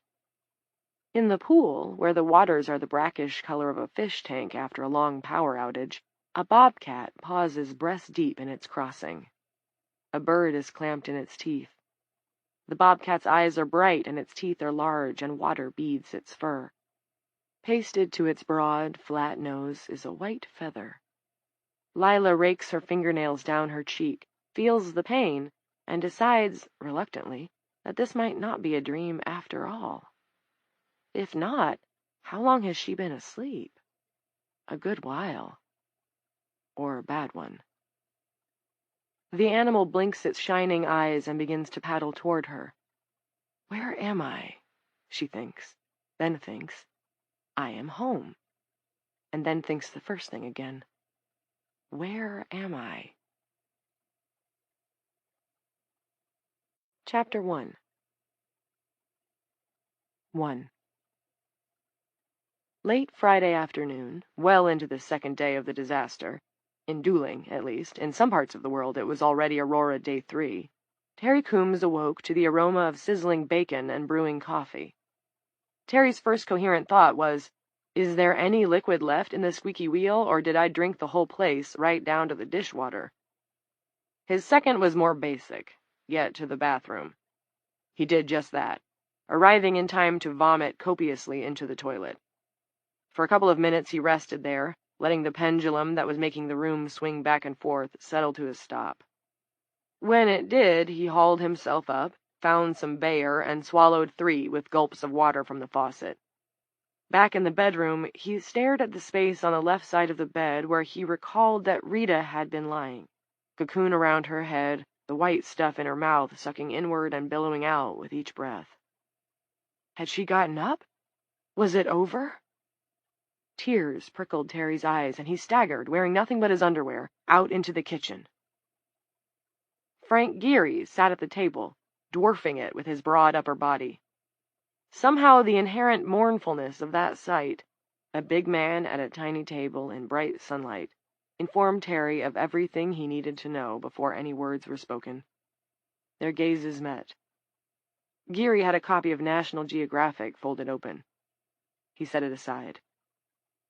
I was reading about Micronesia, said Frank. Interesting place. Lots of wildlife, too much of it endangered. Probably you were hoping for someone else. I don't know if you remember, but I slept over. We moved your wife into the basement. Ah, now it came back. They'd carried Rita downstairs, a man to each end, as if she were a rug, banging their shoulders off the railings and the walls as they descended. They'd left her on the old couch, atop the old quilt that covered it to keep the dust off.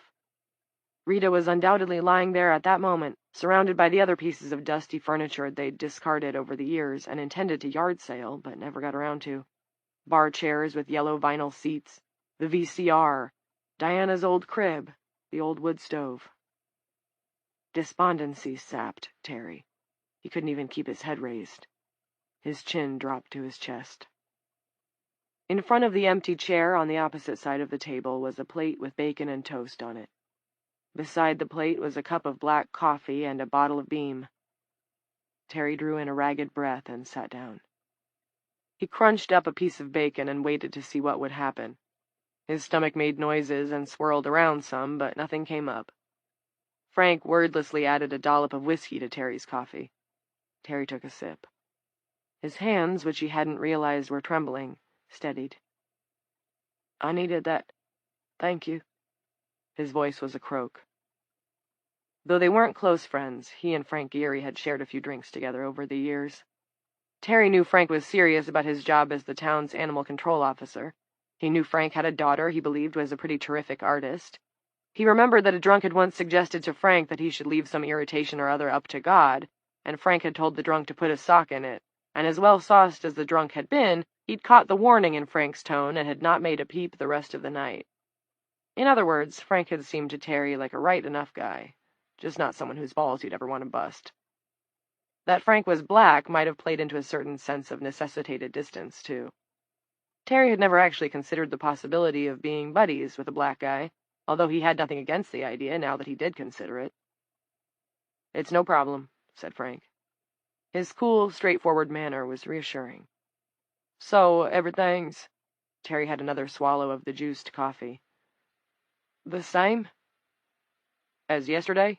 Yeah, which means everything's different. For one thing, you're acting chief of police.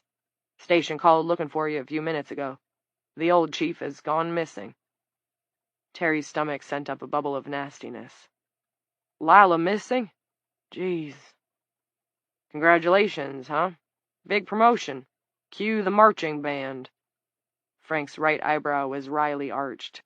They both broke into laughter, but Terry's dried up quickly. "Hey," Frank said. His hand found Terry's, squeezed it. "Keep it together, okay?" "Okay." Terry swallowed. "How many women are still awake?" "Dunno. It's bad. But I'm sure you can handle this." Terry wasn't. He drank his doctored coffee. He chewed his bacon. His dining companion was quiet. Frank drank from his own coffee and looked at Terry over the rim of his cup. "Can I handle it?" Terry asked. "Can I really?" "Yes." There was no doubt at all in Frank Geary's voice. "But you'll need all the help you can get." "You want me to deputize you?" It made sense to Terry. Besides Lila, they were down at least a couple of officers. Frank shrugged. "I'm a town employee. I'm here to pitch in. If you want to give me a star, that's fine." Terry took another slug of the laced coffee and got to his feet. "Let's go." 2. Aurora had knocked out a quarter of the department, but Frank helped Terry fill out a roster of volunteer deputies that Friday morning, and brought in Judge Silver to administer their oaths on Friday afternoon. Don Peters was one of the new hires. Another was a high school senior named Eric Blass, young but enthusiastic. On Frank's advice, Terry posted a 9 p.m. curfew. Two-man teams began canvassing Dooling's neighborhoods to put up the notices. Also to settle folks down, discourage vandalism, and, another notion of Frank's, to begin cataloging the whereabouts of the sleepers. Frank Geary might have been a dog catcher before Aurora, but he made a hell of a law officer, with a terrific sense of organization. When Terry discovered he could lean on him, he leaned hard. Almost a dozen looters were collared. This really wasn't much in the way of police work, because few bothered to hide what they were doing. They probably believed their behavior would be winked at, but soon learned better. One of these miscreants was Roger Dunphy, Dooling Correctional's AWOL janitor. On their first Sunday morning cruise around town, Terry and Frank spied Mr. Dunphy blatantly toting a clear plastic bag filled with necklaces and rings that he'd lifted from the rooms of the female residents at Crestview Nursing Home, where he sometimes moonlighted. "They don't need them now," Dunphy had argued. "Come on, Deputy Coombs, give me a break. It's a clear case of salvage." Frank seized the janitor by the nose, squeezing hard enough to make the cartilage creak. "Chief Coombs. You'll call him Chief Coombs from now on." "Okay," Dunphy cried. "I'll call him President Coombs if you just leave go, my schnoz." "Return that property and we'll let this ride," Terry said, and was gratified by Frank's approving nod. "Sure, you bet. And don't you fuck the dog on this, because we'll be checking." The great thing about Frank, Terry realized during those first 3 days, was that he grasped the enormous pressure Terry was functioning under in a way that no one else seemed to. He never pressed, but he always had a suggestion, and, nearly as important, he kept that leather-encased silver hip flask, very cool, maybe it was a black thing, at the ready for when Terry got low, when it seemed the day would never end and his wheels started spinning in the awful, surreal mud of it all. He was at Terry's elbow the entire time, stalwart as hell, and he was with him on Monday, Aurora +5, outside the gates of the Dooling Correctional Facility for Women. 3.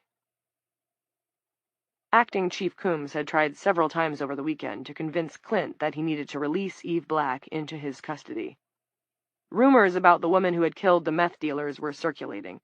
Unlike all the others, the stories went, she slept and woke.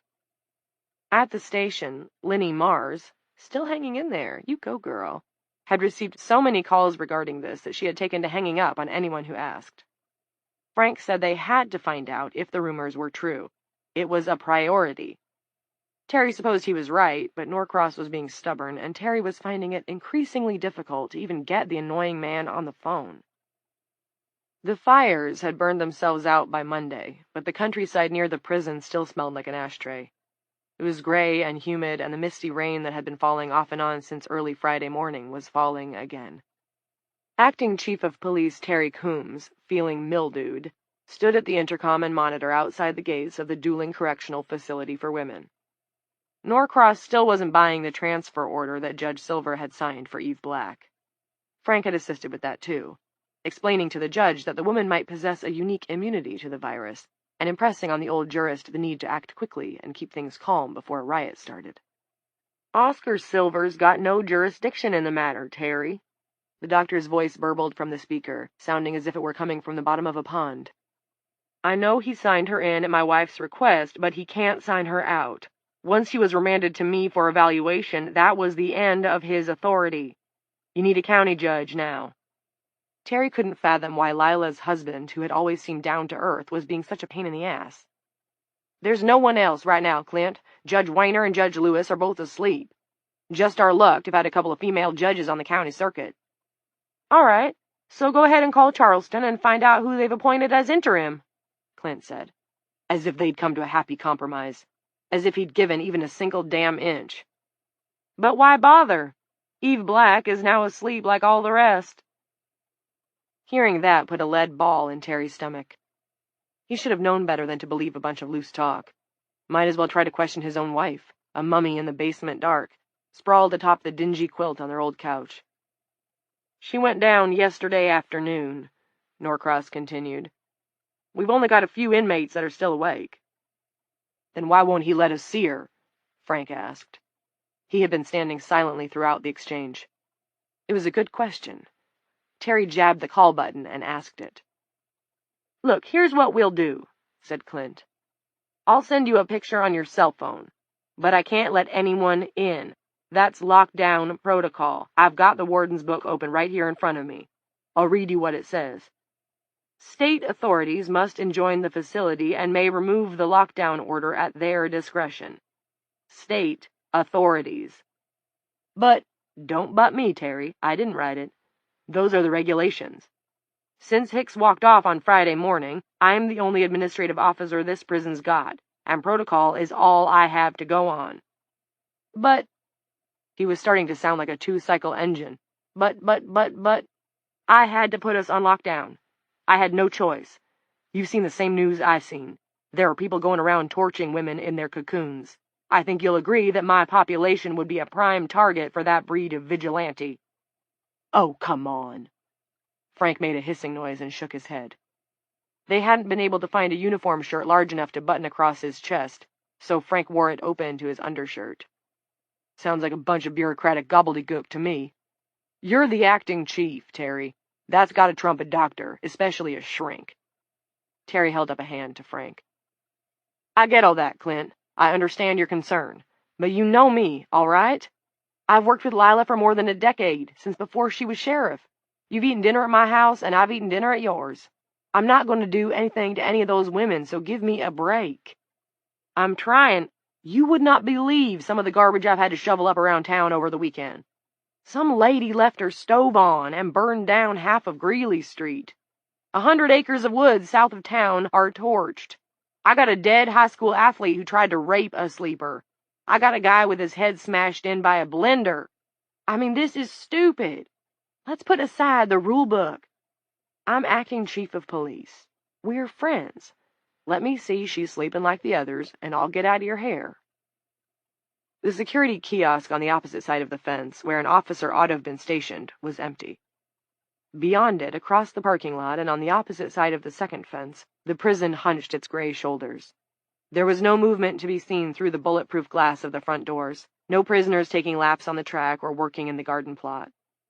Terry thought of amusement parks in the late fall, the ramshackle appearance they took on when the rides stopped spinning and there were no kids walking around eating ice cream and laughing. Diana, his daughter, was grown now, but he'd taken her on countless amusement park trips when she was younger. Those had been fine times. Christ, he could use a nip. Good thing Frank kept his cool flask handy. "Check your phone, Terry," came Clint's voice through the intercom speaker. The train whistle that was Terry's ringtone went off. He took his cell phone from his pocket and looked at the photograph that Clint had messaged him. A woman in a red top lay on a cell cot. There was an ID number above her breast pocket. Beside the ID number, an ID card had been placed. On the card was a photograph of a woman with long black hair, tan skin, and a wide, white smile. The name of the woman was listed as Eve Black, and her ID number matched the number on the uniform shirt. A cocoon had blotted out her face. Terry handed the phone to Frank so he could see the picture. "What do you think? Do we call it good?" It occurred to Terry that he, the acting chief, was fishing for a direction from his new deputy, when it was supposed to be the other way around. Frank studied the picture and said, "This doesn't prove jack shit. Norcross could put one on any sleeping woman and add Black's ID." Frank returned the phone to Terry. "It doesn't make any sense, refusing to let us in. You're the law, Terry, and he's a goddamn prison psychiatrist. He is smoother than slippery elm, I'll give him that, but it smells. I think it's a stall game." Frank was right, of course. The picture didn't prove anything. Why not allow them in to at least see the woman in the flesh, sleeping or not? The world was on the verge of losing half its population. What did some warden's rulebook matter? Why stall, though? I don't know. Frank took out the flat flask and offered it. Terry thanked him, took a glorious swig of the whiskey, and offered the flask back. Frank shook his head. "Keep it handy." Terry pocketed the flask and thumbed the intercom. "I gotta see her, Clint. Let me in, let me see, and we can all get on with our day.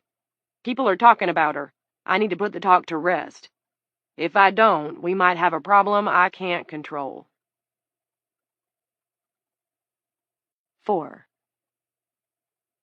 From his seat in the booth, Clint observed the two men on the main monitor's feed.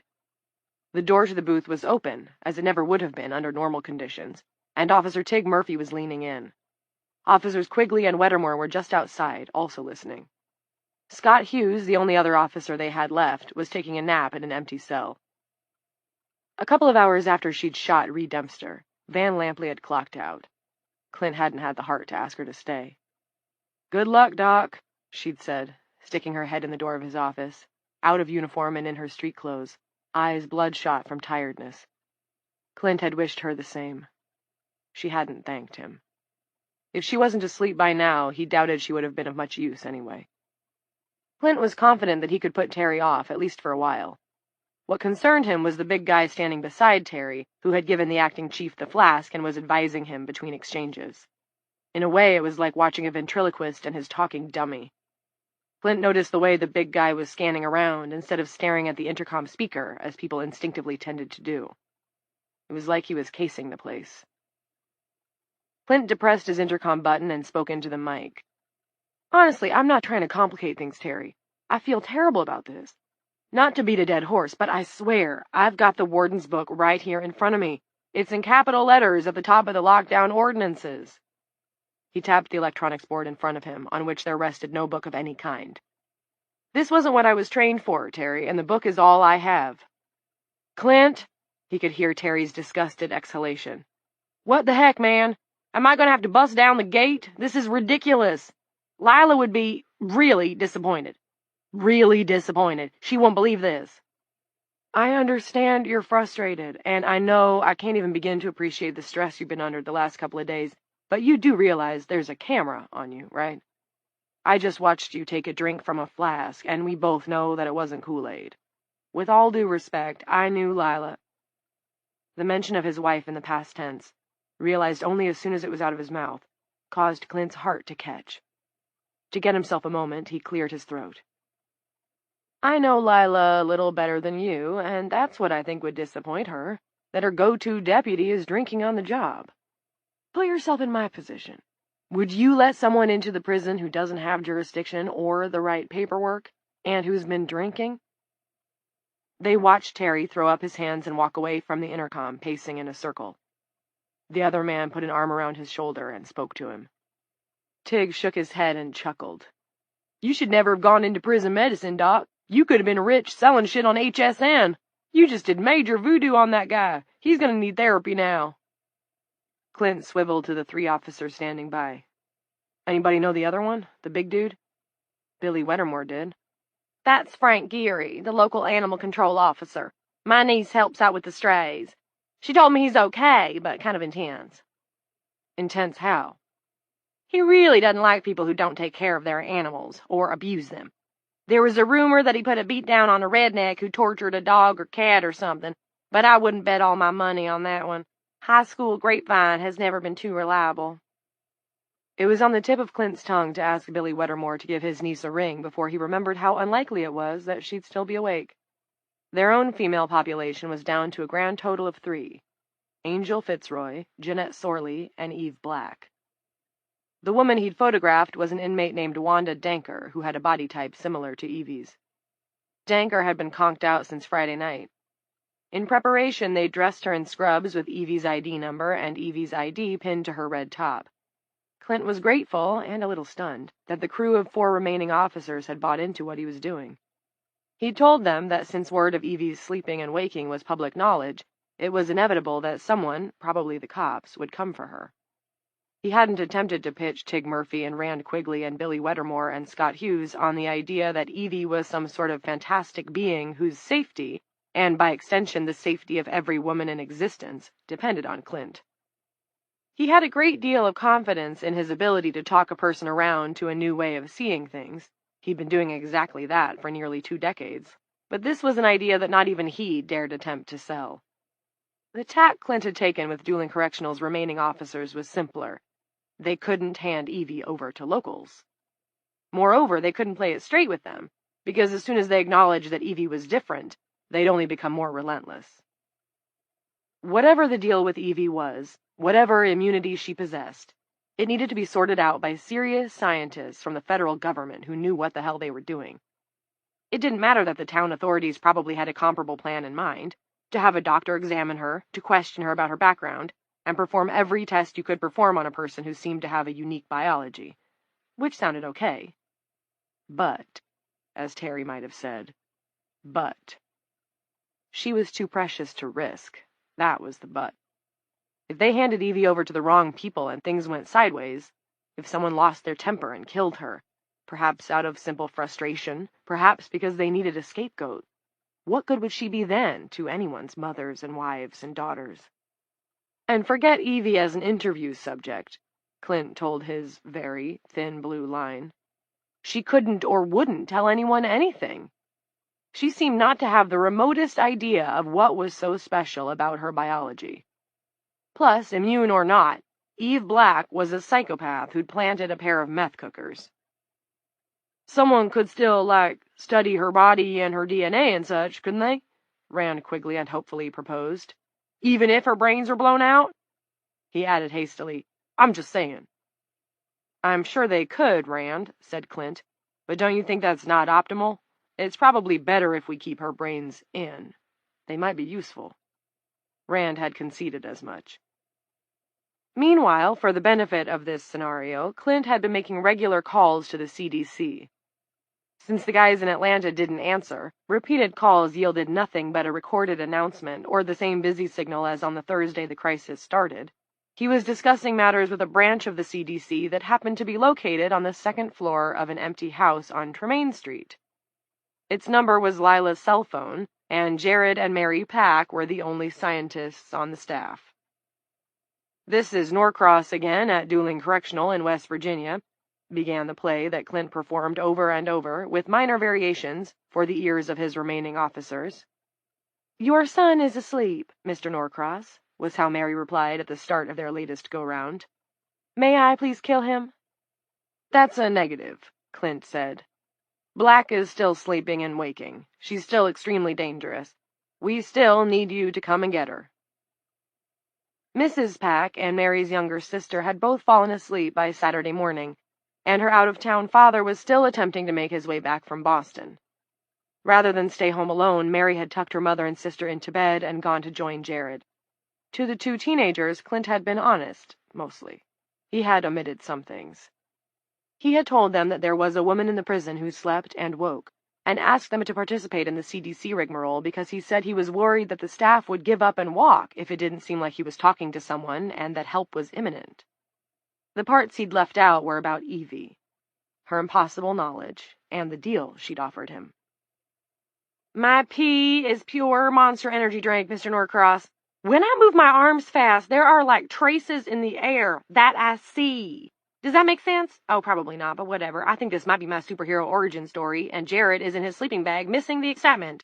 I'm going to have to dribble spit in his ear if he doesn't wake up soon. This was the part where Clint increasingly flashed a show of annoyance. That's all fascinating, and I certainly hope you'll take whatever steps are necessary, but let me repeat. We need you to come and extract this woman and get to work on whatever makes her different. Capiche? Call me as soon as you have a helicopter en route. Your wife is okay, Mary said. Her euphoria had abruptly dampened. Well, not changed, the same. Resting comfortably. Thank you, said Clint. The entire structure of logic he'd constructed was so rickety that Clint wondered how much Billy and Rand and Tig and Scott truly believed, and how much of it was the officers craving something to dedicate themselves to amid an emergency that was as amorphous as it was nightmarish. And there was another motivation in play. Simple but strong, the territorial imperative. In the view of Clint's small cadre of shields, the prison was their patch, and townies had no business messing in it. These factors had allowed them, for a few days at least, to keep doing the job they were accustomed to, albeit with fewer and fewer prisoners that needed attending. They found comfort in doing the job in familiar surroundings.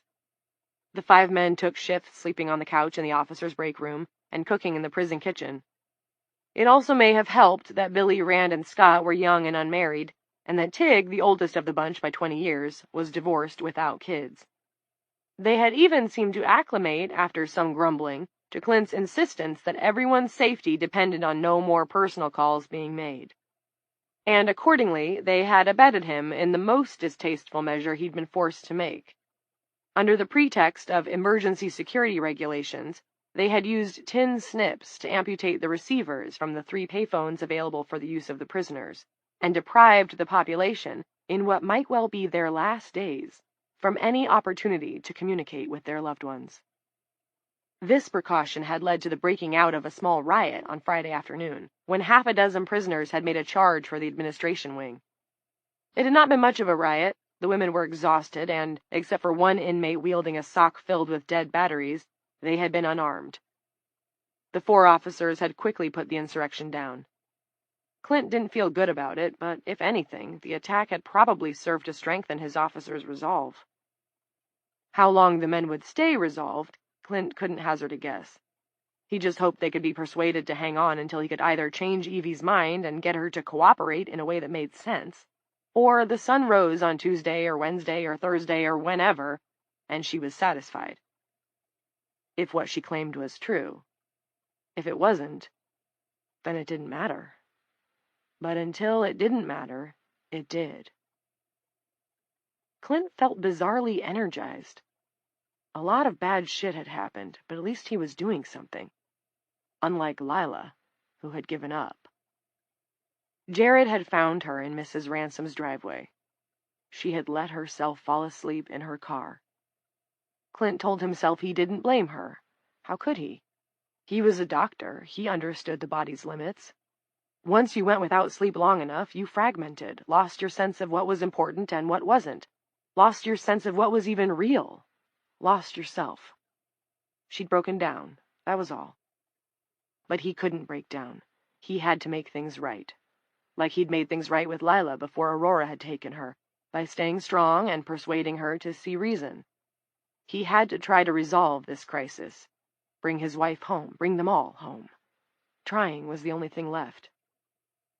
Evie might be able to stop it. Evie might be able to wake Lila up. She might be able to wake all of them up. Clint might get her to see reason. The world might be returned to normal.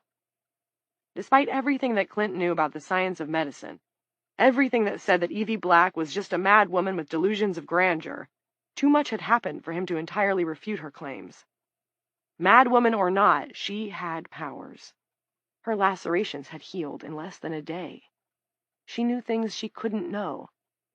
Unlike every other woman on the planet, she slept and woke.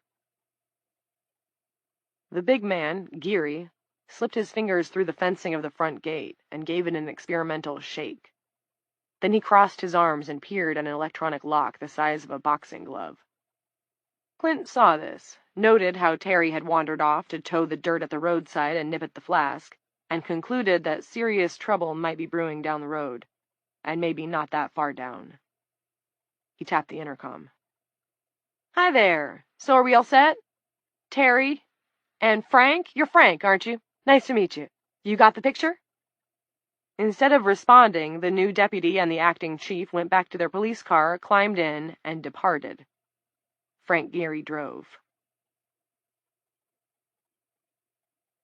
5. There was a scenic turnout halfway between the prison and the town. Frank swung in and cut the engine. "Isn't this a sight?" he said in a low, marveling voice. "You'd think the world was just the same as it was last week." Frank was right, Terry thought. It was a fine view. They could see all the way to Ball's Ferry and beyond, but it was hardly time to admire the countryside. Frank, I think we should discuss it." Frank nodded emphatically. "Just what I was thinking. My take's pretty simple. Norcross may be a psychiatrist or whatever, but his advanced degree must have been in bullshit. He gave us a classic runaround, and he's going to keep on doing it until we refuse to accept it." "I guess." Terry was thinking of what Clint had said about drinking on the job. He was probably right, and Terry was willing to admit, if only to himself, that he was close to being drunk right now. It was just that he felt so overwhelmed. Chief was no job for him. When it came to law enforcement, he was strictly deputy class. "What we need here is closure, Chief Coombs. Not just for us, for everyone. We need access to the woman in the picture he sent. We need to cut open the webs over her face and make sure it's the same face as the woman in the ID photo. If that turns out to be the case, we can go to Plan B."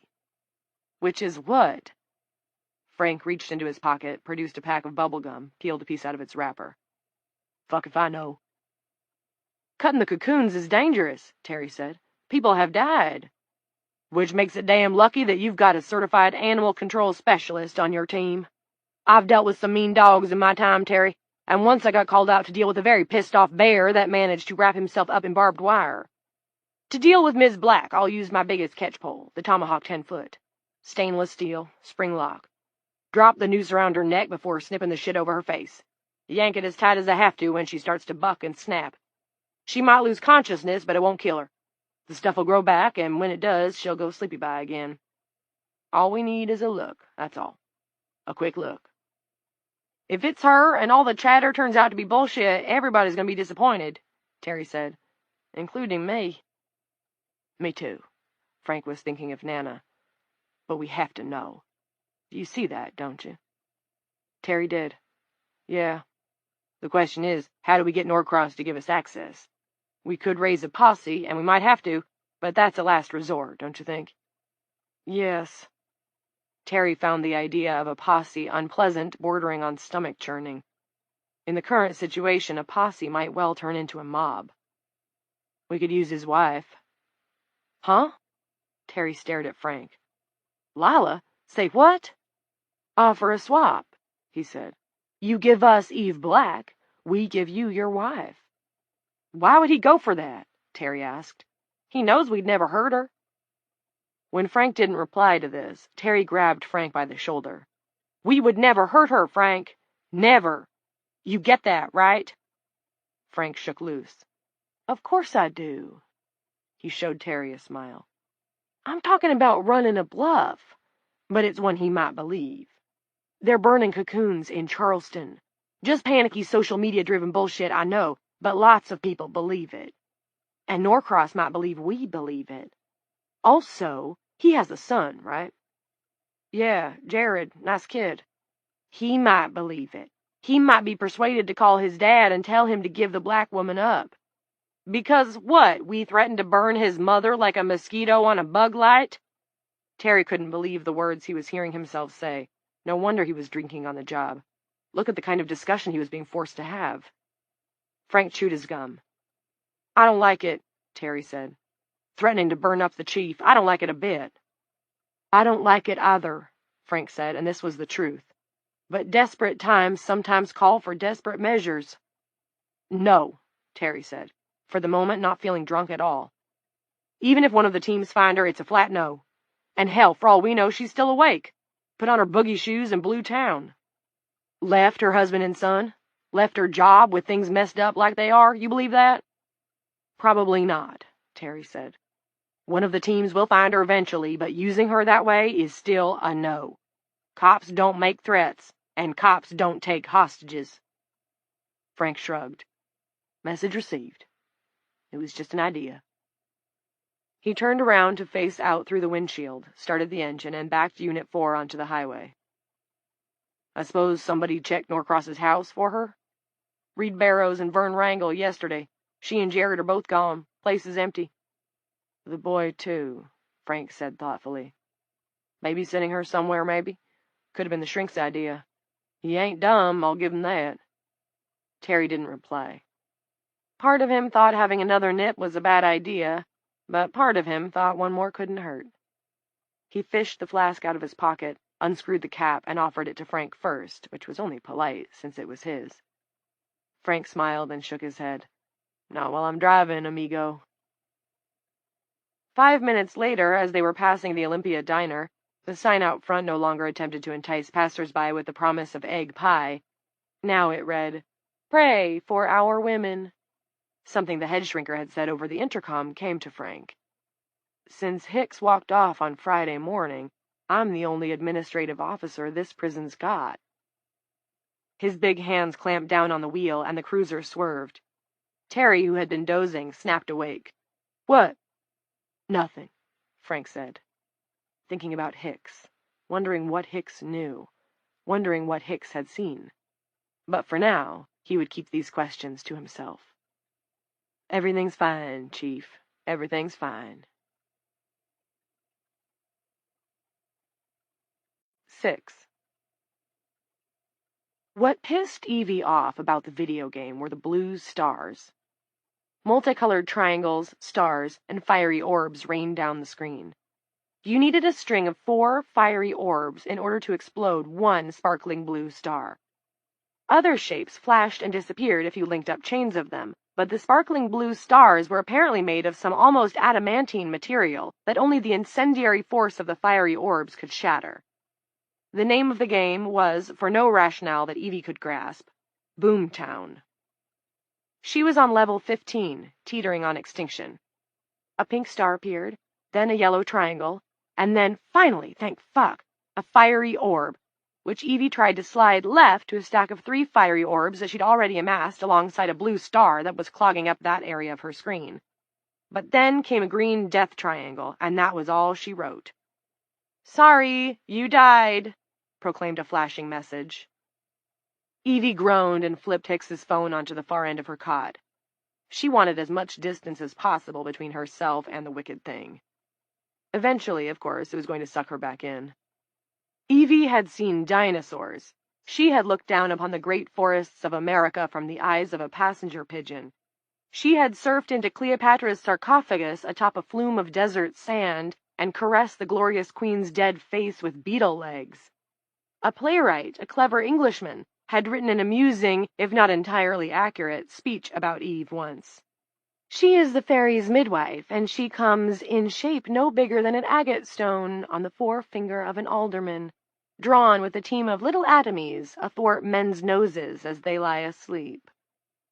As an enchanted being, she should be able to do better than level 15 of Boomtown. You know, Jeanette, they say the natural world is cruel and stupid, but that little machine is a very good argument in and of itself that technology is a lot worse. Technology is, I would say, the actual Boomtown. 7. Jeanette was nearby, pacing the short A-wing corridor. She was now, it seemed, the head trustee. She was also the only trustee, but Jeanette had paid attention during the career counseling sessions about post-prison life. When composing your resume, it was incumbent upon you to make the most of your achievements, and to let the person who was doing the hiring decide what was and was not significant. The title was hers. While the 4 remaining officers walked B and C wings and kept an eye on the prison's perimeter, Dr. Norcross had asked if she would mind keeping an eye on the other 2 inmates whenever he had to step out. Sure, said Jeanette. I'm not busy. Seems like furniture shop got canceled. It was good to have work. It kept her mind occupied. She shuffled forward. In front of her, the triple-plated, wire-gridded window in the west wall showed a gray morning. There was standing water on the running track, and the fields looked marshy. I never liked video games, Jeanette said. It had taken her a while to construct her response to Evie. She had been awake for 96 hours. More proof of your excellent character, my dear, Evie said. Angel, in the neighboring cell, now entered the discussion. Excellent character? Jeanette? Shit. She killed her fucking husband, you know. Stabbed him. Didn't even use a knife like a normal person would. Done it with a screwdriver. Ain't that right, Jeanette? Rapper Angel was gone. Redneck Angel was back. Jeanette figured she was too tired to make rhymes. That was good. On balance, Redneck Angel was less annoying and more... Jeanette struggled for the word. More authentic. I do know that, Angel, and I give her credit for it. Wish she'd let me kill you, Angel said. I think I'd get to your jugular with my teeth. I think I would. She made a humming noise. No, I would. Would you like to have a turn with the phone, Angel? Jeanette, if I give you the phone through the tray slot, will you give it to Angel? Evie's tone was conciliatory. There was talk that the beautiful woman in the soft cell was either a sorceress or a demon. Moths had poured from her mouth. Jeanette had seen them. Whatever Evie was, it seemed that she wasn't immune to Angel's taunts. I bet I could make you swallow that bone, Angel said. Bet you couldn't, said Evie. Could. Jeanette stopped at the window in the wall, placed her hand against the glass, and let herself lean there.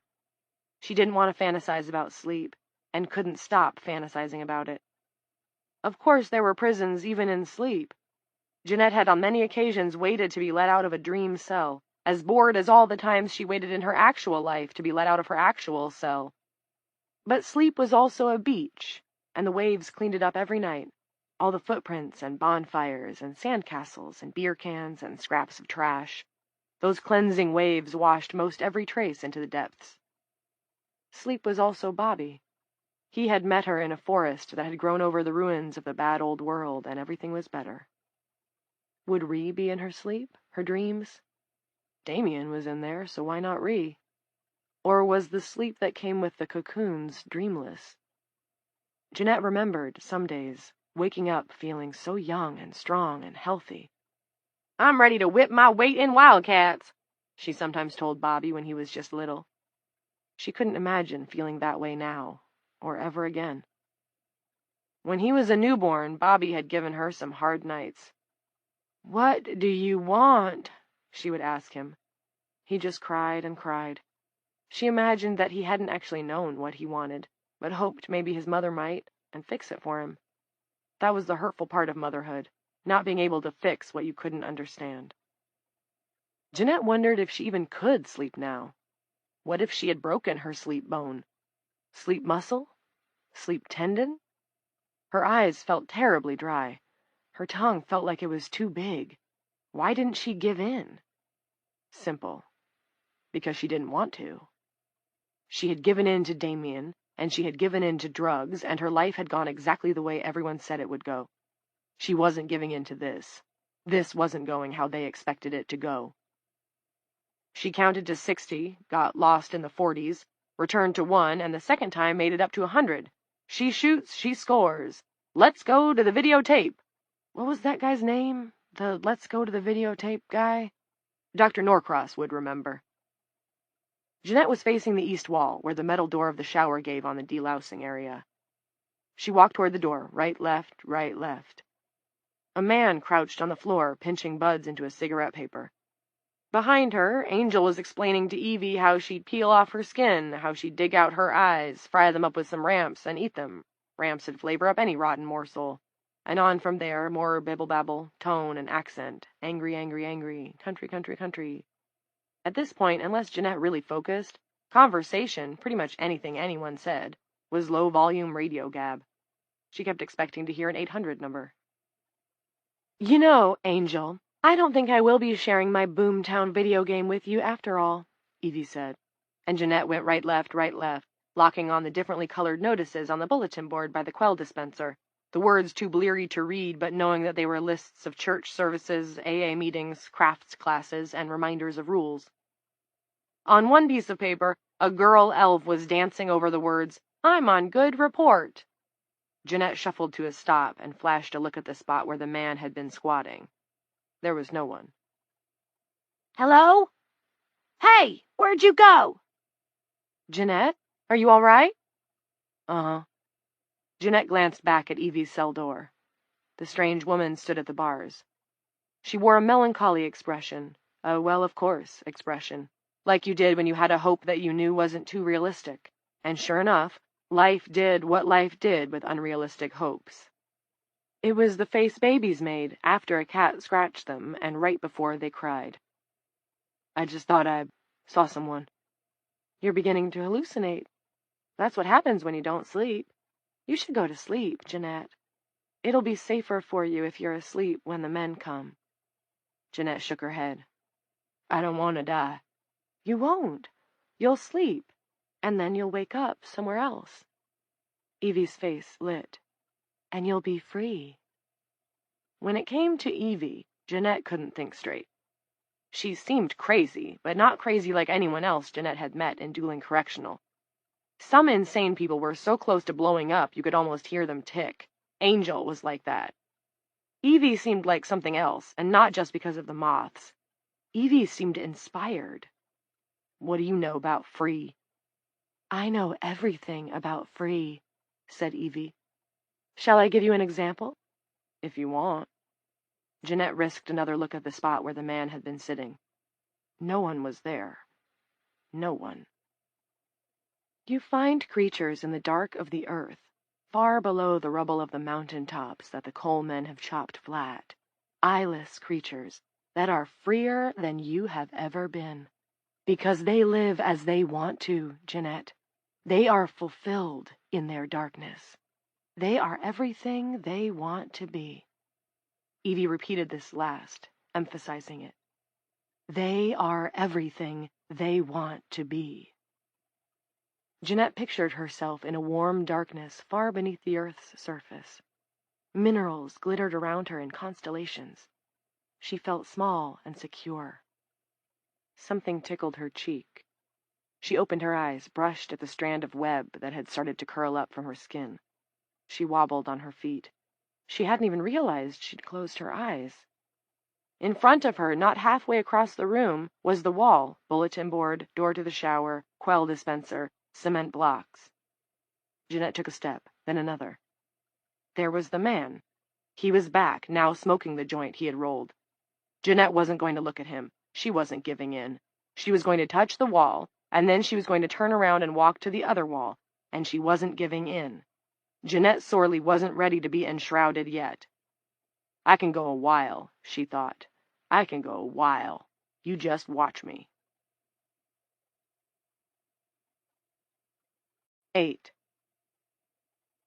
All the regular cruisers were taken, so Don Peters and the kid he was partnered with scoured the grid of suburban streets just south of the high school in Don's Dodge Ram. It had no official insignia, which was disappointing. Don planned to see about that later, maybe get some stick-on letters from the hardware store. But there was a battery-powered bubble light on the dashboard, revolving slowly, and he was wearing his prison officer's uniform.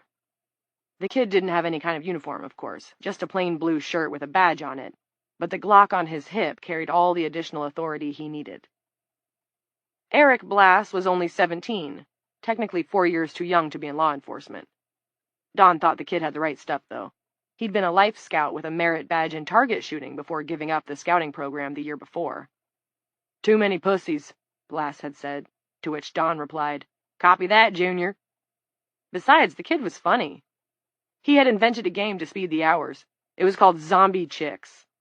Don had the left side of the street since he was driving. Eric had the right. It was 5 points for old chicks, 10 points for middle-aged chicks, 15 points for kitty chicks, hardly any of those left by Saturday, none at all today, and 20 points for hotties. Blass was currently up, 80 to 55, only as they turned onto St. George Street, that was about to change. Hottie on the left at 2 o'clock, Don said. That puts me up to 75. Closing in on you, Junior. The kid, riding shotgun, leaned forward to scrutinize the youngish woman stumbling along the sidewalk in spandex shorts and a sports bra. Her head was down, her sweaty hair swinging back and forth in clumps. Maybe she was trying to run, but the best she could manage was a half-assed, weaving jog. Saggy tits and saggy ass, Eric said. If that's what you call a hottie, I pity you. Oh, geez, pack your bags. We're going on a guilt trip, Don cackled.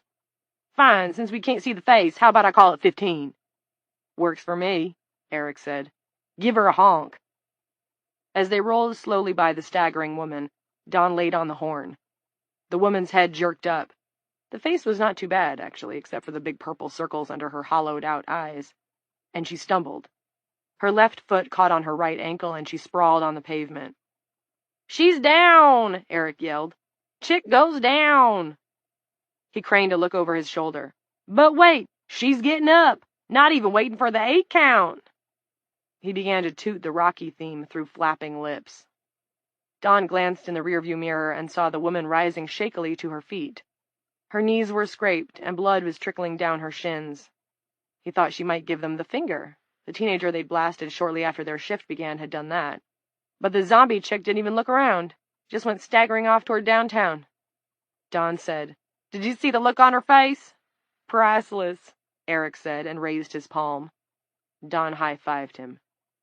They had a list of streets to be canvassed, tucked into a notebook where they wrote down the addresses of houses containing sleeping women, plus their names and some form of ID. If the houses were locked, they were allowed to break in, which was fun at first. Don enjoyed washing his hands with different kinds of soap in different kinds of bathrooms, and the variety of styles and colors of panties in the underwear drawers of the women of dueling was a subject that had long called for his study. Cheap thrills wore out, though. It wasn't real action. Without an ass to fill them out, panties got old fast. When you came right down to it, he and Junior were little more than census takers. This is Ellendale Street, right? Don said as he pulled the ram to a curb. Roger that, El Comandante. All 3 blocks of it. Well, let's get walking, partner. Check out some bitch bags and write down some names. But before Don could open the driver's side door, Eric grabbed his arm.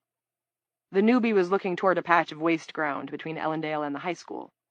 You want to have some fun, boss? Always up for fun, Don said. It's my middle name. What have you got in mind? You burned one yet? A cocoon? No. Don had seen footage on the news, though. A cell phone video of a couple of guys in hockey masks putting a match to one. The news called guys like that blowtorch brigades. The cocoon in the video had gone up like a campfire wetted down with gasoline. Whoosh. Have you? Nope, Eric said. But I heard they, really burn like crazy. What are you thinking? There's an old homeless babe who lives over there, Eric pointed. If you want to call that living, that is. No good to herself or anyone else. We could give her a hot foot, just to see what it's like, It's not like anybody would miss her. Eric suddenly looked uneasy. Of course, if you don't want to. I don't know if I do or not, Don said. This was a lie. He wanted to, all right. Just thinking about it had gotten him a little horny. Let's check her out, then decide. We can do Ellendale later. They got out of the truck and headed for the weed-choked acre of ground where old Essie kept her den. Don had a Zippo lighter. He took it from his pocket and began to click it open and shut. Open and shut. Chapter 2. 1. The women started out just calling it the new place, because it wasn't really dueling anymore, not the dueling they'd known, at least. Later, as they began to realize they might be here for the long haul, it became our place. The name stuck. 2. The meat tasted strongly of the lighter fluid it took to ignite the ancient charcoal from Mrs. Ransom's basement, but they ate the entire shank that Lila had hacked from the body of the bobcat she'd shot with her service revolver and dragged out of the fetid swimming pool. We are sick puppies, said Molly on that first night, licking the grease from her fingers and grabbing another chunk. Being a sick puppy didn't seem to sit too badly with her. Got that right, my darling. her grandmother said. "But I'm damned if this isn't half decent eatin'. Grab me another piece, Mrs. Chief of Police." They had taken shelter in the remains of Mrs. Ransom's house, not trying anything from the dusty canned goods in the pantry because Lila was afraid of botulism. They subsisted for the next 2 weeks primarily on berries they picked from the bushes in their former suburban neighborhood, and tiny ears of wild corn, tough and almost tasteless, but at least edible. May was too early for berries and corn, but there it was. From this, Lila drew a conclusion, shaky at first, but growing more solid. The version of dueling where they found themselves was moving at a different pace in time from the dueling they had been in before. Time felt the same, but it wasn't. Mrs. Ransom confirmed that she had been alone for several days before Molly appeared. The hours in the old place, before, were days in the new one. Now, maybe more than days. This concern with the differing time streams most often occupied Lila in the loose minutes before sleep took her. Many of the places they slept were open to the sky. Fallen trees had punched holes in some roofs, wind had snatched others away altogether, and Lila blinked at the stars as she drifted off. The stars were the same, but their glare was shocking. They were hot white welding sparks. Was it even real, this world without men? Was it heaven? Purgatory? An alternate universe on an alternate time stream? More women and girls arrived. The population began to snowball, and although Lila didn't want the job, she found herself in charge. By default, it seemed. Dorothy Harper of the curriculum committee and her friends, 3 cheerful white-haired women in their 70s, who introduced themselves as book club chums, emerged from the scrub forest that had risen around a condo. They made a great fuss over Molly, who enjoyed being fussed over. Janice Coates arrived, strolling down Main Street, a leaf stuck in the ruins of her perm, accompanied by 3 women in prison red tops. Janice and the 3 former inmates, Kitty McDavid, Celia Frode, and Nell Seeger, had needed to hack their way through a thicket to get out of Dooling Correctional. "Good afternoon, ladies," Janice said, after embracing first Blanche McIntyre, then Lila. "Forgive our appearance. We just broke jail. Now, which one of you nicked your finger on a spindle and created this mess?" Some of the old dwellings were habitable and salvageable. Others were fabulously overgrown or crumbled, or both. On Main Street they gaped at the high school, which had been an outmoded building even in the old Dooling. In this new one, it was literally split down the middle, each half of the structure leaning to opposite sides, and open air in between jagged brick edges. Birds perched on the cliffs of classroom lino that jutted out into space. The municipal building, which had included the town and police department offices, was half collapsed. A sinkhole had opened on Malloy. A car sat at the bottom, submerged to the windshield in coffee-colored water. A woman named Kaylee Rawlings joined the colony and volunteered her experience as an electrician. It was no surprise to the former warden, who knew that Kaylee had gone to vocational school to learn about wiring and voltage. That Kaylee and her education had emerged from inside the fence of Dooling Correctional was not an issue. The woman had never committed a crime in this new place, under these 2 bright stars. Kaylee managed to resurrect a solar-powered generator attached to what had once been a rich doctor's house, and they cooked rabbit on his electric stovetop and listened to old records on his vintage Rockola jukebox. In the evenings they talked. Most of the women had, like Lila in the cruiser in Mrs. Ransom's driveway, awakened in the places where they had fallen asleep. A few others, however, remembered finding themselves in the dark, hearing nothing but wind and birdsong and, perhaps, distant voices. When the sun had risen, these women had picked their way west through woods and come out either on Balls Hill Road or West Lavin. To Lila, the picture they drew of those early moments was of a world being formed, as if the surroundings of their existence was an act of collective imagination. That, she thought, was as likely as anything else. 3. Day followed day, and night followed night.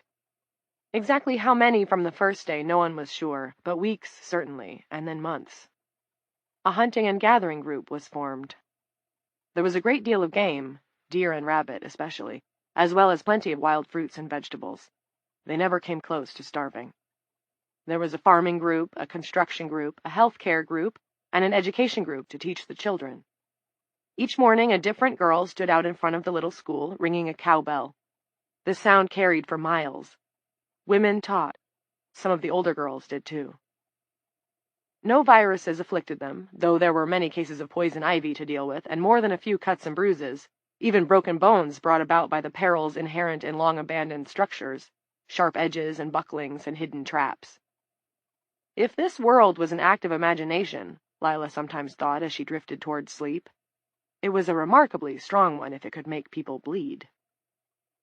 In the basement of the high school, where some variety of mold had made a feast of the filing cabinets full of decades-old school board transcripts, Lila unearthed a mimeograph machine that had probably not been used since the mid-60s.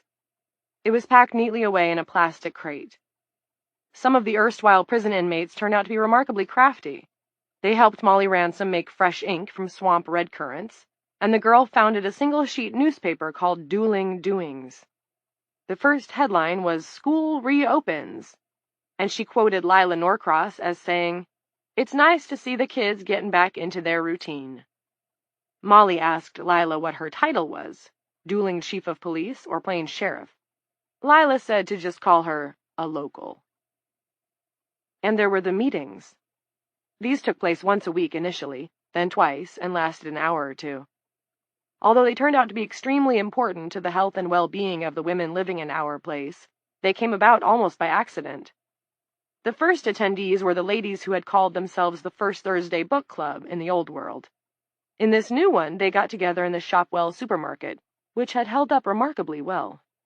And they had enough to talk about without a book to get them started.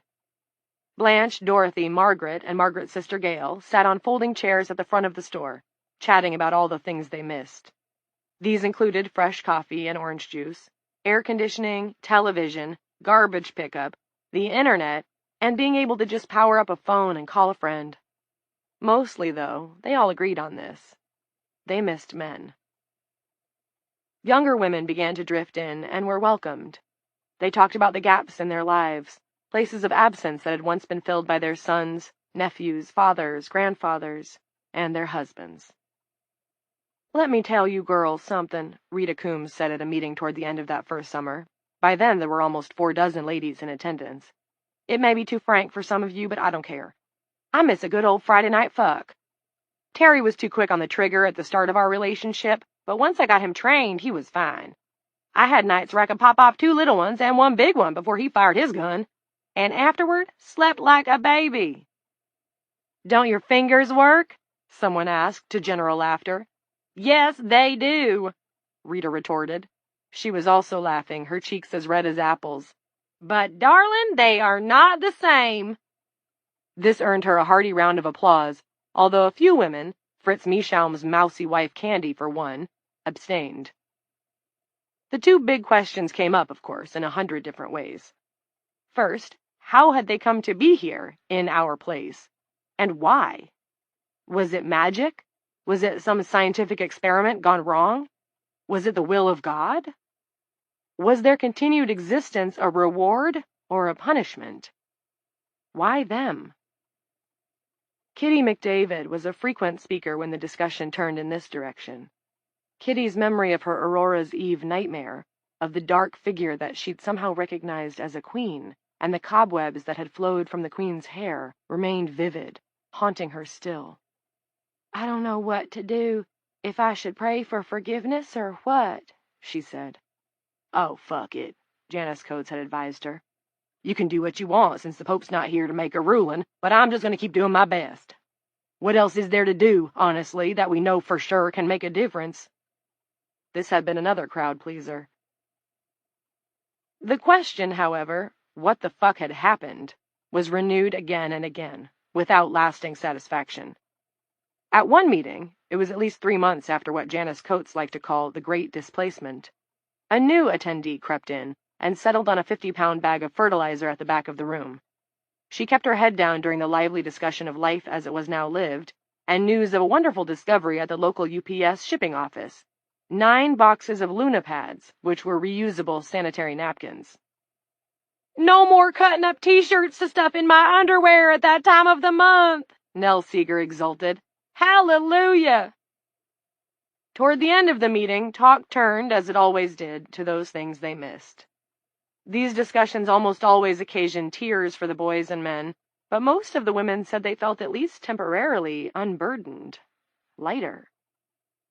"Are we done, ladies?" Blanche asked on this particular day. "Does anyone have a burning desire to share before we get back to work?" A small hand went up, the fingers dusted with many different colors of chalk. "Yes, dear," Blanche said. "You're new, aren't you? And very short. Would you care to stand?" "Welcome," the women chorused, turning to see.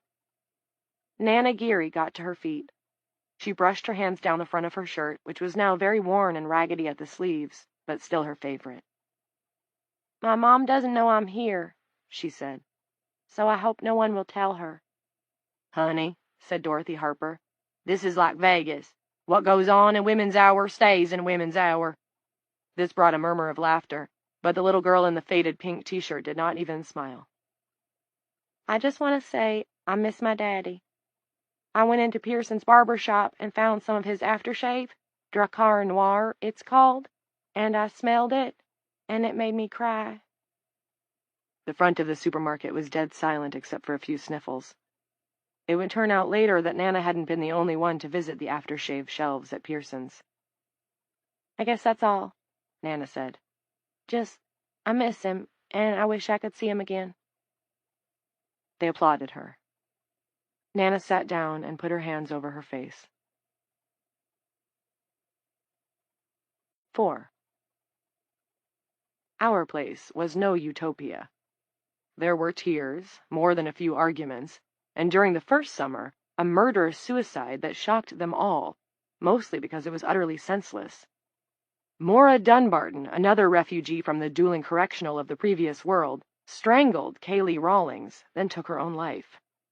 It was Coates who fetched Lila to see. Maura was hanging from a noose knotted to the rusty crossbar of a backyard swing set. Kaylee had been discovered in the room the lovers had shared, dead in her sleeping bag, her face gray and the sclera of her open eyes filigreed with hemorrhages. She had been strangled, then stabbed at least a dozen times. Maura had left a note, penciled on a scrap of envelope. "This world is different, but I am the same. You will be better off without me. I have killed Kaylee for no reason. She did not aggravate me or start anything. I still loved her, like in prison. I know she was useful to you. I could not help myself. It came on me to kill her, so I did. I was sorry I did it afterwards. Maura." "What do you think?" asked Lila. Janice said, "I think it's a mystery like everything else here. I think it's a goddamn shame that when it came on to the crazy bitch to kill someone, she picked the only one in our place who understood how to wire a circuit and make it hot. Now I'll hold her legs while you climb up and cut her down." Coates walked over and, without any ceremony, wrapped her arms around Maura Dunbarton's short legs. She looked over at Lila. "Come on, then, don't make me wait. Smells like she loaded her pants. Suicide is so glamorous." They buried both the killer and her hapless victim outside the sagging ring of fencing that surrounded the prison. It was summer again by then, bright and hot, with chiggers popping around the grass tops. Coates spoke a few words about Kaylee's contribution to the community and Maura's puzzling act of homicide. A chorus of the children sang Amazing Grace. Their little girl voices made Lila weep. She had salvaged a number of photographs of Jared and Clint from their home, and she sometimes attended the meetings, but as time passed, her son and husband began to seem less real. At night, in her tent, Lila preferred to camp out as long as the weather was clement, she wound her crank flashlight and scanned their faces in the beam. Who would Jared become? There was still that softness at the edges of his face, even in the most recent of the pictures. It hurt her not to know. She looked at her husband's image, his wry smile and graying hair, and missed him, though not as much as she missed Jer. Her suspicions of Clint on that horrible last day and night embarrassed her. Her lies and the pointless fears made her ashamed. But Lila also found herself regarding her husband differently now that she saw him through the lens of memory. She thought about how carefully he'd bricked up his past, the way he'd used his authority as a doctor to bolster the concealment and ward her off. Had Clint thought that only he could handle that kind of pain? That it was too much for her little mind and puny spirit to absorb? Or was it a kind of egotism masquerading as strength? She knew men were taught, primarily by other men, of course, that they were to keep their pain to themselves. But she also knew marriage was supposed to undo some of that teaching. That hadn't been the case with Clint. And there was the pool. It still made her mad. And how he'd quit his job without a moment's notice all those years ago. And a million tiny decisions in between, taken by him and for her to live with.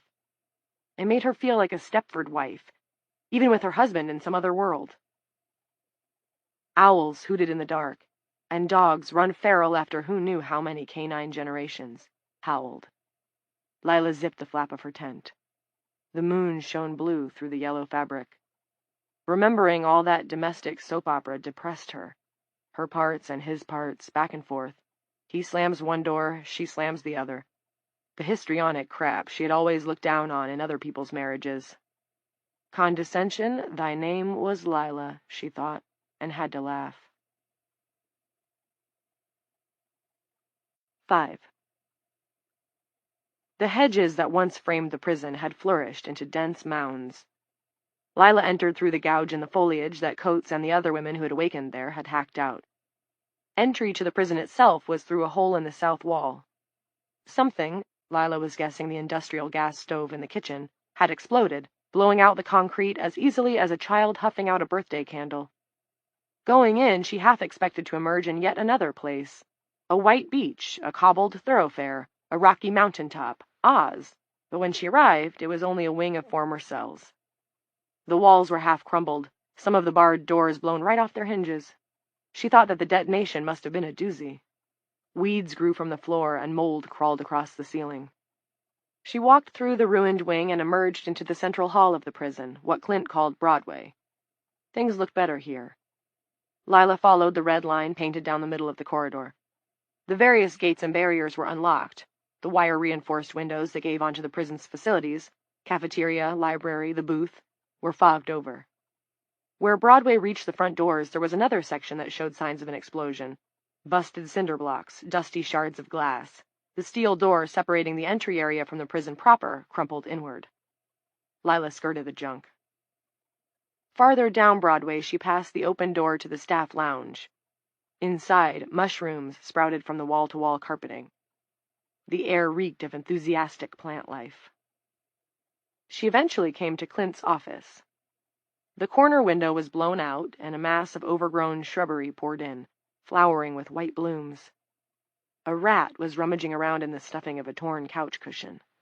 It gawked at Lila for a moment and darted for the safety of a pile of crumbled drywall. The Hockney print behind her husband's desk hung askew, cocked at 11:05. She straightened it. The picture showed a plain, sandy-colored building with rows of identically curtained windows. At ground level, the building had 2 doors. One door was blue, the other red, examples of Hockney's famous colors, bright like the feelings aroused by good memories, even if the memories themselves were thin, and the interpretive possibilities had appealed to Lila. She had given it to Clint all those years ago, thinking that he might point to it and say to his patients, "See? Nothing is closed to you. There are doors to a healthier, happier life." The irony was as glaring as the metaphor. Clint was in another world. Jared was in another world. For all she knew, one or both of them might be dead. The Hockney print belonged to the rats and mold and weeds of this world.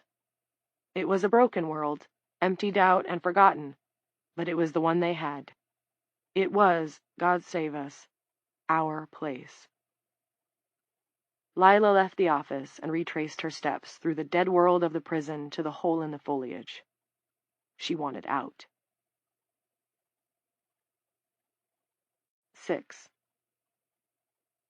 Throughout those months, more women continued to appear from what James Brown had once called a man's world.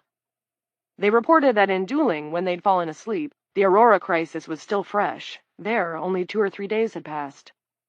The violence and confusion and desperation they talked about seemed unreal to the earlier arrivals in this new place. More, it seemed almost unimportant.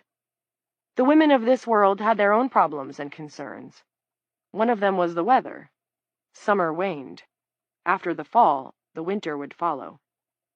With the aid of manuals from the library and overseen by the unlikely personage of Magda Dubček, the widow of a contractor, not to mention the mother of Lila's pool boy, they were able to finish some of the work Kaylee had begun before being murdered by her crazy ex-girlfriend. Magda's late husband had taught her quite a bit about electrical work. My husband, he was telling me what he was doing every day. And look, here is the live wire, Magda, and look, here is the ground wire, and so on. I listen. He never knew it. He thought he was just talking to some stupid wall, but I listen.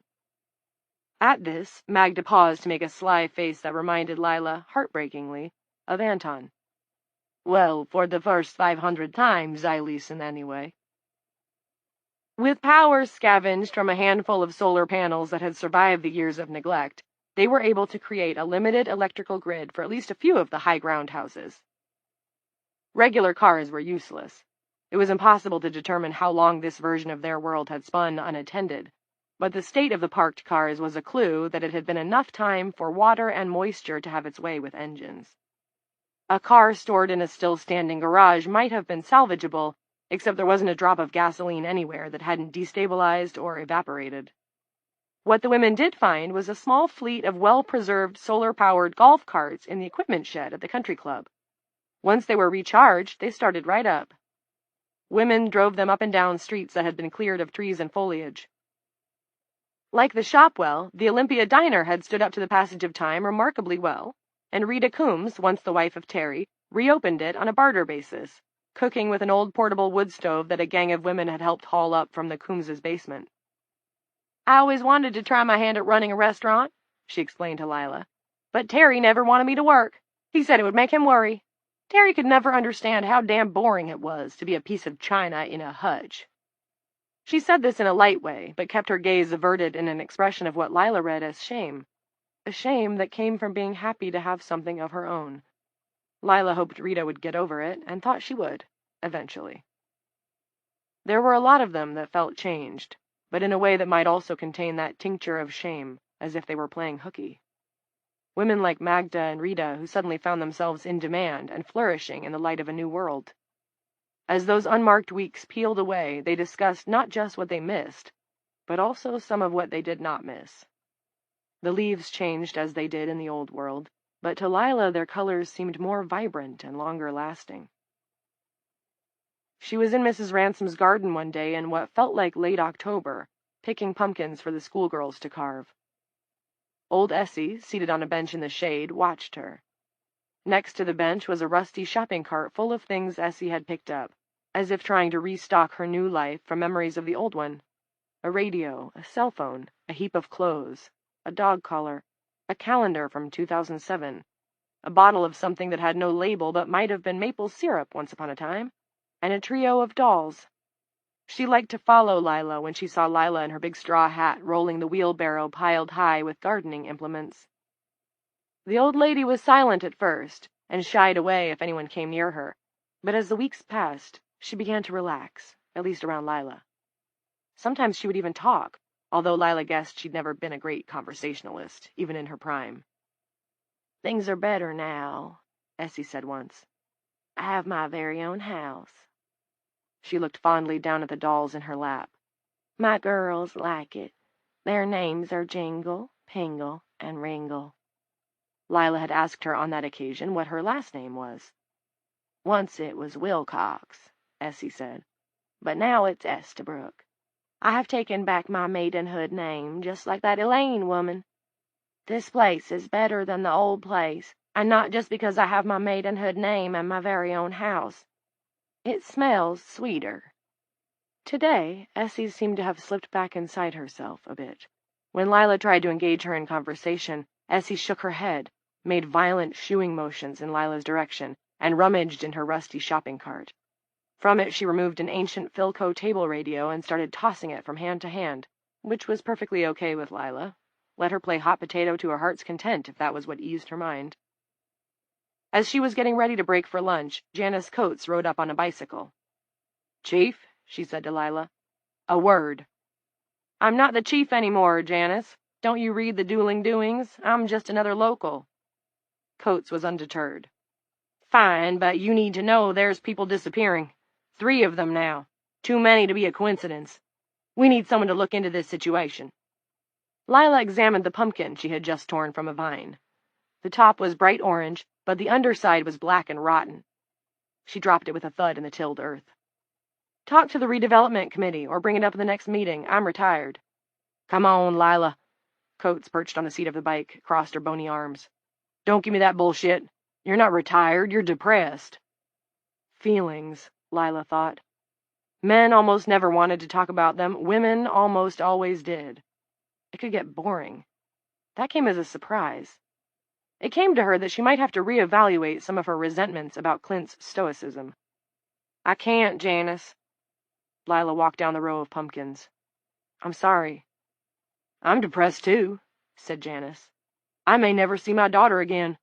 I think of her first thing in the morning and last thing at night, every damn day. And I miss calling my brothers. But I'm not about to let that... There was a dull thump and a soft cry from behind them. Lila glanced around. The radio lay on the grass next to Jingle, Pingle, and Ringle. The dolls stared up at the cloudless sky with their flat, beatific expressions. Essie was gone. There was a single brown moth where she had been.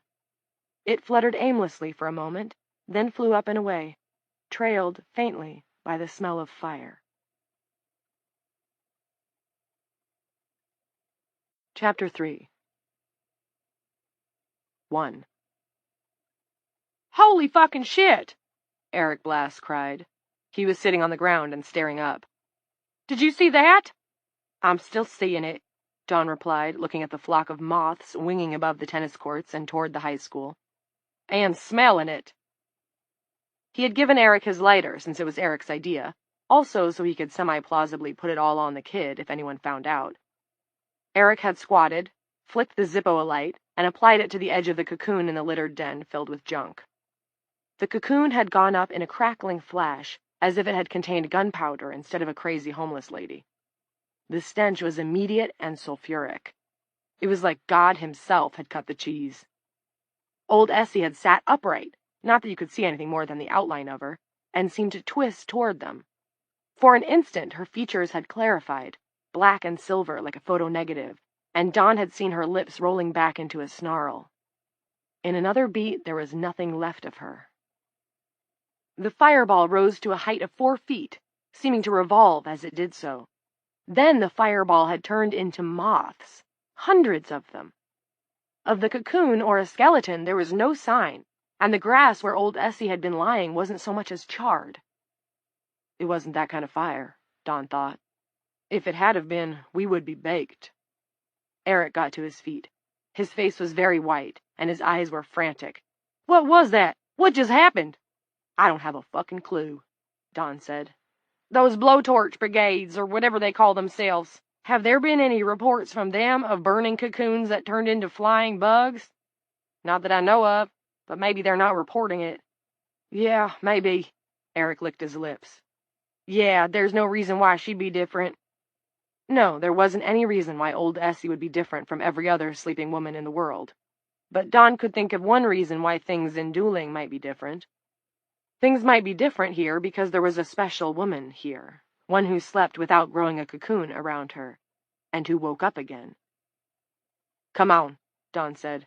We've got work to do on Ellendale Street, bitch bags to count, names to write down. This never happened. Right, partner? Right. Absolutely. You're not going to talk about it, are you? Jesus, no. Good. But I might talk about it, Dawn thought. Not to Terry Coombs, though. It had only taken Dawn a couple of days to come to the conclusion that the man was next door to useless. What did you call it? A figurehead. And he seemed to have a drinking problem, which was truly pathetic. People who couldn't control their urges repulsed Dawn. That guy Frank Geary, though, the one Terry had appointed his chief deputy, that one was a thinking cat, and he was keenly interested in the Evie Black woman. He'd have her sprung soon, if not already. He was the one to talk to about this, if talking had to be done. But he needed to think about it first. Very carefully. Dawn?" They were back in the truck. "Yeah, kid?" "Did she see us? It seemed like she saw us." "No," said Dawn. "She didn't see nothing, just exploded. Don't be a pussy, Junior." 2. Terry said he wanted to go home and think about their next move. Frank, who was pretty sure the acting chief's next move would be lying down to sleep it off, said that was a good idea. He saw Terry to his front door, then drove directly to the sheriff's office. There he found Linnie Mars pacing circles with a laptop in her hands. There was a crust of white powder around her nostrils. Her cheeks were colored a hectic red. Her eyes were bleary and sunken. From the laptop came the all-too-familiar sounds of chaos. "Hi, Pete."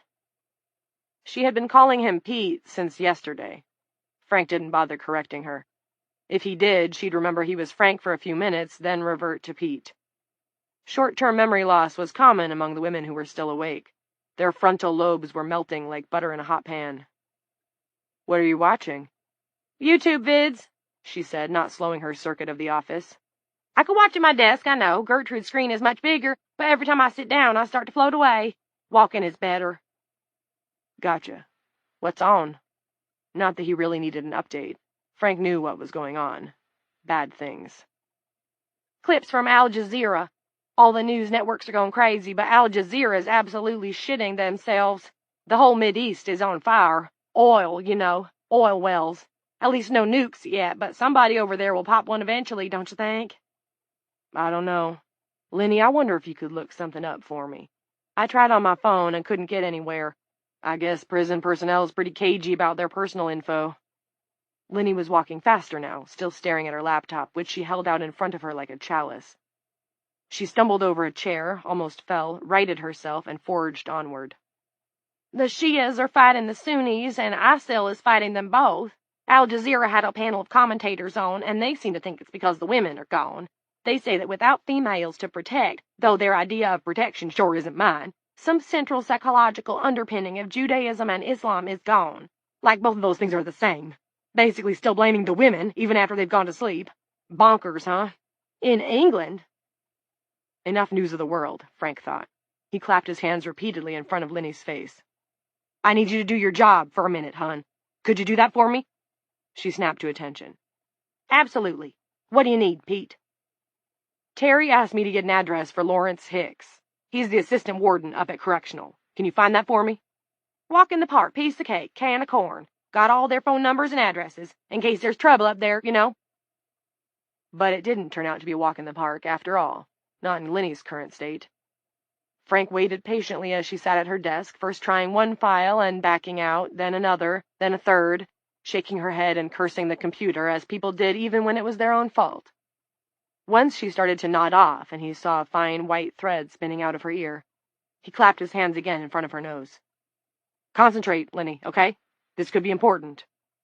Her head jerked up. The thread snapped off, floated, disappeared. She gave him a loopy smile. "Roger that. Hey, remember that night we went line dancing at Halls of Ivy over in Coughlin, and they kept playing that boot-scootin' boogie?" Frank had no idea what she was talking about. "I sure do.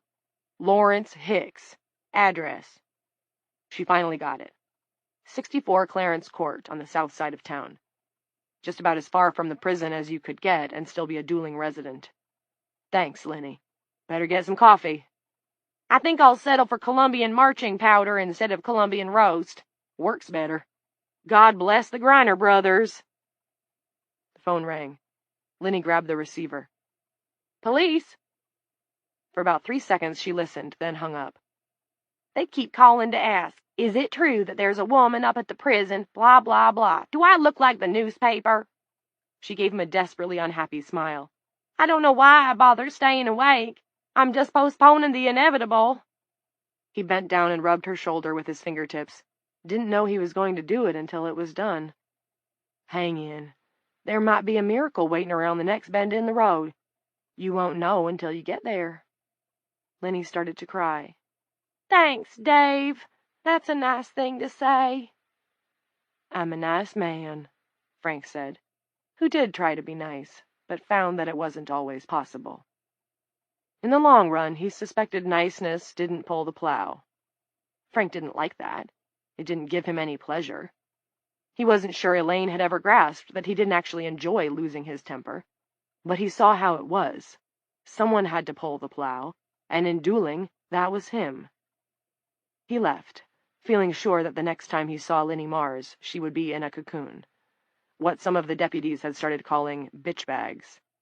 He didn't approve of the term, but he didn't stop them. That was Terry's job. He was the chief, after all.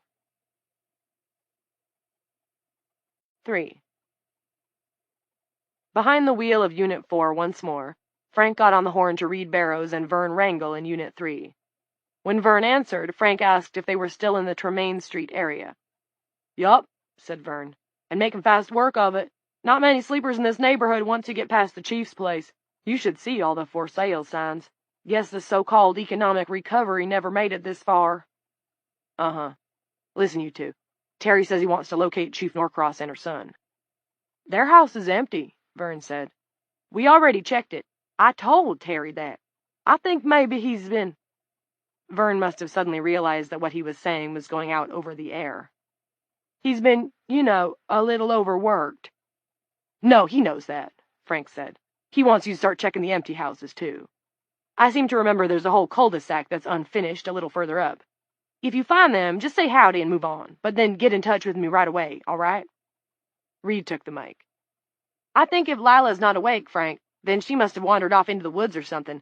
Otherwise, she'd be in a cocoon at home or at the sheriff's office. Look, I'm just passing on what Terry told me." Frank certainly wasn't going to tell those two what seemed obvious to him. Norcross was a step ahead. If his wife was still awake, she'd still be in charge. Therefore, the doc had phoned his son and told the kid to move Lila to a safer place. It was another indication that the man was up to mischief. Frank was sure they wouldn't be far from home. "Where is Terry, anyway?" Reed asked. "I dropped him off at his house," Frank said. "Jesus." Reed sounded disgusted. "I hope he's up to this job, Frank. I really do." "Can that talk," Frank said.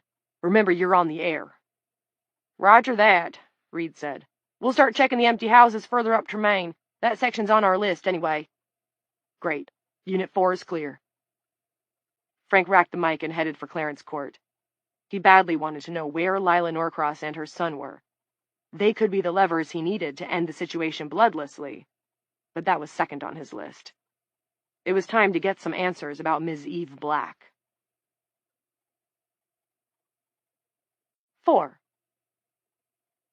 Jared answered on the second ring. "This is the CDC Dueling Branch, epidemiologist Jared Norcross speaking." "No need for that, Jer," Clint said. "I'm alone in my office. Is Mary okay?" "Yeah, for now. She's walking around in the backyard. She says the sun perks her up." Clint felt vague alarm and told himself not to be such an old biddy. Privacy fences, lots of trees. She'd be okay back there. It wasn't as if Terry and his new second-in-command could send out a drone or a helicopter. "I don't think she can stay awake much longer, Dad. I don't know how she's managed it this long." "Me either. And I'm not sure why Mom wanted us up here anyway.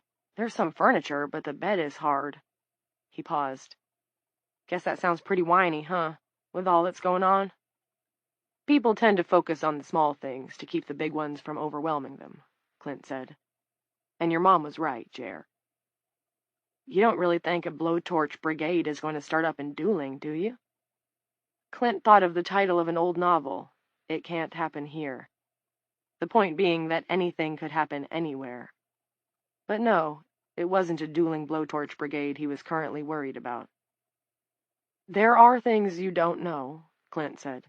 "But since other people do, or suspect, at least, I'll bring you up to speed tonight. After that, I might not get many more chances," he thought. "I'll bring you and Mary dinner.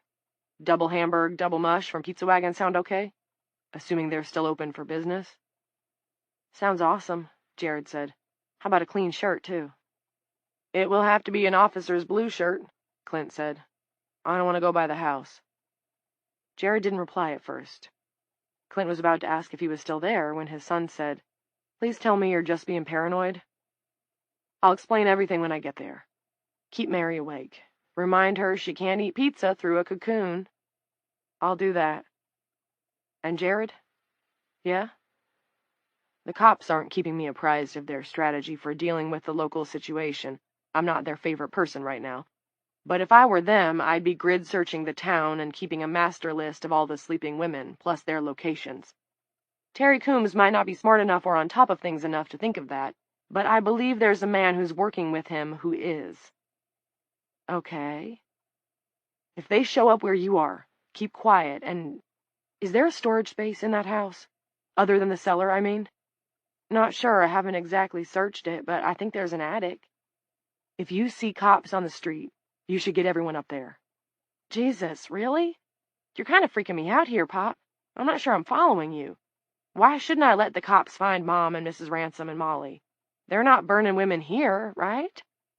No, they're not, but it could still be dangerous, Jared. For you, for Mary, and especially for your mother. Like I said, the police aren't very happy with me right now. It has to do with the woman I told you guys about, the one who's different. I don't want to get into the details now, but you have to believe me. Can you get them up to the attic or not? Yeah, I hope I don't have to, but yeah. Good. I love you, and I'll be there soon, hopefully bearing pizza. But first, he thought, I'm going to take another run at Evie Black. 5. When Clint got to A-Wing, carrying a folding chair from the common room under one arm, Jeanette was standing by the door to the shower and the delousing station, having a conversation with an individual who didn't exist. It seemed to be some kind of convoluted dope deal. She said she wanted the good stuff, the blues, because they mellowed Damien out. Evie was at the bars of her cell, watching this with what appeared to be sympathy, although with the mentally unbalanced you could never be sure. And speaking of the mentally unbalanced, Angel was sitting on the bunk in a nearby cell with her lowered head propped on her hands and her hair hiding her face. She looked up briefly at Clint, said, "Hello, cocksucker," and lowered her head again. "I know where you get it," Jeanette was saying to the invisible pusher, "and I know you can get it now. It's not like they close at midnight. Do me a favor, okay? Please? Please? I don't want Damien in one of those moods. And Bobby's teething, too. My head can't take it." "Jeanette," Clint said. "Bobby?" She blinked at him. "Oh, Dr. Norcross." Her face seemed attenuated now, as if all muscles there had already gone to sleep and were only waiting for her stubborn brain to follow. It made Clint think of an old joke. Horse walks into a bar, and the bartender says, "Hey, buddy, why the long face?" Clint wanted to explain to her why he'd ordered the officers to disable the payphones, and apologize for preventing her from calling her son to make sure the boy was all right. He wasn't certain, however, that Jeanette would be able to comprehend him at this point, and if she did, if it would achieve anything, or only distress her further. The liberties that Clint had taken with the lives of the prison's women, the lives of his patients, were grotesque. That he felt he had no alternative did not make it less grotesque or cruel, and that didn't cover all of it, not by a long shot. It was because of Evie that he had to do all of it, and he realized suddenly, insane or not, he hated her for that. "Jeanette, whoever you—" "Don't bother me, Doc. I gotta do this. I want you to go out to the exercise yard." "What? I can't do that. At least not by myself, I can't. This is a prison, you know." She turned from him and peered into the shower. "Oh, now look, the man's gone. You scared him away." She gave a single dry sob. "What'll I do now?" "None of the doors are locked, sweetheart." Never in his life had Clint used such a term of intimacy when addressing an inmate, but now it came naturally, without thought. "I'll get on bad report if I do that." "She's lost it, Doc," Angel said without looking up. "Go on, Jeanette," Evie said. "Out to the furniture shop, across the exercise yard, into the garden. There are new peas there, as sweet as honey. Fill your pockets and come back. Dr. Norcross and I will be done by then, and we can have a picnic." "A pee-pee picnic," Angel said through the screen of her hair, and snickered. "Go on now," Evie said. Jeanette eyed her uncertainly. "The man may be out there," Evie coaxed. "In fact, I'm sure he is." "Or possibly up your dirty ass," Angel said through her hair. "He might be hiding there. Go find me a wrench and I'll help you find him." You've got a bad mouth, Angel, Jeanette said. Bad. She started up the short A-wing corridor, then stopped, staring fixedly down at a slanting oblong of sun on the floor, as if hypnotized. I say you can't not be bothered by a square of light, Evie said quietly. Jeanette laughed and exclaimed, That's right, Ree! That's right! It's all lying for prizes, isn't it? She went on, step by slow step, weaving left and correcting, weaving right and correcting. Angel? Evie said. She spoke in that same quiet, courteous voice, but Angel looked up at once, seemingly wide awake. Dr. Norcross and I are going to have a brief consultation. You may listen, but you need to keep your mouth closed. If you don't, I'll stop it up with a rat, and it will eat the tongue right out of your head. Angel stared at her for several seconds, then lowered her face into her hands again. Officer Hughes showed up just as Clint was unfolding his chair outside Evie's cell. Inmate just went outside, he said. Looked like she was headed for the garden. That okay? It's fine, Scott. But keep an eye on her, would you? If she falls asleep out there, get her into the shade before she starts to grow a cocoon. We'll bring her in after she's completely wrapped. Okay, boss. Hughes sketched a salute and left. Boss, Clint thought. Jesus God, boss. I wasn't nominated, I didn't campaign, but I got the job anyway. Uneasy lies the head that wears the crown, Evie said. Henry IV, Part 2. Not one of his best, but not bad. You know they had boys play the women's parts back then, right? She is not a mind reader, Clint told himself. The men came just as she predicted, but I could have predicted that. It's simple logic. She's got the skills of a good carnival fortune teller, but she is not a mind reader. Yes, and he could go on believing that as long as he liked. It was a free country. Meanwhile, she was looking at him with curiosity and interest, eyes aware and totally awake. Probably the only woman alive who still looked like that. What shall we talk about, Clint? Shakespeare's history plays? Baseball? The last season of Doctor Who? Too bad it ended on a cliffhanger, huh? I'm afraid it's reruns from here on out. I have it on good authority that the Doctor's companion fell asleep a couple of days ago, and now she's riding in a TARDIS through her own inner space. Maybe they can recast, though. Go all-male next season. Sounds good, said Clint, automatically falling into shrink mode. Or should we tackle something more germane to the current situation? I'd suggest the last, because time is getting short. I'm interested in this idea you have about the two of us, Clint said. You being the woman and me being the man. Symbolic figures, archetypes, yin and yang. The king on one side of the chessboard, the queen on the other. Oh, no, she said, smiling. We're on the same side, Clint. White king and white queen. On the other side, arrayed against us, is an entire army of black pieces. All the king's horses and all the king's men. Emphasis on men. That's interesting that you see us on the same side. I didn't get that before. And when exactly did you begin to realize that? The smile faded. Don't you do it. Don't do what? Fall back on DSM-4. To deal with this, you need to let go of certain rational assumptions and rely on intuition. Embrace your female side. Every man has one. Just think of all the male authors who have put on the dress. Mildred Pierce by James Cain, for example. That's a personal favorite. There are a lot of female psychiatrists who would object to the idea that when we spoke on the phone, while your wife was still awake, you believed what I was telling you. I could hear it in your voice. I was in a strange place that night, dealing with personal issues. Look, I'm not discounting your influence, your powers, however you want to characterize it. Let's assume you're in control, at least for today. Yes, let's assume that. But tomorrow they may come for me. If not then, the next day, or the one after that, it won't be long. While in the other world, the one beyond the tree, time is moving at a much faster pace. Months are reeling by there. There are dangers, but with every one the women surmount, it becomes less likely that they will want to return to this world.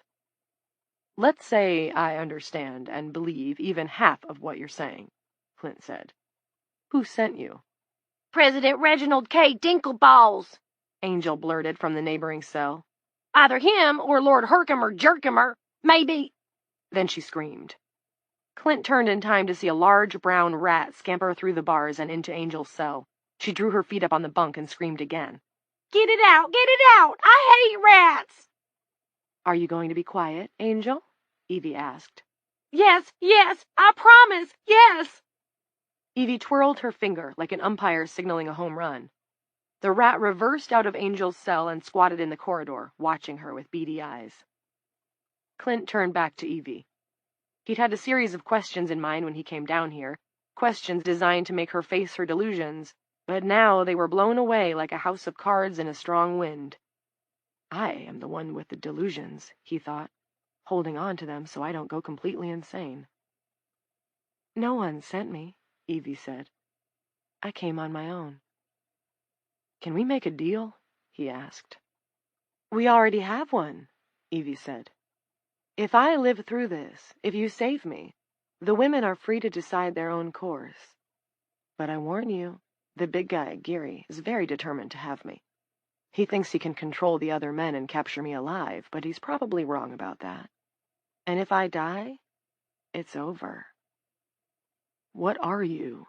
He asked. Your only hope. I suggest you stop worrying about me and focus all your energies on the men outside these walls. They're the ones that need to concern you.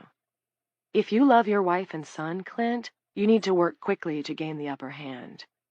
Geary isn't in complete control yet, but he will be soon. He's clever, he's motivated, and he doesn't trust anyone but himself. I put him off. Clint's lips felt numb. He has his suspicions, yes, but he can't be sure.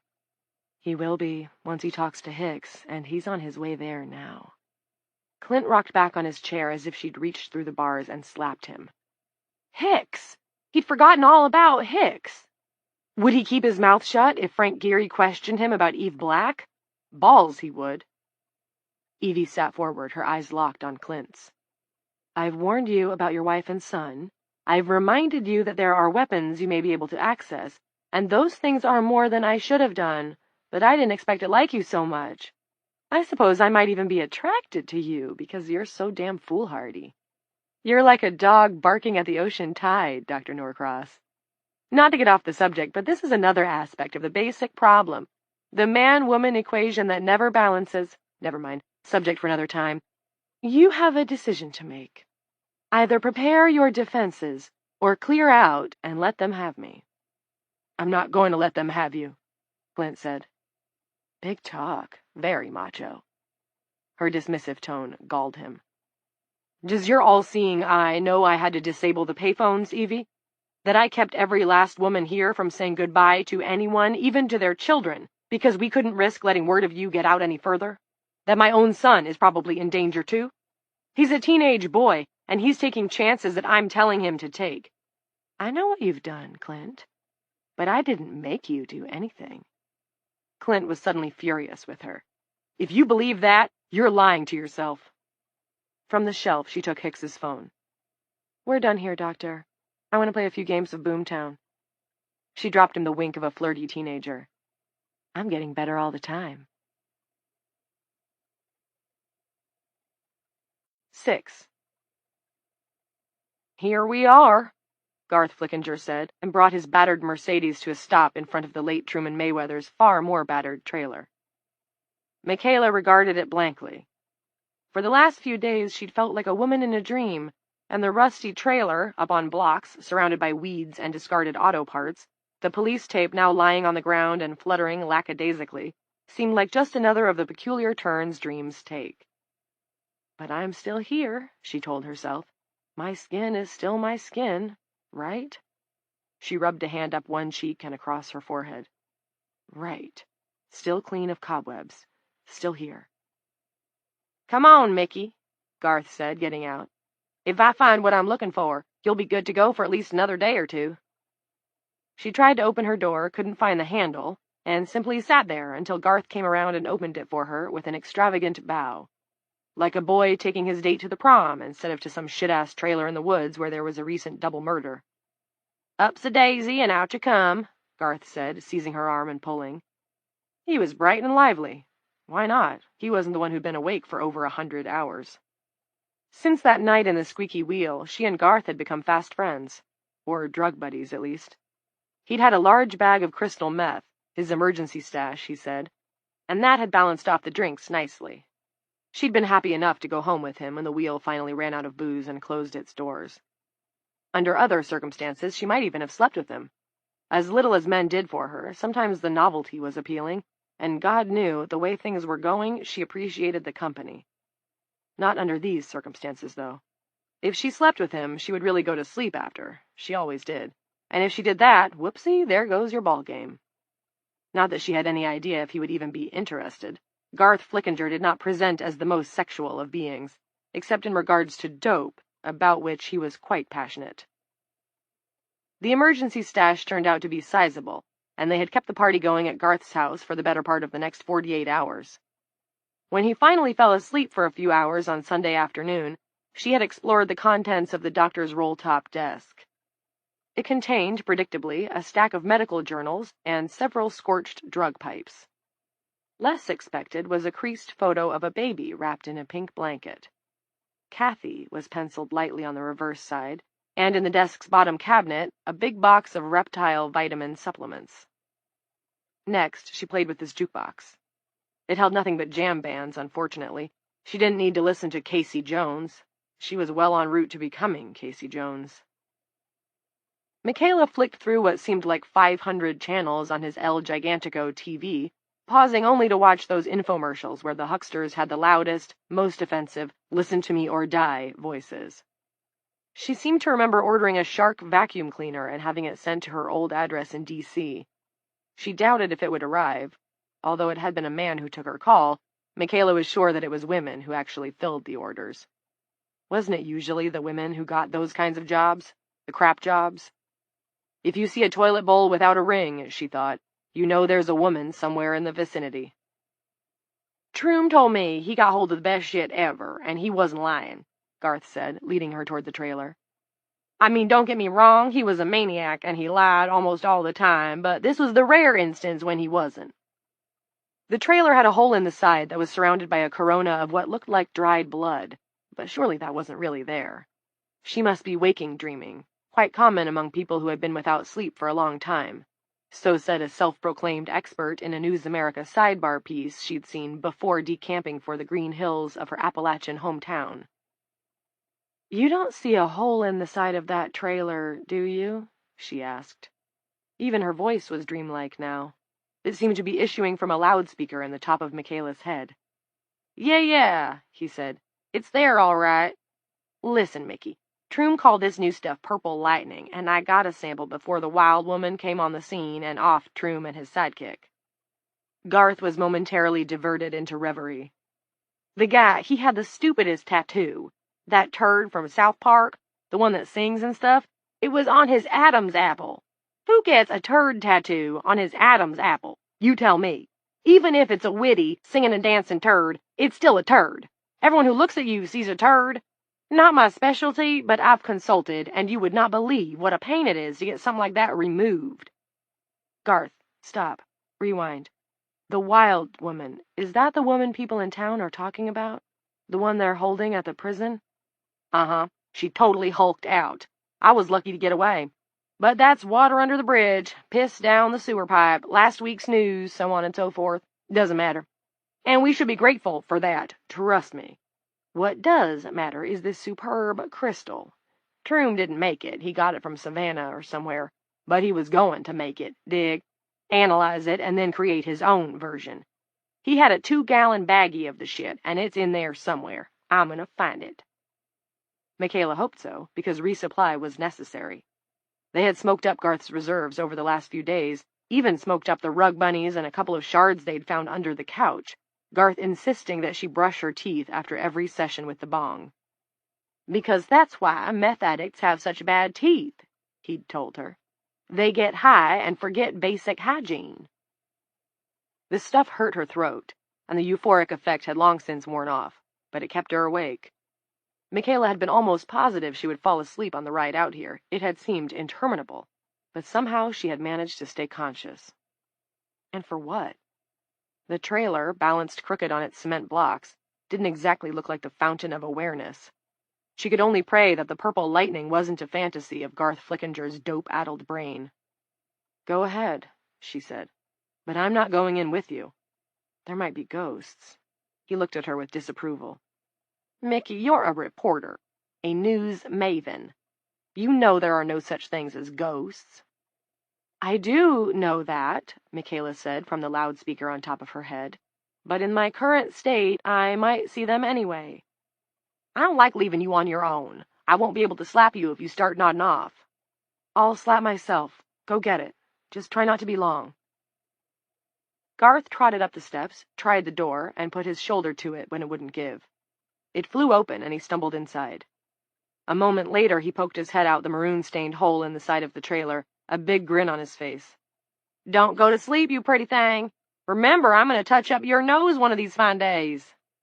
"In your dreams, Buster," she said, but Garth had already pulled his head back inside. Michaela heard thuds and crashes as he began his search for the elusive purple lightning, which the cops had probably taken and stashed in the evidence locker at the sheriff's office, if they hadn't taken it home to their womenfolk. Michaela wandered to the ruins of the meth-cooking shed. It was surrounded by charred bushes and blackened trees. No meth would be cooked here in the future, purple or otherwise. She wondered if the shed had blown up on its own, as meth-cooking facilities were wont to do, or if the woman who had killed the cookers had blown it up. It was a moot question at this late date, but the woman herself interested Michaela, piqued the natural, seeking curiosity that had made her investigate Anton Dubček's dresser drawers when she was 8, and eventually led her into journalism, where you got to investigate everybody's drawers, those in their houses and those that they wore. That part of her mind was still active, and she had an idea it was keeping her awake as much as Flickinger's methamphetamine. She had Q's with no A's. Q's like how this whole Aurora business got rolling in the first place. And why, assuming there was a why. Q's about whether or not the world's women could come back, as Sleeping Beauty had. Not to mention Q's about the woman who had killed the meth dealers, and whose name was, according to some talk they'd overheard at the Squeaky Wheel and in town, either Eve or Evelyn or Ethelyn Black, and who could supposedly sleep and wake again, which made her like no other woman anywhere, unless another existed in Tierra del Fuego or the high Himalayas. This woman might only be a rumor, but Michaela tended to believe there was an element of truth to her. When rumors came to you from different directions, it was wise to pay attention. If I wasn't living with one foot in reality and the other in the land of Nod, Michaela thought, starting up the path beyond the ruined meth shed, I would hie myself to the women's prison and make some inquiries. Another Q. Who was running the place up there, now that her mother was asleep? Hicks? Her mother said he had the brain of a gerbil and the spine of a jellyfish. If memory served, Vanessa Lampley was the senior officer on the staff. If Lampley wasn't there anymore, or if she was snoozing, that left... Was that humming just in her head? She couldn't be completely sure, but she didn't believe so. She thought it was the power lines that ran near here, no big deal. Her eyes, however, were reporting stuff that was harder to dismiss as normal. Glowing splotches like handprints on some of the tree trunks a few feet from the blasted shed. Glowing splotches that looked like footprints on the moss and mulch, as if saying, "This way, milady." And clumps of moths on many of the branches, perched there and seeming to watch her. "Boo!" she shouted at one of these clumps. The moths fluttered their wings but did not take off. Michaela slapped one side of her face, then the other. The moths were still there. Casually, Michaela turned and looked down the slope toward the shed and the trailer below. She expected to see herself lying on the ground, wrapped in webs, undeniable evidence that she had disconnected from her body and become a spirit. There was nothing, though, except for the ruins and the faint sounds of Garth Flickinger treasure-hunting his ass off. She looked back up the path. It was a path, the glowing footprints said so, and saw a fox sitting 30 or 40 yards ahead. Its brush was curled neatly around its paws. It was watching her. When she took a hesitant 3 steps toward it, the fox trotted further up the path, pausing once to glance over its shoulder. It seemed to be grinning amiably. This way, milady. Michaela followed. The curious part of her was fully awake now, and she felt more aware, more with it, than she had in days. By the time she'd covered another 100 yards, there were so many moths roosting in the trees that the branches were furry with them. There had to be thousands. Hell, tens of thousands. If they attacked her, this brought a memory of Hitchcock's film about vengeful birds, she'd be smothered. But Michaela didn't think that was going to happen. The moths were observers, that was all. Sentinels. Outriders. The fox was the leader. But leading her where? Her trail guide brought Michaela up a rise, down a narrow dip, up another hill, and through a scrubby stand of birch and alder. The trunks were patched with that weird whiteness. She rubbed her hands over one of the spots. The tips of her fingers glowed briefly, then faded. Had there been cocoons here? Was this their residue? More Q's without A's. When she looked up from her hand, the fox was gone, but that hum was louder. It no longer sounded like power lines to her. It was stronger and more vital. The earth itself was vibrating beneath her shoes. She walked toward the sound, then stopped, awestruck just as Lila Norcross had been on this same spot a bit more than 4 days before. Ahead was a clearing. In the center of it, a gnarled tree of many entwined, russet-colored trunks ascended into the heavens. Ferny, prehistoric leaves lolled from its arms. She could smell their spicy aroma, a little like nutmeg, mostly like nothing she had ever smelled in her life. An aviary's worth of exotic birds roosted in the high branches, whistling and keening and chattering. At the foot was a peacock as large as a child, its iridescent fan spread for Michaela's delectation. I am not seeing this. Or if I am, all of the sleeping women are seeing it too. Because I'm like them now. I fell asleep back by the ruins of that meth shed, and a cocoon is weaving around me even as I admire yonder peacock. I must have overlooked myself somehow, that's all. What changed her mind was the white tiger. The fox came first, as if leading it. A red snake hung around the tiger's neck like barbaric jewelry. The snake flicker-flicked its tongue, tasting the air. She could see shadows waxing and waning in the muscles of the tiger's flanks as it paced toward her, its enormous green eyes fixed on hers. The fox broke into a trot, and its muzzle scraped against her shin, cool and slightly damp. 10 minutes before, Michaela would have said she no longer had it in her to jog, let alone run. Now she turned and fled the way she had come in great bounding leaps, batting branches aside and sending clouds of brown moths whirling into the sky. She stumbled to her knees, got up, and ran on. She didn't turn around, because she was afraid the tiger would be right behind her, its jaws yawning open to bite her in two at the waist. She emerged from the woods above the meth shed and saw Garth standing by his Mercedes, holding up a large baggie filled with what looked like purple jewels. "I am part cosmetic surgeon, part motherfucking drug-sniffing dog," he cried. "Never doubt it. The sucker was taped to a ceiling panel. We shall—" "Mickey, what's wrong?" She turned and looked back. The tiger was gone, but the fox was there, its brush once more curled neatly around its paws. "Do you see that?" "What? That fox? Sure." His glee evaporated. "Hey, it didn't bite you, did it?" "No, it didn't bite me, but come with me, Garth." "What, into the woods? No thanks.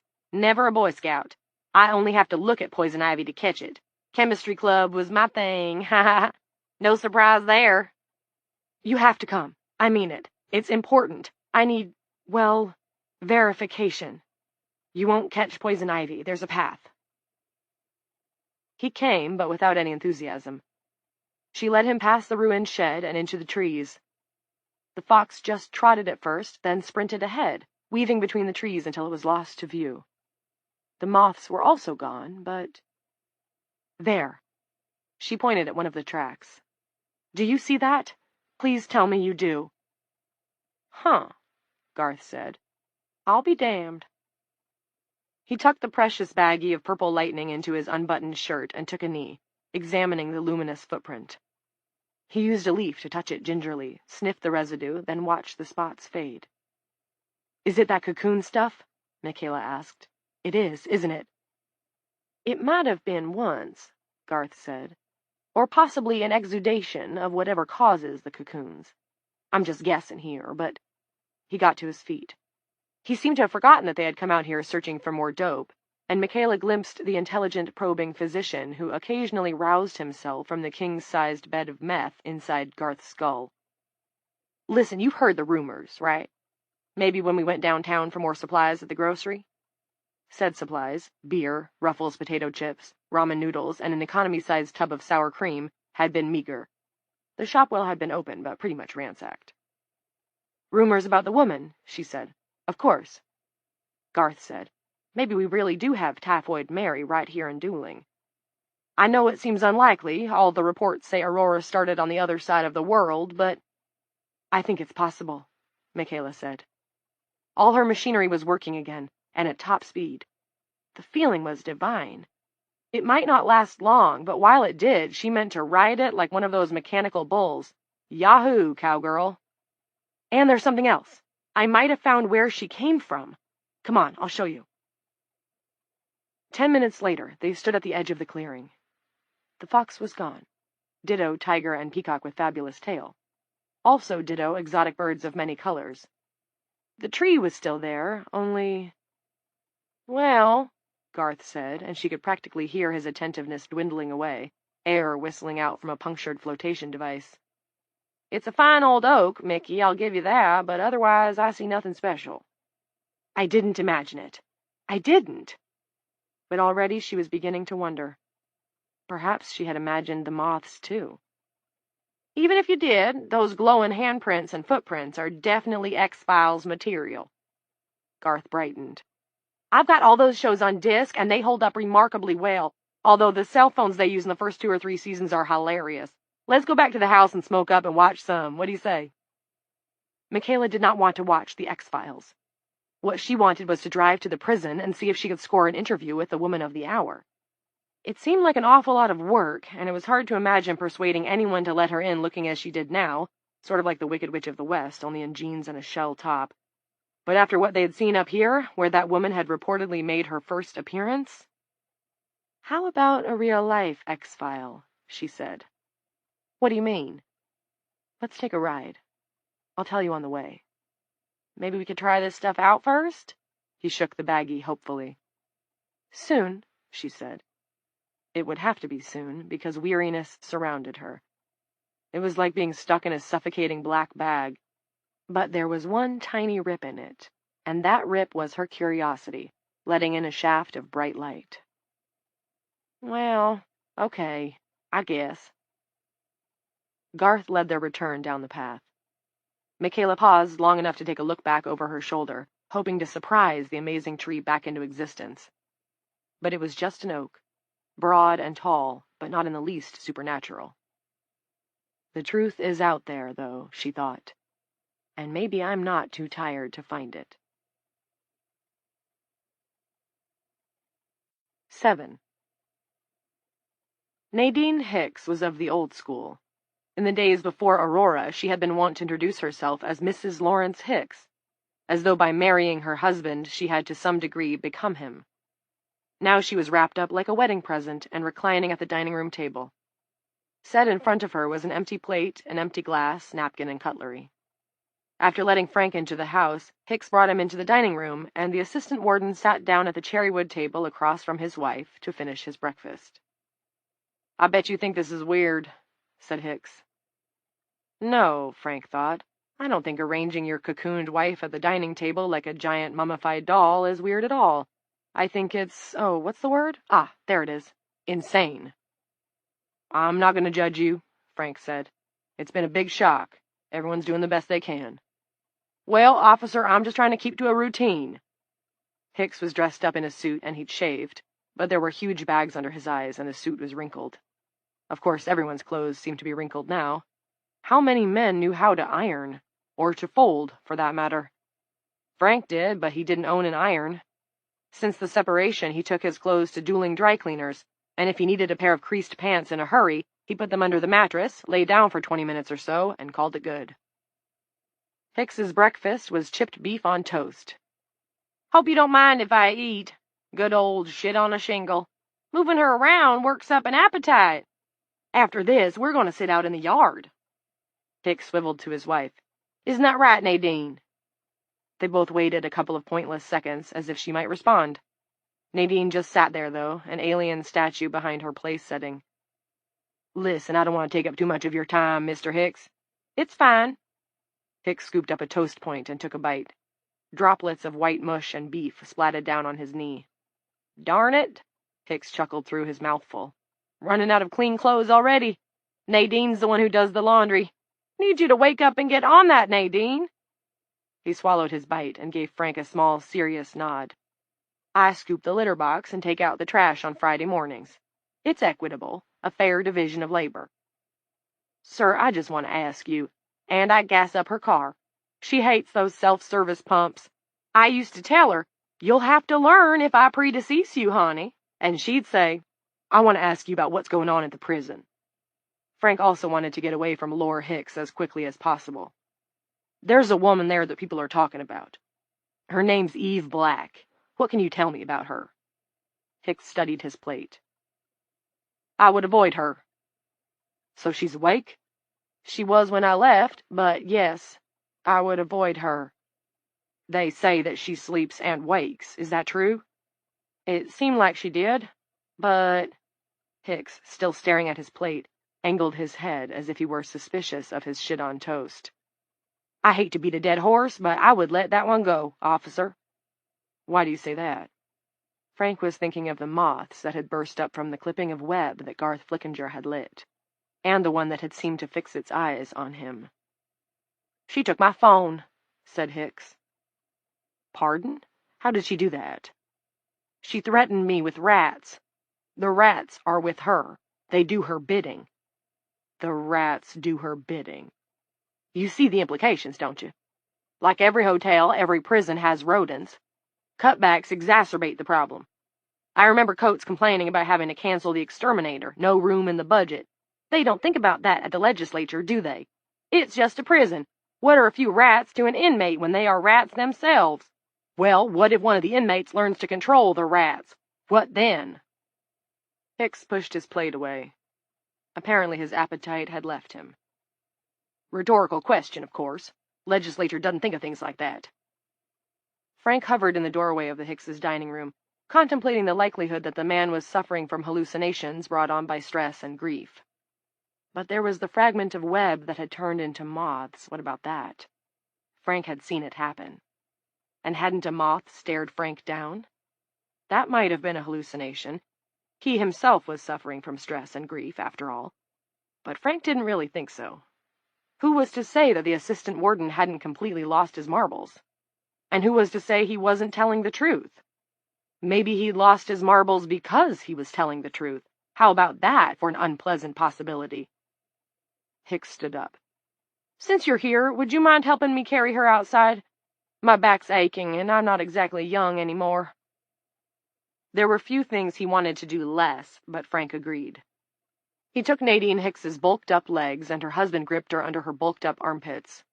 They hoisted her and went out the front door, down the steps, and along the side of the house, carefully carrying the woman between them. The webbing crackled like Christmas paper. "Just hold on there, Nadine," Hicks told the white membrane that surrounded his wife's face. "We're going to get you set up good in the Adirondack, get you some sun. I'm sure it filters through." "So who's supposed to be in charge now?" Frank asked. "At the prison." "No one," said Hicks.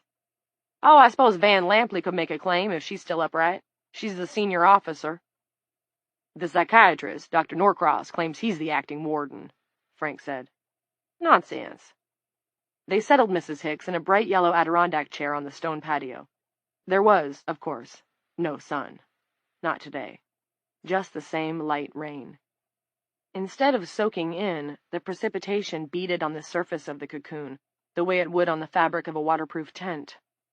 Hicks began to half-rock, half-drag over a stand-up umbrella.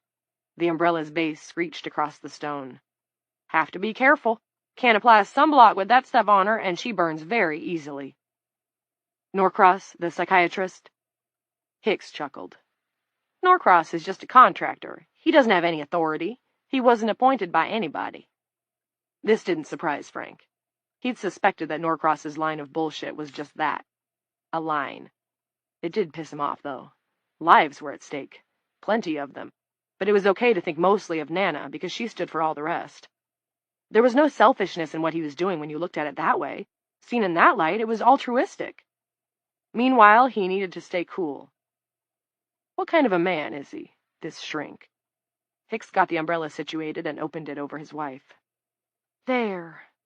He took a few deep breaths. Sweat and rain had darkened his collar. He's smart, I'll give him that. Too smart, actually. No business working in a prison. And think of this. He is awarded a full-time salary, almost equal of my own, and yet we cannot afford an exterminator. This is politics as we know it in the 21st century, Officer Geary. What do you mean when you say he has no business working in a prison? Why didn't he go into private practice? I've seen his records. He's published, got the right degrees. I've always figured there was something off about him, wanting to hang around with reprobates and drug addicts, but I couldn't say what.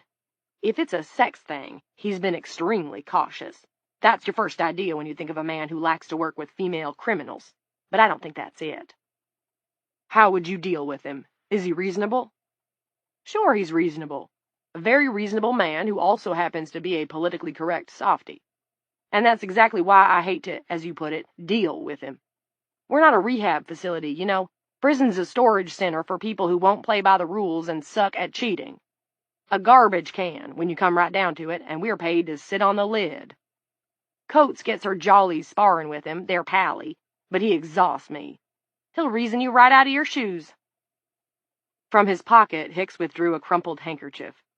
He used it to dab away some water beads from his wife's shroud. Big on eye contact. Makes you think he thinks you're nuts. Frank thanked Lawrence Hicks for his help and went back around to the front where he'd parked. What was Norcross thinking? What reason would he have to keep them from seeing the woman? Why wouldn't he trust them? The facts only seemed to support one conclusion, and it was an ugly one. For some reason, the doctor was working on the woman's behalf. Hicks came jogging after him. Mr. Geary! Officer! What is it? The assistant warden's expression was tight. Listen, that woman! He rubbed his hands together. The light rain stained the shoulders of his wrinkled suit jacket. If you do talk to her, to Eve Black, I don't want you to give her the impression that I care about getting my phone back, all right? She can keep it. I'll use my wife's if I need to make any calls. 8. When Jared hurried out to the rear of the demo house where he and Mary were currently living, if you can call this living, he thought, Mary was leaning against the stake fence with her head in her arms. Fine white threads were spinning out of her hair. He sprinted to her, almost tripping over the Nita's Pie doghouse, a match for the demo right down to the miniature blue window frames, grabbed her, shook her, then pinched both earlobes as she told him to do if she started to drift away.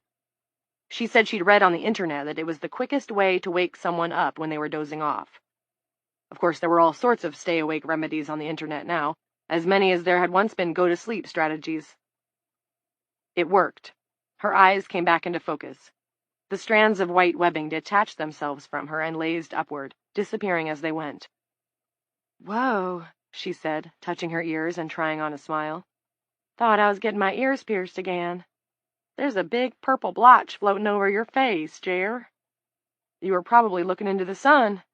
He took her arm. Come on, we have to hurry. Why? Jared didn't answer. If his dad was paranoid, then it was catching. In the living room, with its perfectly matching but somehow sterile items of furniture, even the pictures on the wall matched, he paused to look out the window at the sheriff's department cruiser parked 6 or 7 houses down the street. As he watched, 2 officers emerged from one of the houses. His mom had invited all her deputies and their wives to dinner at one time or another over the years, and Jared knew most of them. Those 2 were Wrangell and Barrows. Given that all the houses except for this one were empty of furniture, the cops would probably just give them a lick and a promise. They'd be here in no time. Jared, stop pulling! They had stashed Platinum, Molly, Mrs. Ransom, and Lila in the master bedroom. Mary had wanted to leave them on the ground floor, Said it wasn't as if they were going to care about the decor or anything. Jared had insisted, thank God, but even the second floor wasn't enough. Because the demo house was furnished, Wrangle and Barrows might decide to really search it. He got Mary up the stairs, she muttering complaints the whole way. From the bedroom, he grabbed the basket containing Platinum's swathed little body and rushed to pull down the ring bolt in the hallway ceiling. The ladder to the attic descended with a bang. It would have clocked Mary on the head if he hadn't pulled her out of the way.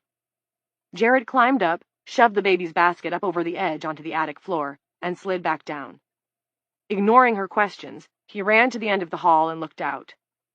The cruiser was creeping along the curb. Only 4 houses away now. No, 3. He ran to where Mary was standing with her shoulders slumped and her head down.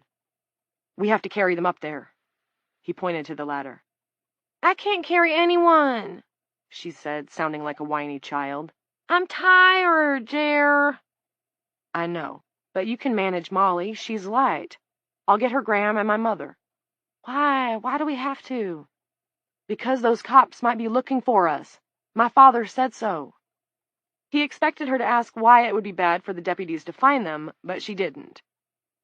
Jared led her to the bedroom. The women were on the double bed, Molly reposing on a fluffy towel in the ensuite bathroom. He picked Molly up and put her in Mary's arms.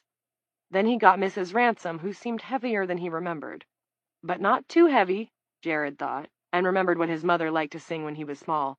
Accentuate the positive, eliminate the negative. And don't mess with Mr. In-Between, he said, getting a better grip on what remained of the old lady. Huh? What? Never mind. With Molly in her arms, Mary began to mount the ladder 1 slow step at a time. Jared, imagining the prowl car already pulling up out front, Wrangle and Barrows looking at the sign on the lawn reading, "Come in and look around," socked his shoulder into Mary's butt when she stopped halfway to the top. She looked down over her shoulder.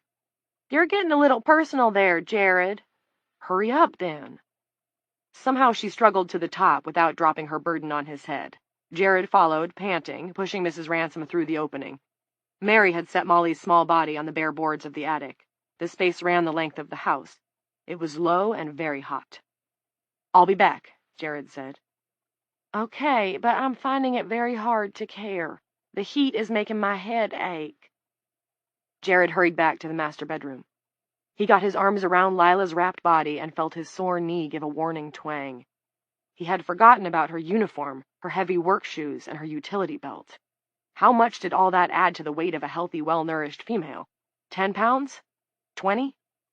He got her as far as the ladder, contemplated its steep incline, and thought, I'll never be able to get her up there. No way. Then the doorbell rang, 4 cheery ascending chimes, and he started to climb, not panting now, but gasping. He made it 3/4 of the way up the ladder, then ran out of gas. Just as he was trying to decide if he could get down without dropping his mother, 2 slim arms appeared, hands open. Mary, thank God. Jared managed another 2 steps, and Mary was able to grab Lila. From below, one of the deputies said, "Not even locked. Door's wide open. Come on." Jared shoved. Mary pulled. Together they managed to get Lila above the level of the trapdoor. Mary collapsed on her back, yanking Lila over and in. Jared grabbed the top of the ladder and pulled. It came up, folding in on itself as it did, and he pressed against it, easing it the last couple of feet so it wouldn't bang shut. Down below, the other deputy called, "Yoo-hoo, anybody home?" "Like some woman in a bitch bag is going to answer," the other said, and the 2 of them laughed. Bitch bags? Jared thought.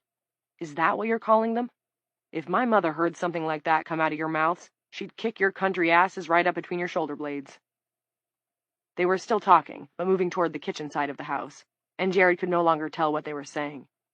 His fear had communicated itself to Mary, even in her dopey state, and she put her arms around him. He could smell her sweat, and when her cheek pressed against his, he could feel it. The voices came back, and Jared sent the cops below a thought command. "Leave! The place is obviously empty, so just leave!" Mary whispered in his ear. "There's food in the fridge, Jer. In the pantry, too. A wrapper I tossed in the wastebasket. What if they—" Big cop shoes going clump, clump, clump. The deputies came up the stairs to the second floor. That was bad, but they weren't talking about food in the fridge or fresh trash in the can beside it, and that was good. Accentuate the positive. They were discussing what to do about their lunch. From beneath them and to the left, one of the cops, Wrangle maybe, said, "This bedspread looks kind of rumpled to me. Does it to you?" "Yeah," said the other. "Wouldn't shock me if someone's been squatting here, but more likely people that come in to look at the place, prospective buyers. They probably sit down, too, sometimes, right? Or even try the bed. Natural thing to do."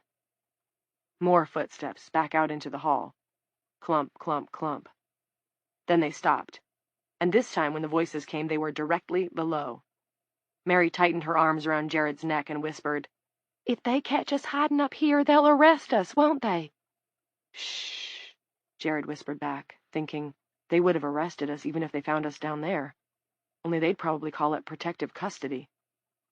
"Trap door in the ceiling," the one who was probably Barrows said. "You want to go up and check the attic, or should I?" The question was followed by a moment of silence that seemed to stretch out forever. Then the one who was probably Wrangle said, "You can go up if you want to, but if Lila and her kid were in the house, they'd be down here. And I got allergies. I'm not going up and breathing a lot of dust." "Still, have at it, buddy," Wrangle said. And all at once the ladder went flopping back down, spilling muted light into the attic. If Lila's cocooned body had been even 6 inches closer to the open trapdoor, it would have been in view. "Enjoy the heat up there, too. I bet it's 110.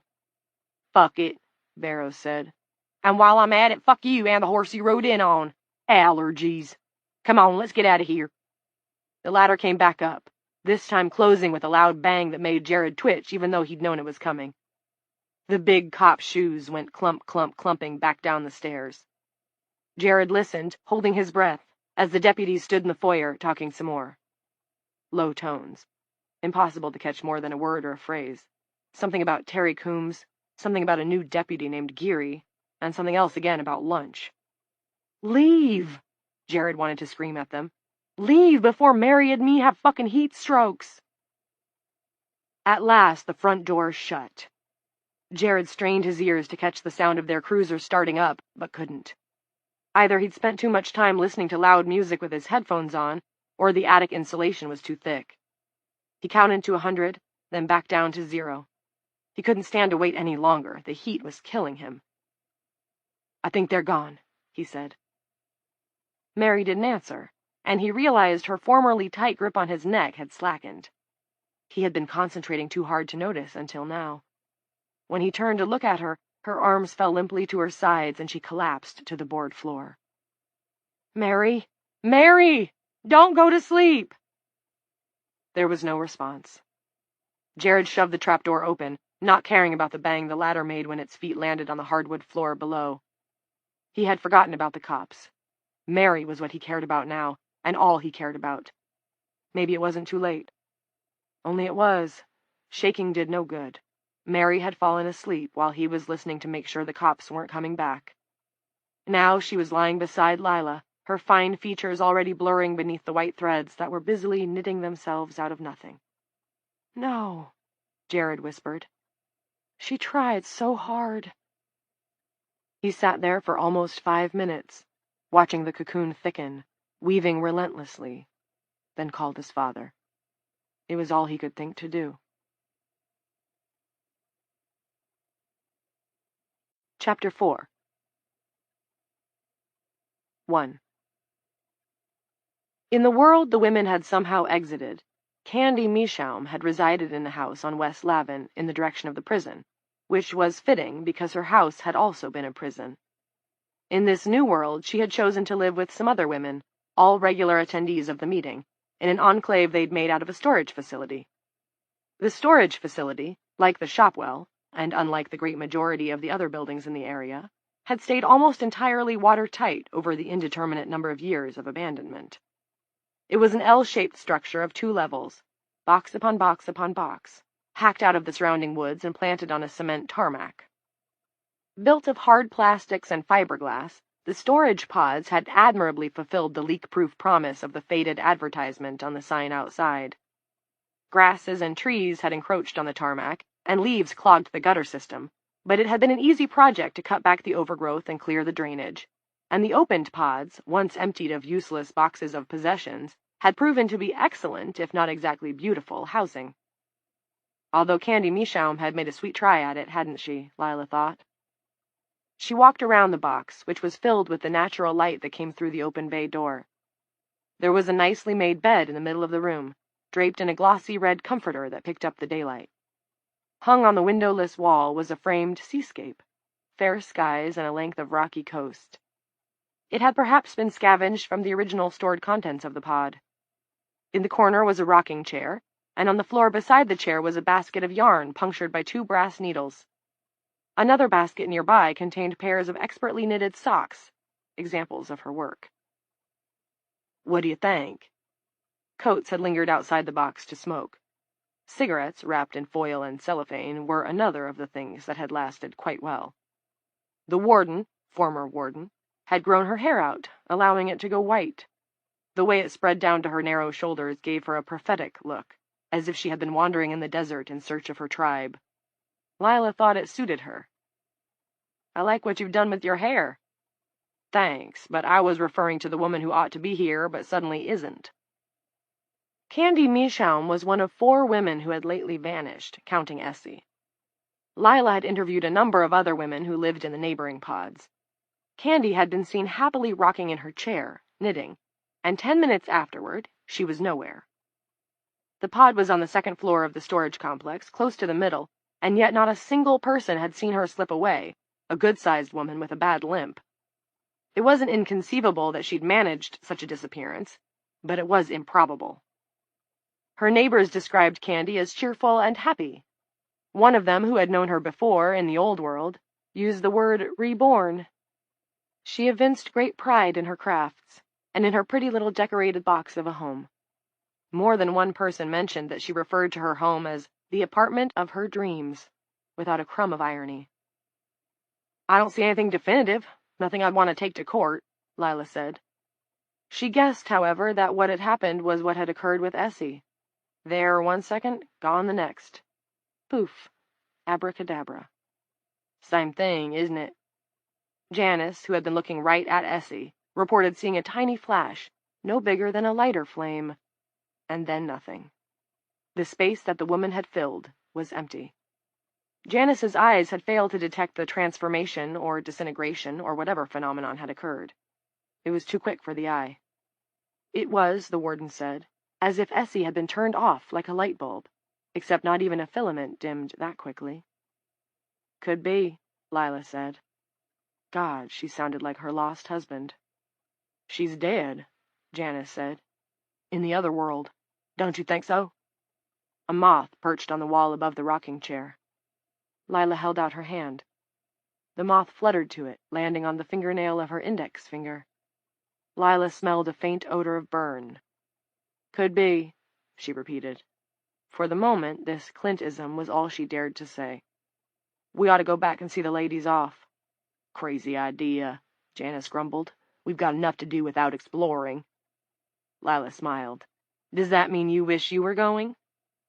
Mimicking Lila, ex-warden Coates said, "Could be." 2.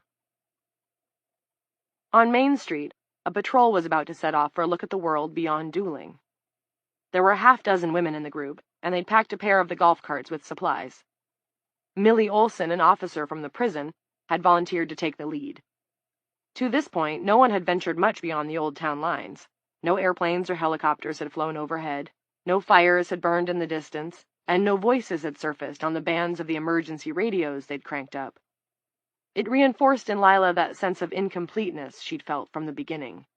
The world they inhabited now seemed like a reproduction, almost like a scene inside a snow globe, only without the snow. Lila and Janice arrived in time to watch the final preparations. A former prisoner named Nell Seeger crouched on the ground by one of the golf carts, humming to herself as she checked the air pressure on the tires. Millie was sifting through the packs loaded onto a trailer hitched to the back, making last-minute double checks of the supplies. Sleeping bags, freeze-dried food, clean water, clothes, a couple of toy walkie-talkies that had been found sealed in plastic and actually functioned, somewhat. A couple of rifles that Lila herself had cleaned up, first aid kits. There was an atmosphere of excitement and good humor. There were laughter and high fives. Someone asked Millie Olson what she'd do if they ran into a bear. Tame it, she deadpanned, not glancing up from the pack she was digging through. This earned a round of laughs from the onlookers. Did you know her? Lila asked Janice. You know, before? They were under a sidewalk awning, shoulder to shoulder in winter coats. Their breath steamed. Shit, I was her damn boss. Not Millie, Candy Meashaum. No, did you? Yes, said Lila. And? She was a domestic abuse victim. Her husband beat her. A lot. That's why she limped. He was a total asshole, a mechanic who made his real money selling guns. Ran a bit with the Grinders, or so it was rumored. We never managed to clip him for anything. He used his tools on her. They lived out on West Lavin in a house that was falling down around their ears. I'm not surprised she didn't want to try to fix the place up. Wouldn't have been any point. Neighbors called us out more than once, heard her screaming, but she wouldn't give us a word, afraid of reprisals. Lucky he never killed her. I think he probably did.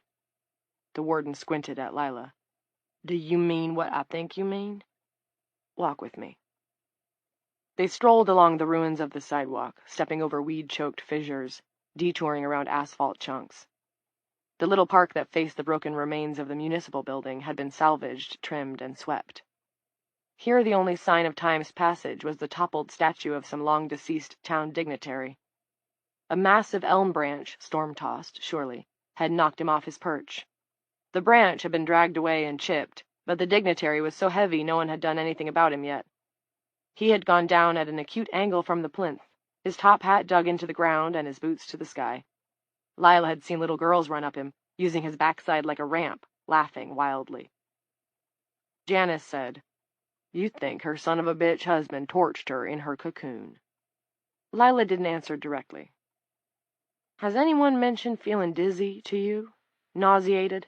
Comes on very suddenly, and then after a couple of hours it goes? Lila had felt this herself a couple of times. Rita Coombs had mentioned a similar experience. So had Mrs. Ransom and Molly. Yes, said Janice. Just about everyone I know has mentioned it. Like being spun around without being spun. I don't know if you know Nadine Hicks, wife of my colleague at the prison.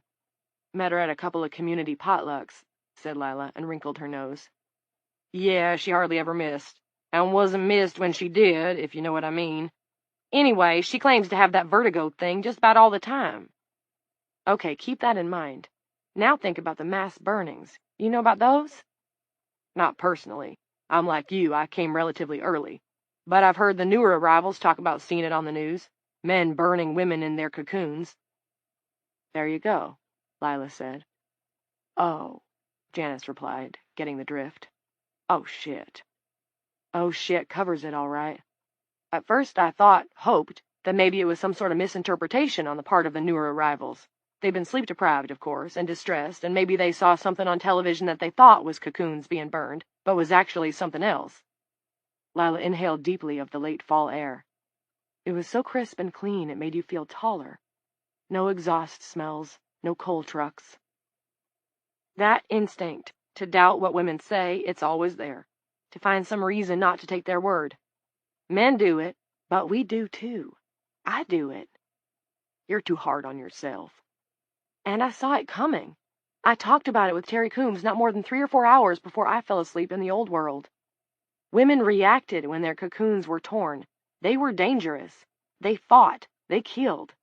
It doesn't surprise me that a lot of men might see the situation as an opportunity, or a precaution, or the pretext they'd always wanted to light a few people on fire.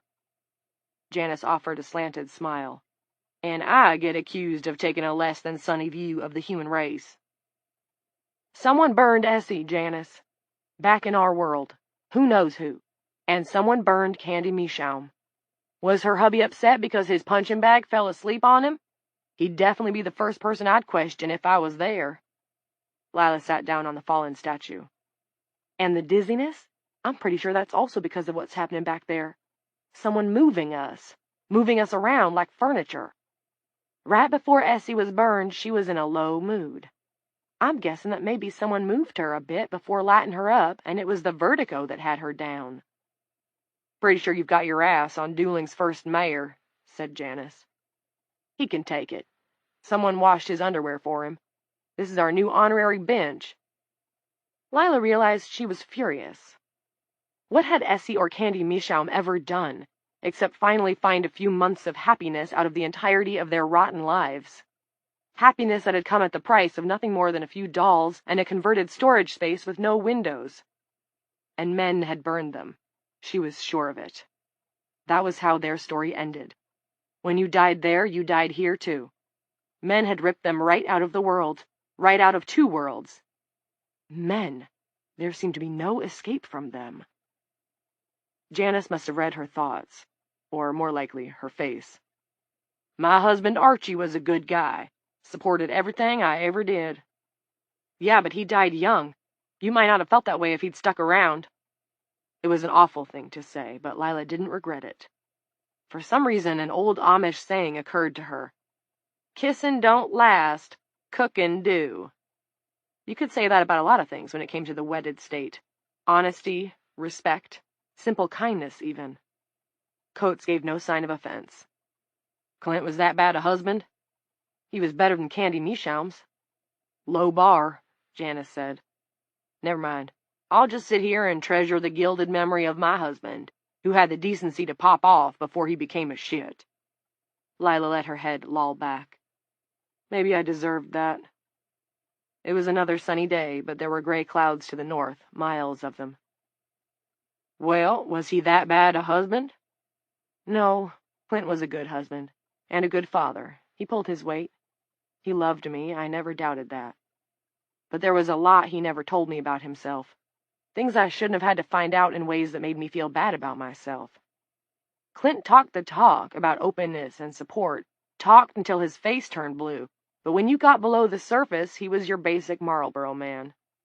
It's worse, I think, than being lied to. A lie indicates a certain degree of respect. I'm pretty sure he was carrying a bag of stuff, real heavy stuff, that he thought I was just too delicate to help him with.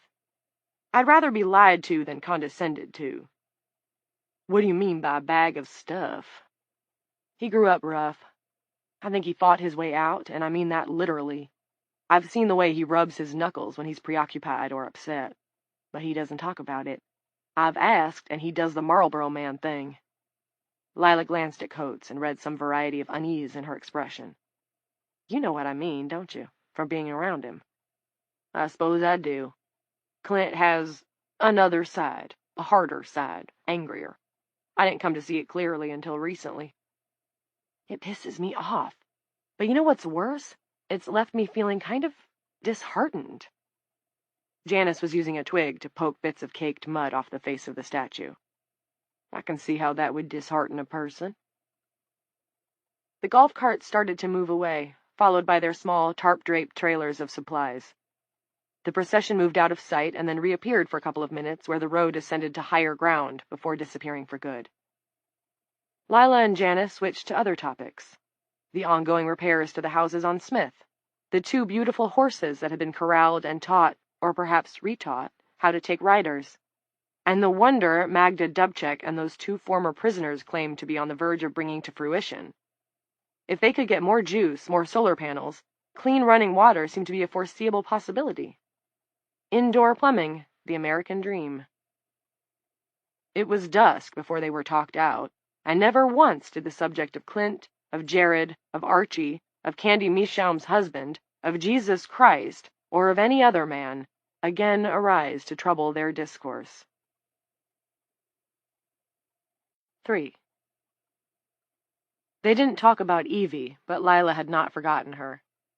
She had not forgotten about the suggestive timing of Eve Black's appearance in Dooling, or her strange, knowing talk, or the webbed tracks in the woods near Truman Mayweather's trailer. She had not forgotten about where those tracks had brought her, either, to the amazing tree, driving up into the sky on its countless roots and intertwined trunks. As for the animals that had appeared from around the tree, the white tiger, the snake, the peacock, and the fox, Lila remembered them too.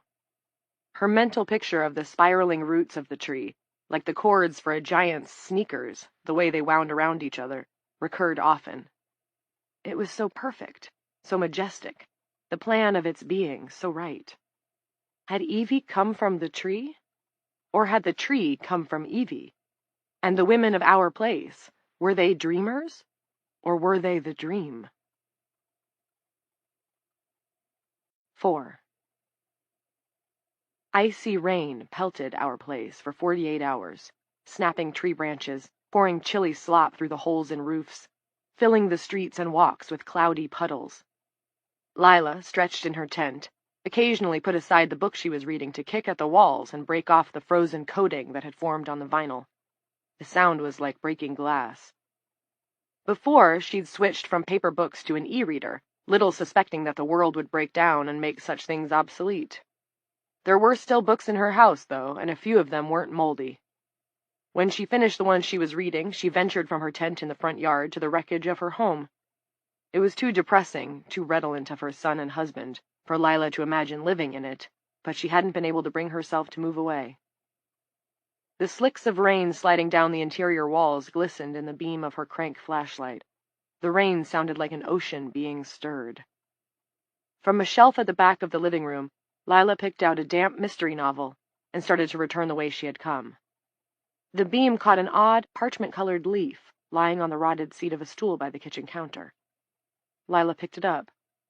It was a note from Anton, the information for his tree guy, to deal with the Dutch elm in the backyard. She studied the note for a long time, stunned by it, by the sudden closeness of that other life. Her real life? Her previous life? Which appeared like a child darting out between parked cars and into traffic. 5. The exploration party had been gone a week when Celia Frode returned on foot, splattered in mud from head to toe. She was alone. 6. Celia said that beyond Dooling Correctional, in the direction of the little neighboring town of Maylock, the roads had become impassable. Every tree they cleared from the highway only got them a few yards before they came to the next one. It was easier to leave the golf carts and hike. There was no one in Maylock when they got there, and no sign of recent life. The buildings and houses were like the ones in Dooling, overgrown, in states of greater and lesser disrepair, a few burned by fires. And the road above Door's hollow stream, which was now a swollen river with sunken cars for shoals, had collapsed. Probably they should have turned around then, Celia conceded. They'd scavenged useful supplies from the grocery store and other businesses in Maylock. But they got to talking about the movie theater in the small town of Eagle that was another 10 miles off, and how great it would be for the kids if they came back with a film projector. Magda had assured them that their big generator would be up to such tasks. They still had that new Star Wars movie playing there, Celia said, and added wryly, "You know, Chief, the one where the girl's the hero." Lila didn't correct the chief. It had turned out to be remarkably difficult to quit being a cop. Go on, Celia. The exploring party crossed the Door's hollow stream at a bridge that was still intact, and picked up a mountain road called Lionhead Way that seemed to offer a shortcut to Eagle. The map they'd been using, borrowed from the remains of the Dooling Public Library, showed an old unnamed coal company road curling off near the top of the mountain. The company road could take them to the interstate, and from there the going would be easy. But the map turned out to be outdated. Lionhead Way now dead-ended at a plateau, where stood that dreary place of male incarceration called Lionhead Prison. The company road they had been hoping to find had been plowed under during the construction of the prison. Because it was late in the day, rather than attempt to backtrack the narrow, broken decline off the mountain in the dark, they had decided to camp at the prison and start fresh in the morning. Lila was all too familiar with Lionhead Prison. It was the maximum security facility where she had anticipated the Griner brothers would spend the next 25 or so years. Janice Coates, also present for Celia's retelling, had a brief verdict on the prison. That place, nasty. The Head, as it was called by the men imprisoned there, had been in the media a great deal before Aurora, a rare story of successful land reclamation on the site of a mountaintop removal. After Ulysses Energy Solutions finished deforesting and blasting away the top of the mountain to mine the coal beneath, it restored the land by pulling debris up and flattening it out. The oft-promoted idea was that instead of viewing the mountaintops as destroyed, the public ought to see them as having been opened up. Newly flattened land was newly buildable land. Although the majority of the state's population supported the coal industry, few failed to recognize this for the bunkum it was. These wonderfully useful new plateaus were generally situated in the middle of nowhere, and often came attended by impoundments of slurry waste or chemical containment ponds, which were not the sort of neighbors anyone wanted. But a prison was uniquely suitable for backwoods reclamation, and no one had been particularly concerned about the possible environmental dangers that its residents might face. That was how Lionhead Mountain had become the setting for Lionhead Maximum Security Prison. The prison gate, Celia said, had been open, and the front doors, too. She, Millie, Nell Seeger, and the others had gone in. Most of the exploration party from our place consisted of recently released prison inmates and personnel, and they were curious about how the other half had lived.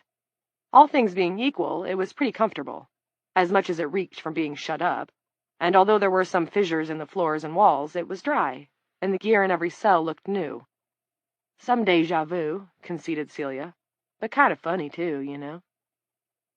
Their last night had been calm.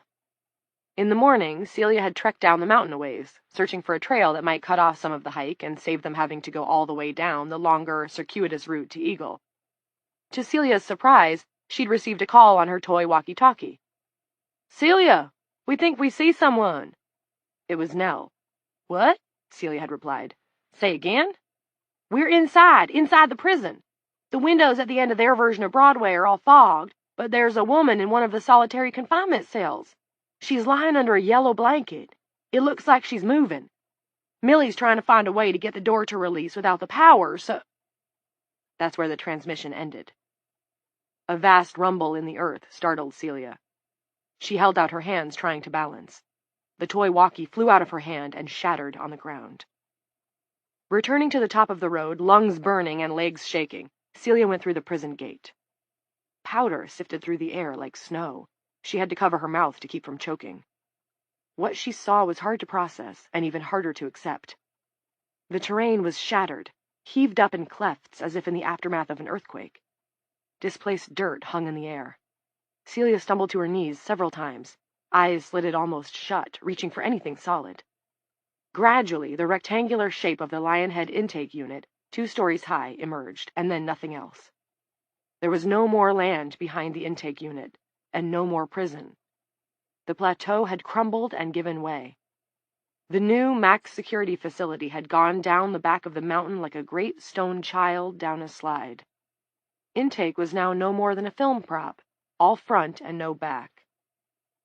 Celia didn't dare go all the way to the edge to look down, but she glimpsed a few pieces of wreckage far below. Massive cement blocks jumbled at the foot, amid a swamp of dust particles. "So I came back by myself," said Celia, "as fast as I could." She inhaled and scratched a clean place in the mud on her cheek.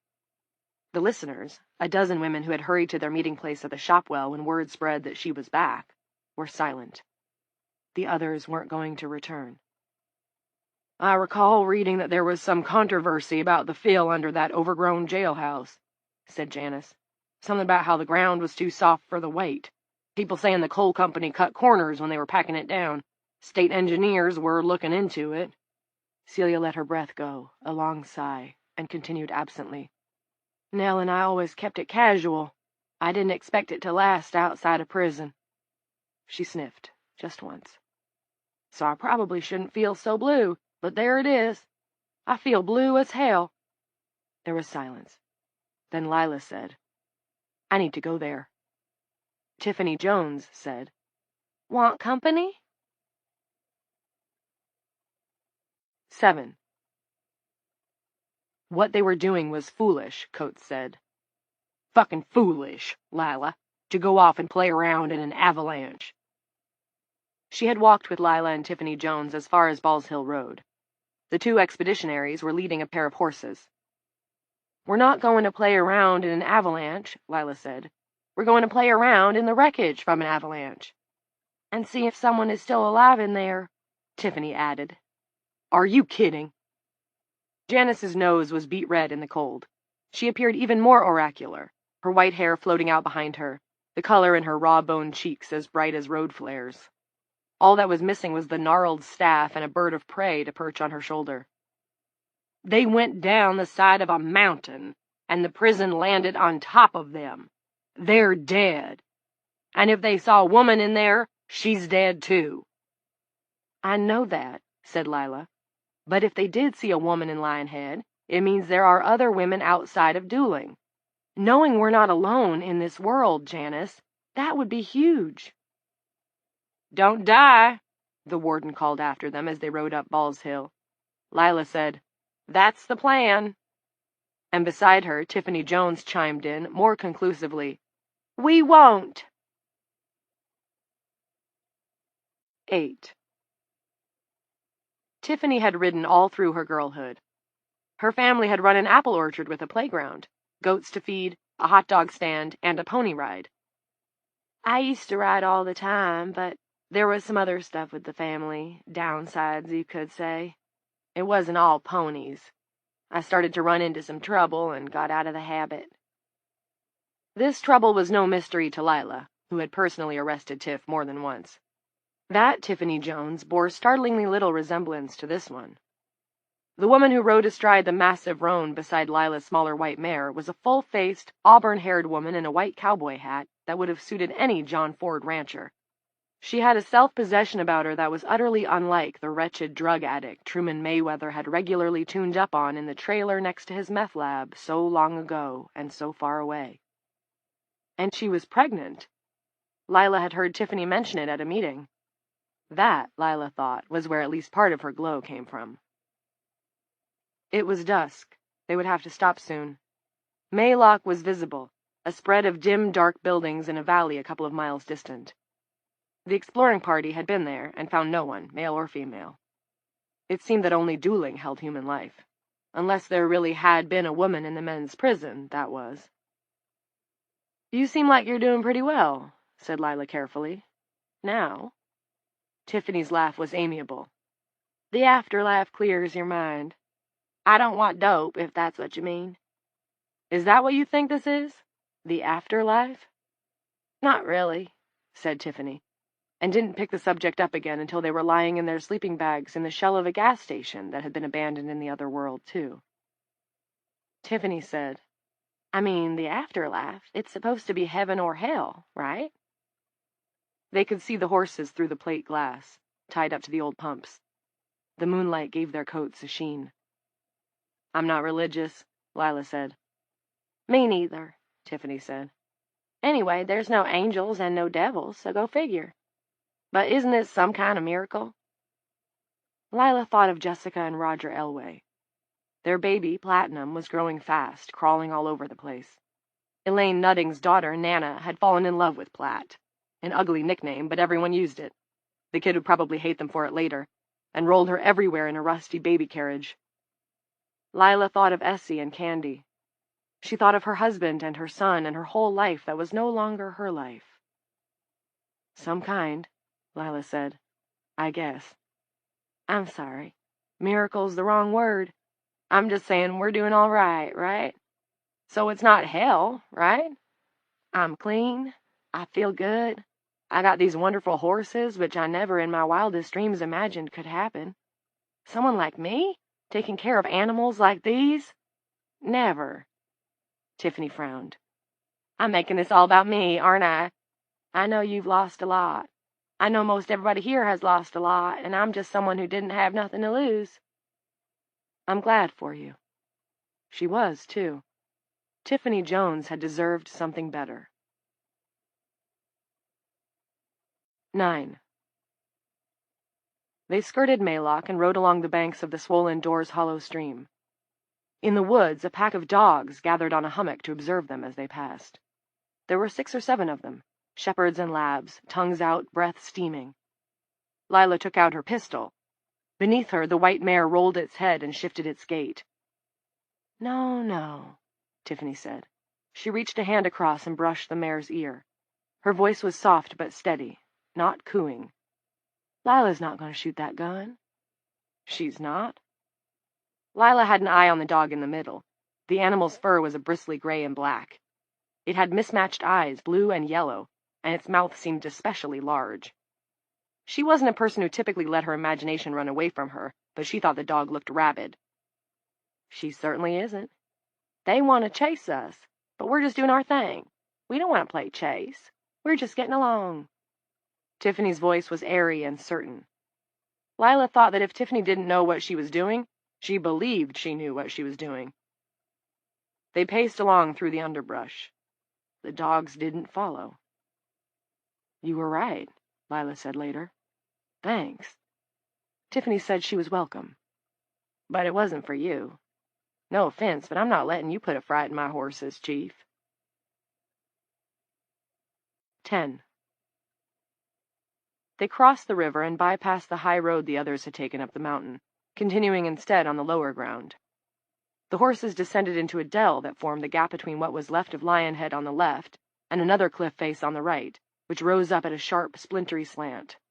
There was a pervasive metallic stench that tickled the backs of their throats. Crumbles of loose earth shook down, the embedded stones echoing far too loudly in the bowl created by the rises on either side. They tied up the horses a couple of 100 yards from the prison ruins and approached on foot. A woman from somewhere else, Tiffany said. Wouldn't that be something?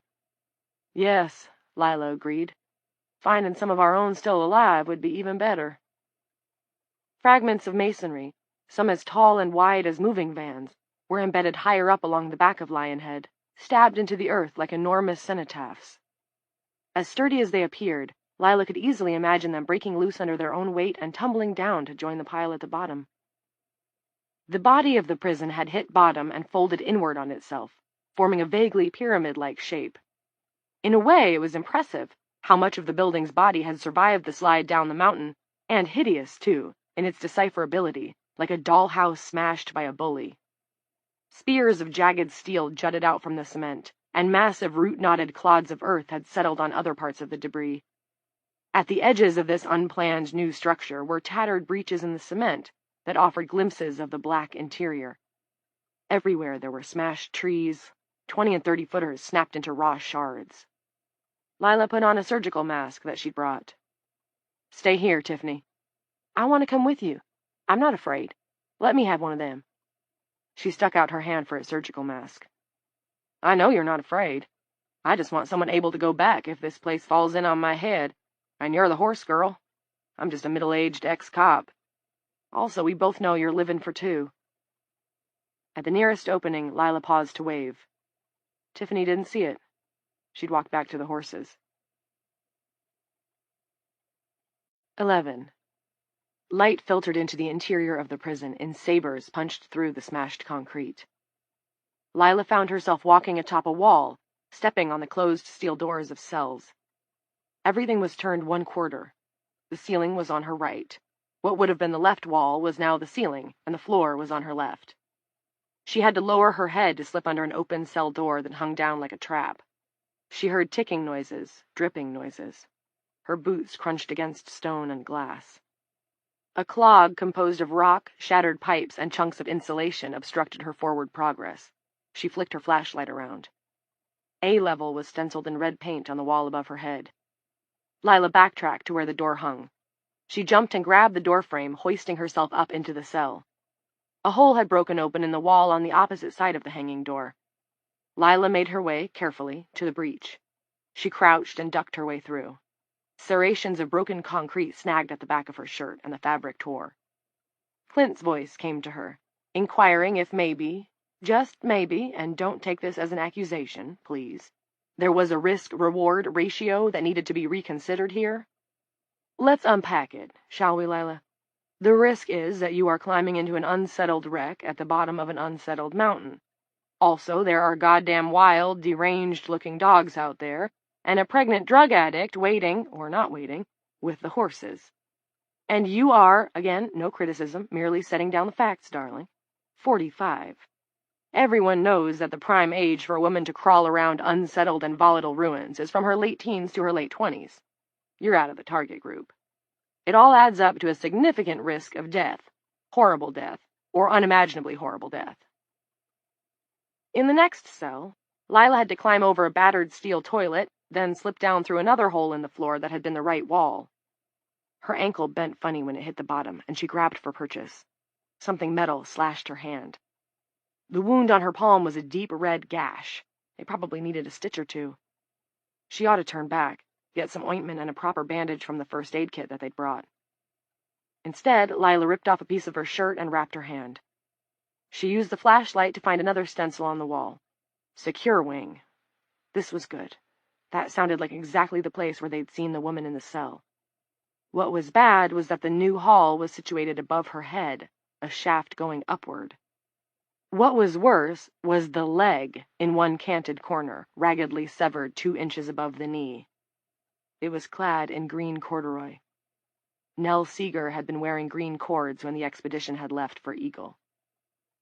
"I'm not going to tell Tiff about this," Lila said. Hearing herself speaking out loud both startled and comforted her. It would do no good. Lila pointed her beam upward. The Lionhead's secure wing had become a great wide chimney. She shone the light from side to side, looking for a way to go, and thought she might see one.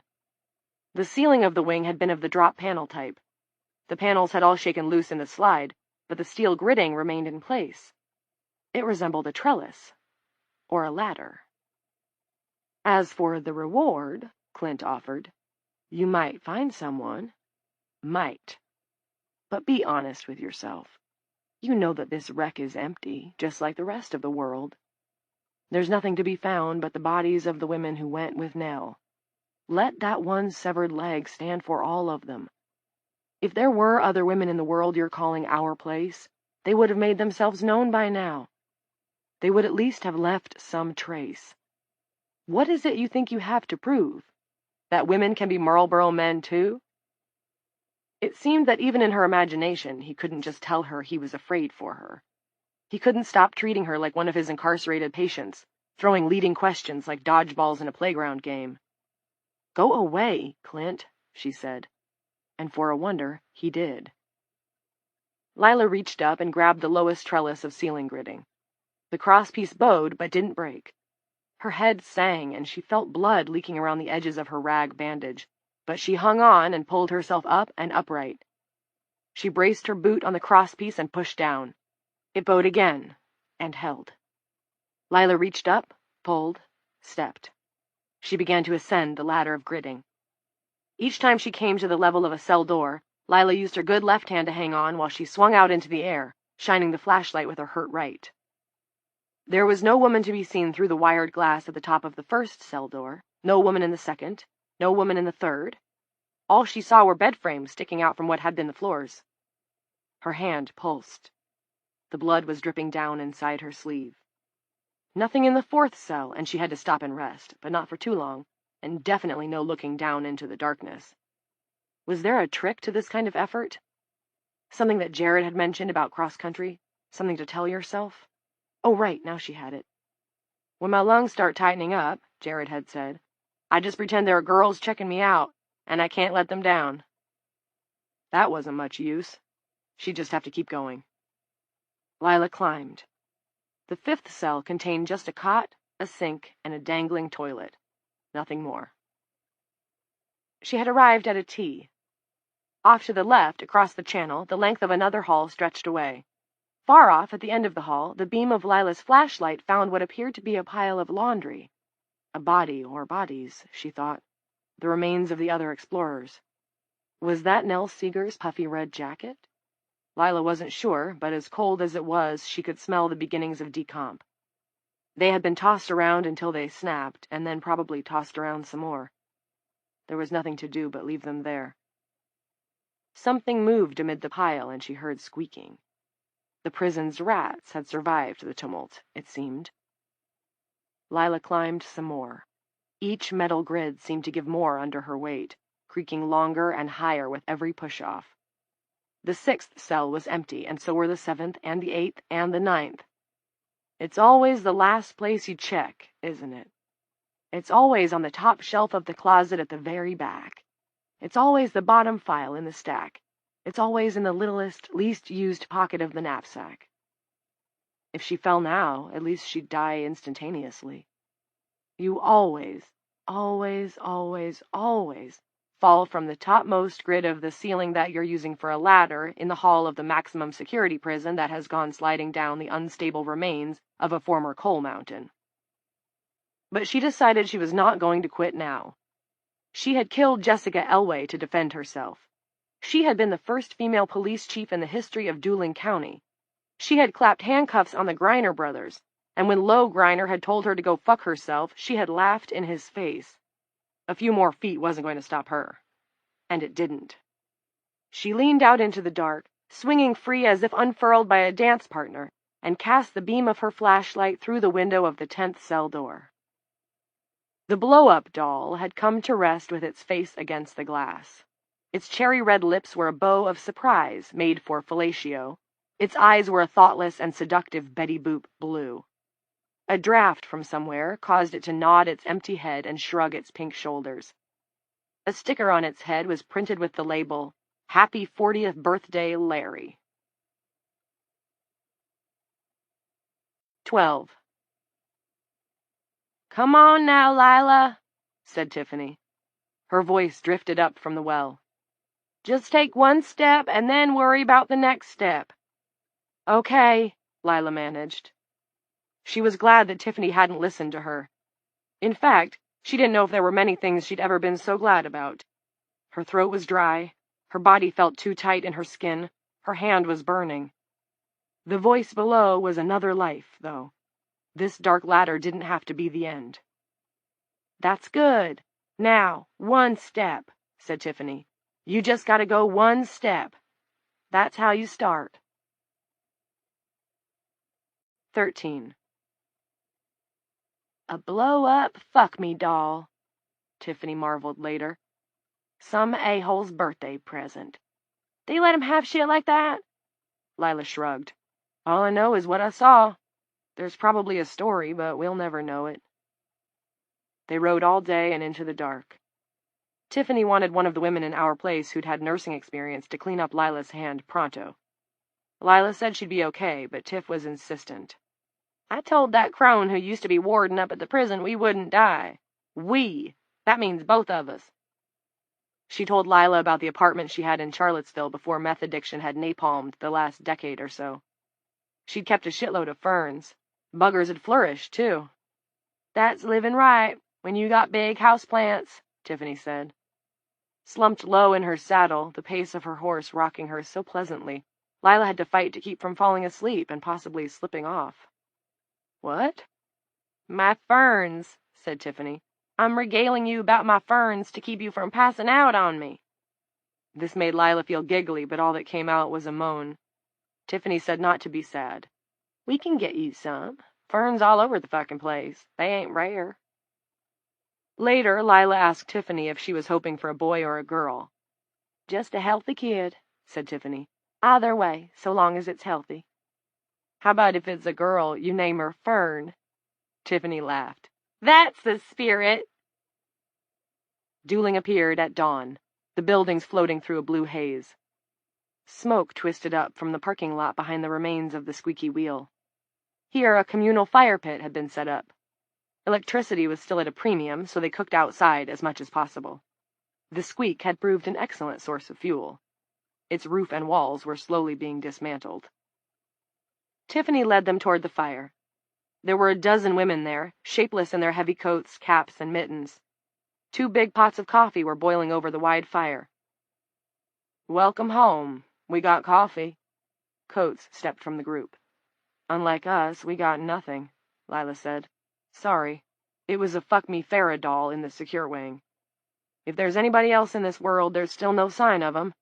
And the others—" She shook her head. "Mrs. Norcross?" They all turned to check out the new one, who'd arrived just a day earlier. Lila took a step toward her, then stopped. "Mary Pack, is that you?" Mary came to Lila and hugged her.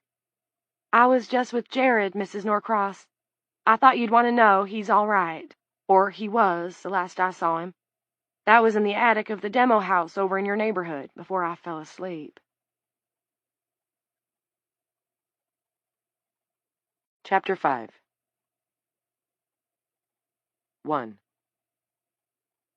Tig Murphy was the officer that Clint told first, the truth about Evie and about what she'd said, that everything seemed to depend on whether or not Clint could keep her alive, but she would plead her case no more than Jesus had when hauled in front of Pontius Pilate. Clint finished by saying, "I lied because I couldn't bring myself to tell the truth. The truth is so big it stuck in my throat." "Uh-huh. You know, I used to teach high school history, Doc." Tig was, in fact, looking at him in a way that reminded Clint intensely of high school. It was a gaze that doubted your hall pass. It was a gaze that wanted to see if your pupils were dilated. "Yes, I know that," Clint said. He'd pulled the officer into the laundry room where they could talk in private. "I was the first person in my family to graduate from college. Busting chops in a women's prison wasn't exactly a step up for me. But, you know, I've seen how you care about these gals, and I know that even though a lot of them have done bad stuff, most aren't bad through and through. So I want to help." The officer grimaced and rubbed a hand through the receding hair at his temples. You could see the teacher he'd been, picture him pacing around, going on about the vast difference between the legend of the Hatfields and the McCoys and the historical facts of the feud, dragging his fingers harder and harder through his hair the more excited and enthusiastic he got about the subject. "So help," Clint said. If not one of the officers agreed to stay, he would try to keep the prison locked down without them, and he would fail. Terry Coombs and the new guy had the remains of the police force. They could gather other men if necessary. Clint had seen the way Frank Geary had eyed the fences and the gates, looking for weak spots. "You really believe this? You think she's magic?"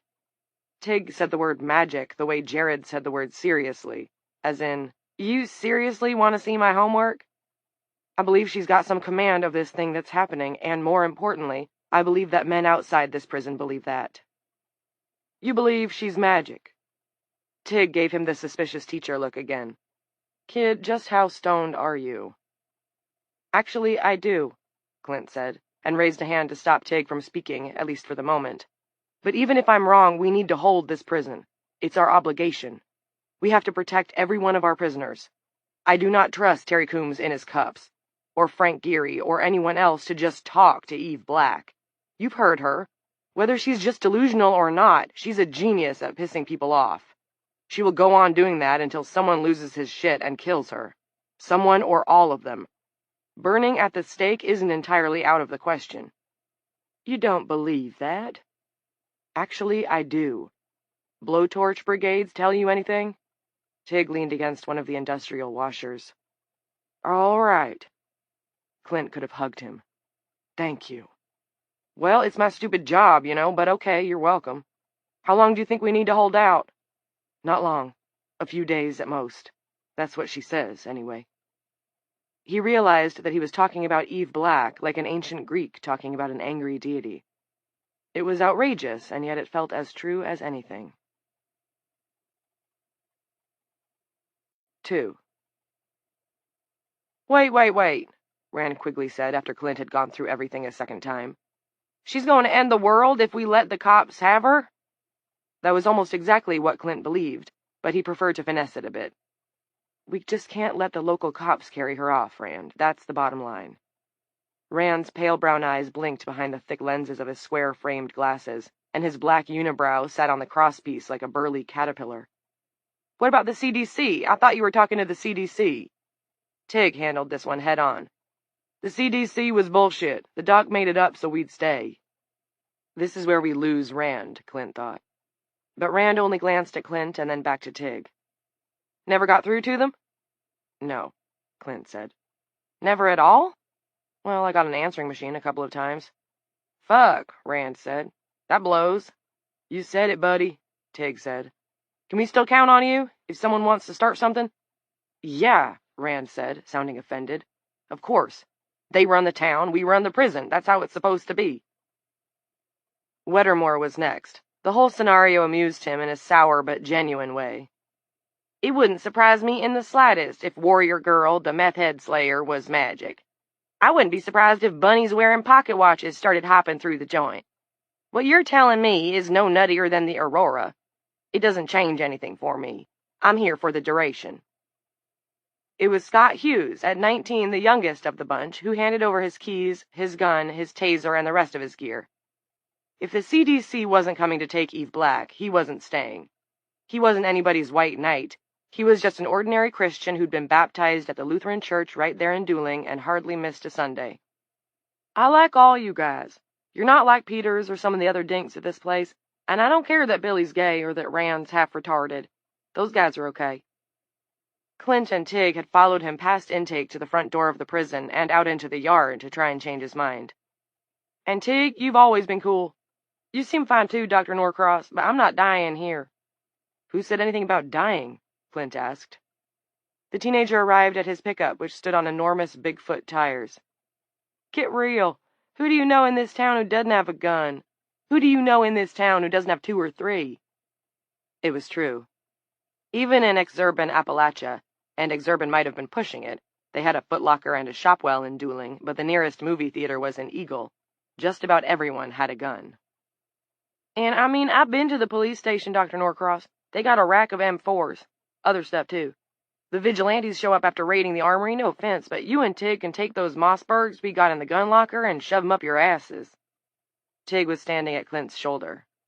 So you're just gonna split? Yeah, Hughes said. I'm just gonna split. Someone needs to open the gate for me. Shit, Tig, Clint said, which was the signal. Tig sighed, apologized to Scott Hughes. I feel terrible about this, man, and zapped his colleague with his taser. This was a matter that they'd discussed. There were serious problems with letting Scott Hughes leave. They couldn't allow someone telling the townfolks what a short roster they had, or outlining the limitations of the prison's armaments. Because Scott was right, the prison's armory was not impressive. 12 Mossberg 590 shotguns, birdshot to load them, and each officer's personal sidearm, a .45 caliber pistol. The 2 men stood over their colleague, writhing on the parking lot pavement. Clint was queasily reminded of the Bertels' backyard, the Friday night fights, his foster sibling Jason, lying bare-chested on the patio cement at Clint's filthy sneakers. Under Jason's eye, there had been a red, quarter-shaped mark from Clint's fist. Snot had leaked out of Jason's nose, and from the ground he had mumbled, "It's okay, Clint." The grown-ups all cheered and laughed from their lawn chairs, toasting with their cans of Falstaff. That time, Clint had won the milkshake. What had he won this time? Well, damn, now we done it, said Tig. 3 days ago, when they'd had to deal with Peters, Tig had looked like a man in the throes of an allergic reaction, about to pitch up a bellyful of spunky shellfish. Now he just looked like he had a touch of acid. He lowered himself to his knees, rolled Scott over, and zip-tied his wrists behind his back. How about we put him in B-Wing, Doc? Okay, I guess. Clint hadn't even considered where to put Scott, which did not exactly increase his confidence in his ability to deal with the developing situation. He squatted to grab Hughes's armpits and help Tig hoist him to his feet so they could bring him inside. "Gentlemen," came a voice from just beyond the gate. It was a woman's voice, full of grit and exhaustion and delight. "Can you hold that pose? I want to get a good picture." 3. The 2 men looked up, their expressions the very essence of guilt. They could have been mafia button men about to bury a body. Michaela was even more delighted when she checked her first photo. The camera she carried in her purse was only a bottom-of-the-line Nikon, but the image was sharp. Perfect. "Ahoy, ye scruffy pirates!" Garth Flickinger cried. "What are ye about, pray tell?" He had insisted on stopping at the nearby scenic lookout to sample the purple lightning, and he was feeling chipper. Mickey also seemed to have caught her second wind. Or maybe by now it was her 4th or 5th. "Oh, shit, Doc," said Tig. "We are surely fucked." Clint didn't reply. He stood, holding Scott Hughes and gaping at the newcomers standing in front of a battered Mercedes. It was as if a weird reverse landslide were going on inside his head, one where things came together instead of falling apart. Maybe this was how true inspiration came to a great scientist or philosopher. He hoped so. Clint dropped Scott, and the disoriented officer gave a moan of dissatisfaction. "One more," Michaela called. She snapped. "And one more. Good. Great. Now, exactly what are you boys doing?" "God's blood, it's mutiny," Garth cried, doing what might have been an imitation of Captain Jack Sparrow in Pirates of the Caribbean. They've rendered the first mate unconscious, and soon will make him walk the plank. Arrrr! Shut up, said Michaela. She grasped the gate, not electrified, fortunately for her, and shook it. Does this have anything to do with the woman? We are so fucked. Tig said this as if he were impressed. Open the gate, Clint said. What? Do it. Tig started toward the entry booth, pausing once to look doubtfully back over his shoulder at Clint, who nodded and motioned him on. Clint walked to the gate, ignoring the steady click of the young woman's camera. Her eyes were red, which was to be expected after 4 days and 3 nights of wakefulness, but her companions were just as red. Clint suspected they might have been partaking of illegal stimulants. In the throes of his sudden inspiration, that was the least of his concerns. You're Janice's daughter, he said. The reporter. That's right, Michaela Coates. Michaela Morgan to the great viewing public. And I believe you're Dr. Clinton Norcross. We've met? Clint didn't remember that. I interviewed you for the high school newspaper. Would have been 8 or 9 years ago. Did you like me? He asked. Christ, he was old, and getting older by the minute. Michaela tipped a hand. I thought it was a little weird that you liked working in a prison so much. In a prison with my mom. But never mind that. What about the woman? Is her name Eve Black? Does she really sleep and then wake up? Because that's what I'm hearing. Eve Black is the name she goes by, Clint said. And yes, she does indeed sleep and wake normally, although not much else about her seems normal in the least. He felt giddy, like a man walking a tightrope blindfolded. Would you like to interview her? Are you kidding? For the moment, Michaela appeared not the slightest bit sleepy. She looked feverish with excitement. The outer and inner gates began to trundle open. Garth hooked Michaela's arm with his own and stepped into the dead space between them, but Clint held up his hand. There are conditions. Name them, Michaela said briskly. Although given the pictures I have in my camera, you might not want to be too greedy. Clint asked, Did you see any sheriff's cruisers nearby? Garth and Michaela shook their heads. No cruisers yet. No one watching the access road leading in from West Lavin. That was a trick Geary had missed, at least so far, and Clint wasn't terribly surprised. With Terry Coombs seeking refuge in a flask, his number 2, Mr. Animal Control guy, had to be playing catch-up. But Clint didn't think he'd miss it for long. There might be someone on the way already. In fact, and on second thought, he would have to assume that was the case, which meant going for pizza and eating with Jared was out. Geary might not care about anyone entering the prison, but he surely wouldn't want anyone leaving. The problematic head doctor, for one. Evie Black, possibly smuggled out in the back of a prison van, for another. Your conditions? Michaela asked. It has to be quick, Clint said. And if you hear what I think you're going to hear and see what I think you're going to see, you have to help me. Help with what? Asked Tig, rejoining them. Reinforcements, Clint said. Weapons. He paused. And my son.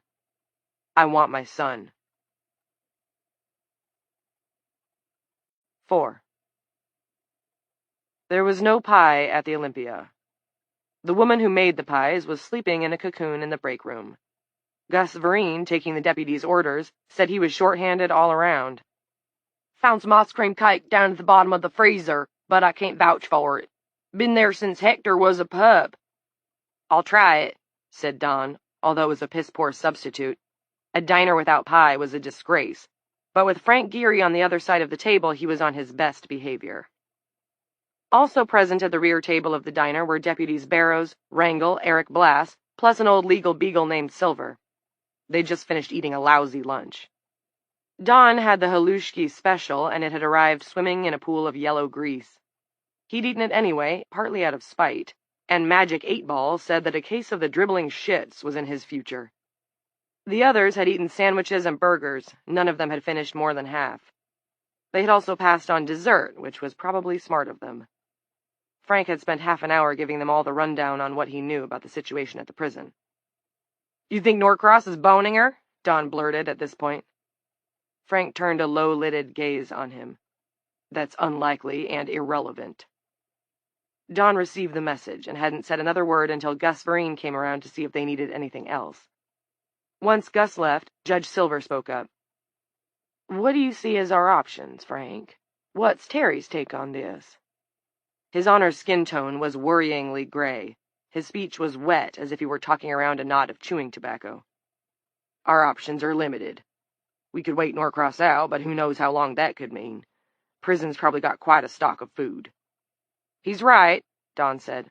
There's no prime rib or nothing, but they got enough dry goods to last to the end of days. The longer we wait, Frank went on, the more talk gets around. A lot of guys around here might start thinking about taking things into their own hands. He waited for someone to say, "Isn't that what you're doing?" But no one did. If we don't wait? The judge asked. Norcross has got a son, and of course you know his wife. Good cop, the judge said. Careful, thorough. The lady goes by the book. Eric, busted twice by Chief Norcross for speeding, made a sour face. And we wish we had her, Geary said. Don didn't believe that for a second.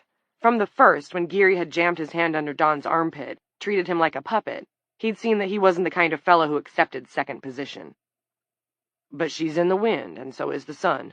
If they were around, I'd say we should try and get them to see if they couldn't convince Norcross to break loose from whatever thing he has going with the black woman.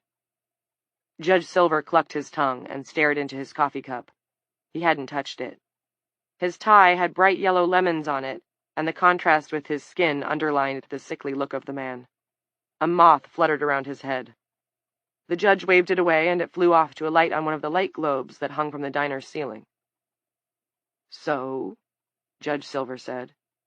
Yeah, Don said. So what do we do? Frank Geary shook his head and swept a few crumbs from the table, catching them in his palm. We put together a responsible group, 15-20 reliable men. We tool up. There should be enough body armor to go around at the station. God knows what else. We haven't exactly had time to take inventory. Do you really think?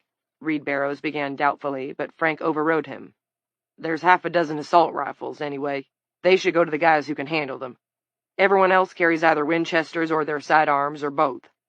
Don here gives us the layout of the prison, any particulars that might help. Then we make a show of force, and give Norcross one more chance to send her out. I think he will. The judge asked the obvious.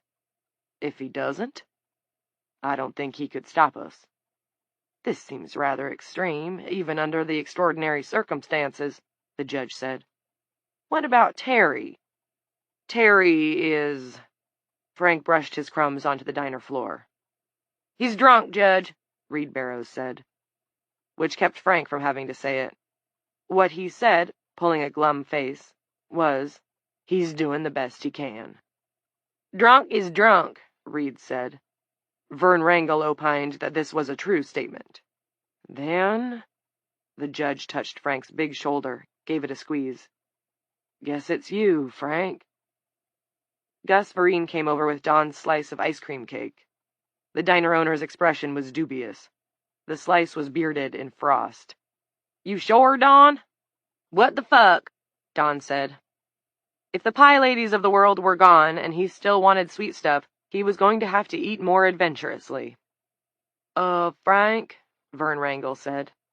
What? It sounded more like, what now? I was just thinking maybe we ought to have a cruiser watching the prison, in case, the doc decides to take her out and hide her somewhere. Frank stared at him, then slapped the side of his own head, a good hard whack that made them all jump. Jesus, you're right. I should have done that right away. I'll go, Don said, forgetting the ice cream cake. He got up fast, his thighs striking the underside of the table and making the cups and plates rattle. His eyes were bright. Me and Eric. Anyone tries to get in or out, we'll stop 'em. Frank didn't much care for Don, and Blas was just a kid, but maybe it would be okay. Hell, it was just a precaution. He didn't really think Norcross would try to take the woman out. To him, she probably seemed safer where she was, behind the prison walls. Okay, he said. But if anyone does come out, just stop them. No drawn guns, you hear? No OK Corral stuff. If they refuse to stop, just follow them, and radio me ASAP. Not Terry? The judge asked. No, me. Park at the foot of the prison access road where it meets West Lavin. Got it? Got it, Don snapped. He was on the case. Come on, partner, let's go. As they left, the judge mumbled, "The unspeakable in pursuit of the uneatable." "What, Judge?" Vern Wrangle asked. Silver shook his head. He looked weary. "Never mind. Gentlemen, I must say that on the whole I don't care much for the way this is going. I wonder—" "What, Oscar?" Frank asked. "What do you wonder?" But the judge didn't reply. 5. How'd you know?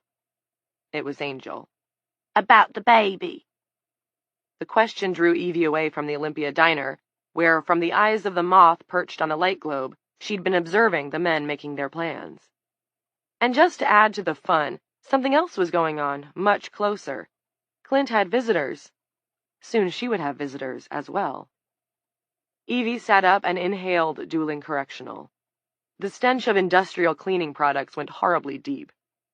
She expected to die soon, and felt sad about that, but she had died before. It was never nice, but it had never been the end, although this time might be different. On the bright side, she told herself, I won't have to smell this place anymore, this mixture of Lysol and despair. She'd thought Troy stank. The corpse piles, the fires, the fish guts thoughtfully left out for the gods. Gee fucking thanks, guys, just what we want. And the stupid Achaeans stomping around on the beach, refusing to wash, letting the blood cook to black in the sun and rust the joints of their armor. That was nothing compared to the inescapable reek of the modern world. She had been young and too easily impressed then, in the days before Lysol and bleach. Meanwhile, Angel had asked a perfectly fair question, and she sounded almost sane, for the time being, at least. I know about your baby because I read minds. Not always, most of the time. I'm better at reading men's minds, they are simpler, but I'm pretty good with women, too. Then you know. I didn't want to. Yes, I know that. And I was too hard on you, before. I'm sorry, there was a lot going on. Angel ignored the apology. She was focused on reciting something she'd clearly memorized, a little comfort she'd created to provide light when the dark was at its deepest, and there was no one awake with whom to speak and take her mind off herself and the things she had done. I had to. Every man I killed did hurt me, or would hurt me if I give him a chance. I didn't want to put that baby girl down, but I couldn't let that be her life. The sigh that Evie produced in response was thick with real tears. Angel was telling the truth, the whole truth, and nothing but the truth, of an existence in a time and a place where things had just not worked out. Of course, chances were slim that they would have worked out for Angel anyway. The woman was bad and mad. Even so, she was right. They had hurt her, and they probably would have hurt that baby girl, given time. Those men and all the men like them. The earth hated them, but it loved the fertilizer of their murderous bodies. Why are you crying, Evie? Because I feel it all, and it's painful. Now hush. If I may once more quote Henry IV, the game is afoot. I have things to do. What things? As if in answer, the door at the far end of A-Wing clashed open and footfalls approached. It was Dr. Norcross, Officers Murphy and Quigley, and two strangers. Where's they passes? Angel shouted. Those two don't have no passes to be back here. Hush, I said, Evie told her, or I'll make you hush. We were having a moment, Angel. Don't spoil it. Clint stopped in front of Evie's cell. The woman pushed up beside him. There were purple pouches beneath her eyes, but the eyes themselves were bright and aware. Evie said, Hello, Michaela Coates, also known as Michaela Morgan. I'm Eve Black. She put her hand through the bars. Tig and Rand moved forward instinctively, but Clint extended his arms to hold them in place. Michaela clasped the offered hand with no hesitation. You've seen me on the news, I take it. Evie smiled warmly.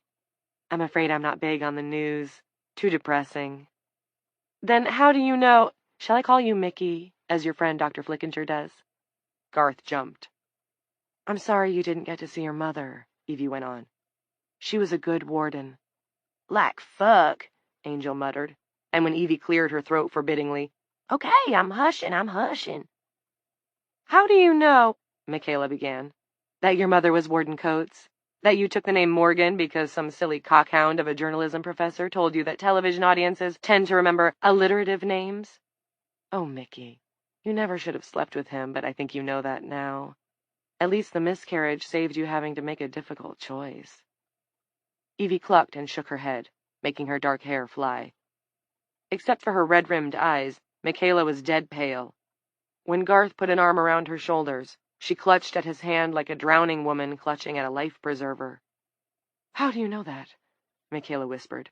"Who are you?" "I am woman, hear me roar," Evie said, and once more laughed, a merry sound like shaken bells. She turned her attention to Garth. "As for you, Dr. Flickinger, a word of friendly advice. You need to get off the dope, and very soon. You've had one warning from your cardiologist already. There won't be another. Keep on smoking those crystals, and your cataclysmic heart attack will come in—" She closed her eyes like a carnival psychic, then popped them open. "In about 8 months. 9, maybe. Most likely while watching porn with your pants around your ankles and a squeeze bottle of Lubriderm near at hand. Still shy of your 53rd birthday."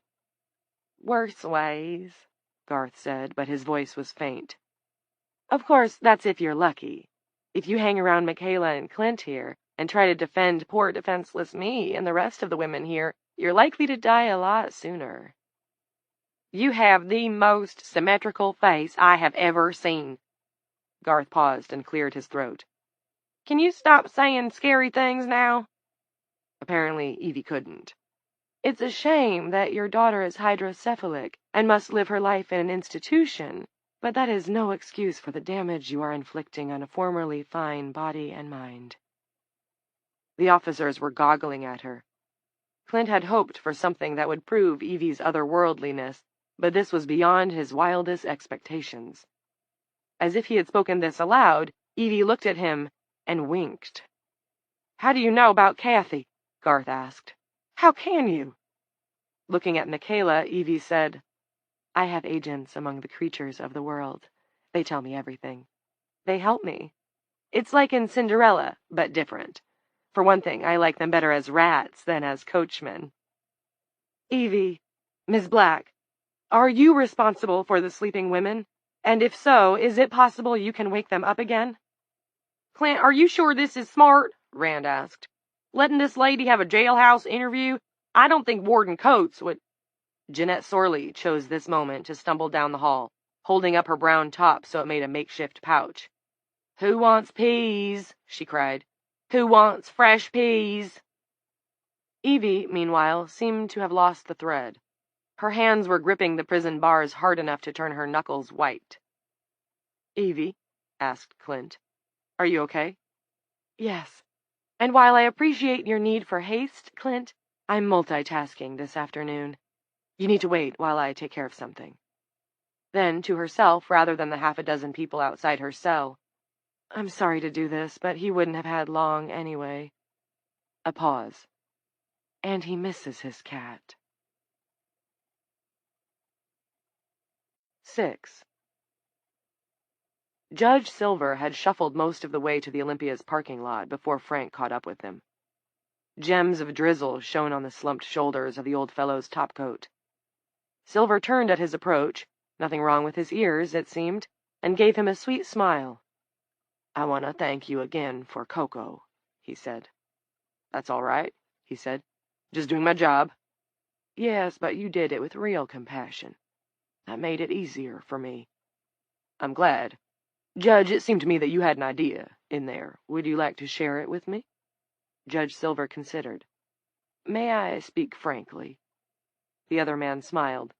"Since my name is Frank, I'd expect nothing less." Silver did not smile back. "All right.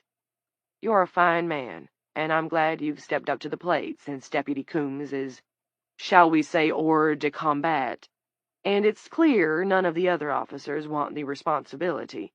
But you have no background in law enforcement, and this is a delicate situation. Extremely delicate. Do you agree?" Yes, Frank said. On all points. I'm worried about a blow-up, a posse that gets out of control and turns into a mob. I've seen that happen, back during one of the uglier coal strikes in the 70s, and it was not a pretty thing. Buildings were burned, there was a dynamite explosion, men were killed. You have an alternative? I might. Get away, damn it! The judge waved one arthritic hand at the moth fluttering around his head. It flew away and landed on a car aerial, slowly flexing its wings in the fine drizzle. Those things are everywhere lately. Uh-huh. Now what were you saying? There's a man named Harry Reingold in Coughlin. Ex-FBI, retired there 2 years ago. Fine man, fine record, several bureau commendations. I've seen them on the wall in his study. I'm thinking I might talk to him and see if he'll sign on. As what? A deputy? As an advisor, the judge said, and took a breath that rattled in his throat. And possibly as a negotiator. A hostage negotiator, you mean? Yes. Frank's first impulse, childish but strong, was to tell the judge no way, he was in charge. Except, technically speaking, he wasn't. Terry Coombs was, and it was always possible Terry would show up, hungover but sober, and want to take the reins. Also, could he, Frank, stop the judge, short of physical restraint? He could not. Although Silver was too much of a gentleman to say it, unless he absolutely had to, of course, he was an officer of the court, and as such far outranked a self-appointed lawman whose specialties were catching stray dogs and doing ads for Adopt-a-Pet on the public access channel. There was one more consideration, and it was the most important of all. Hostage negotiation was actually not a bad idea. Dueling Correctional was like a fortified castle. Did it matter who pried the woman out, as long as the job got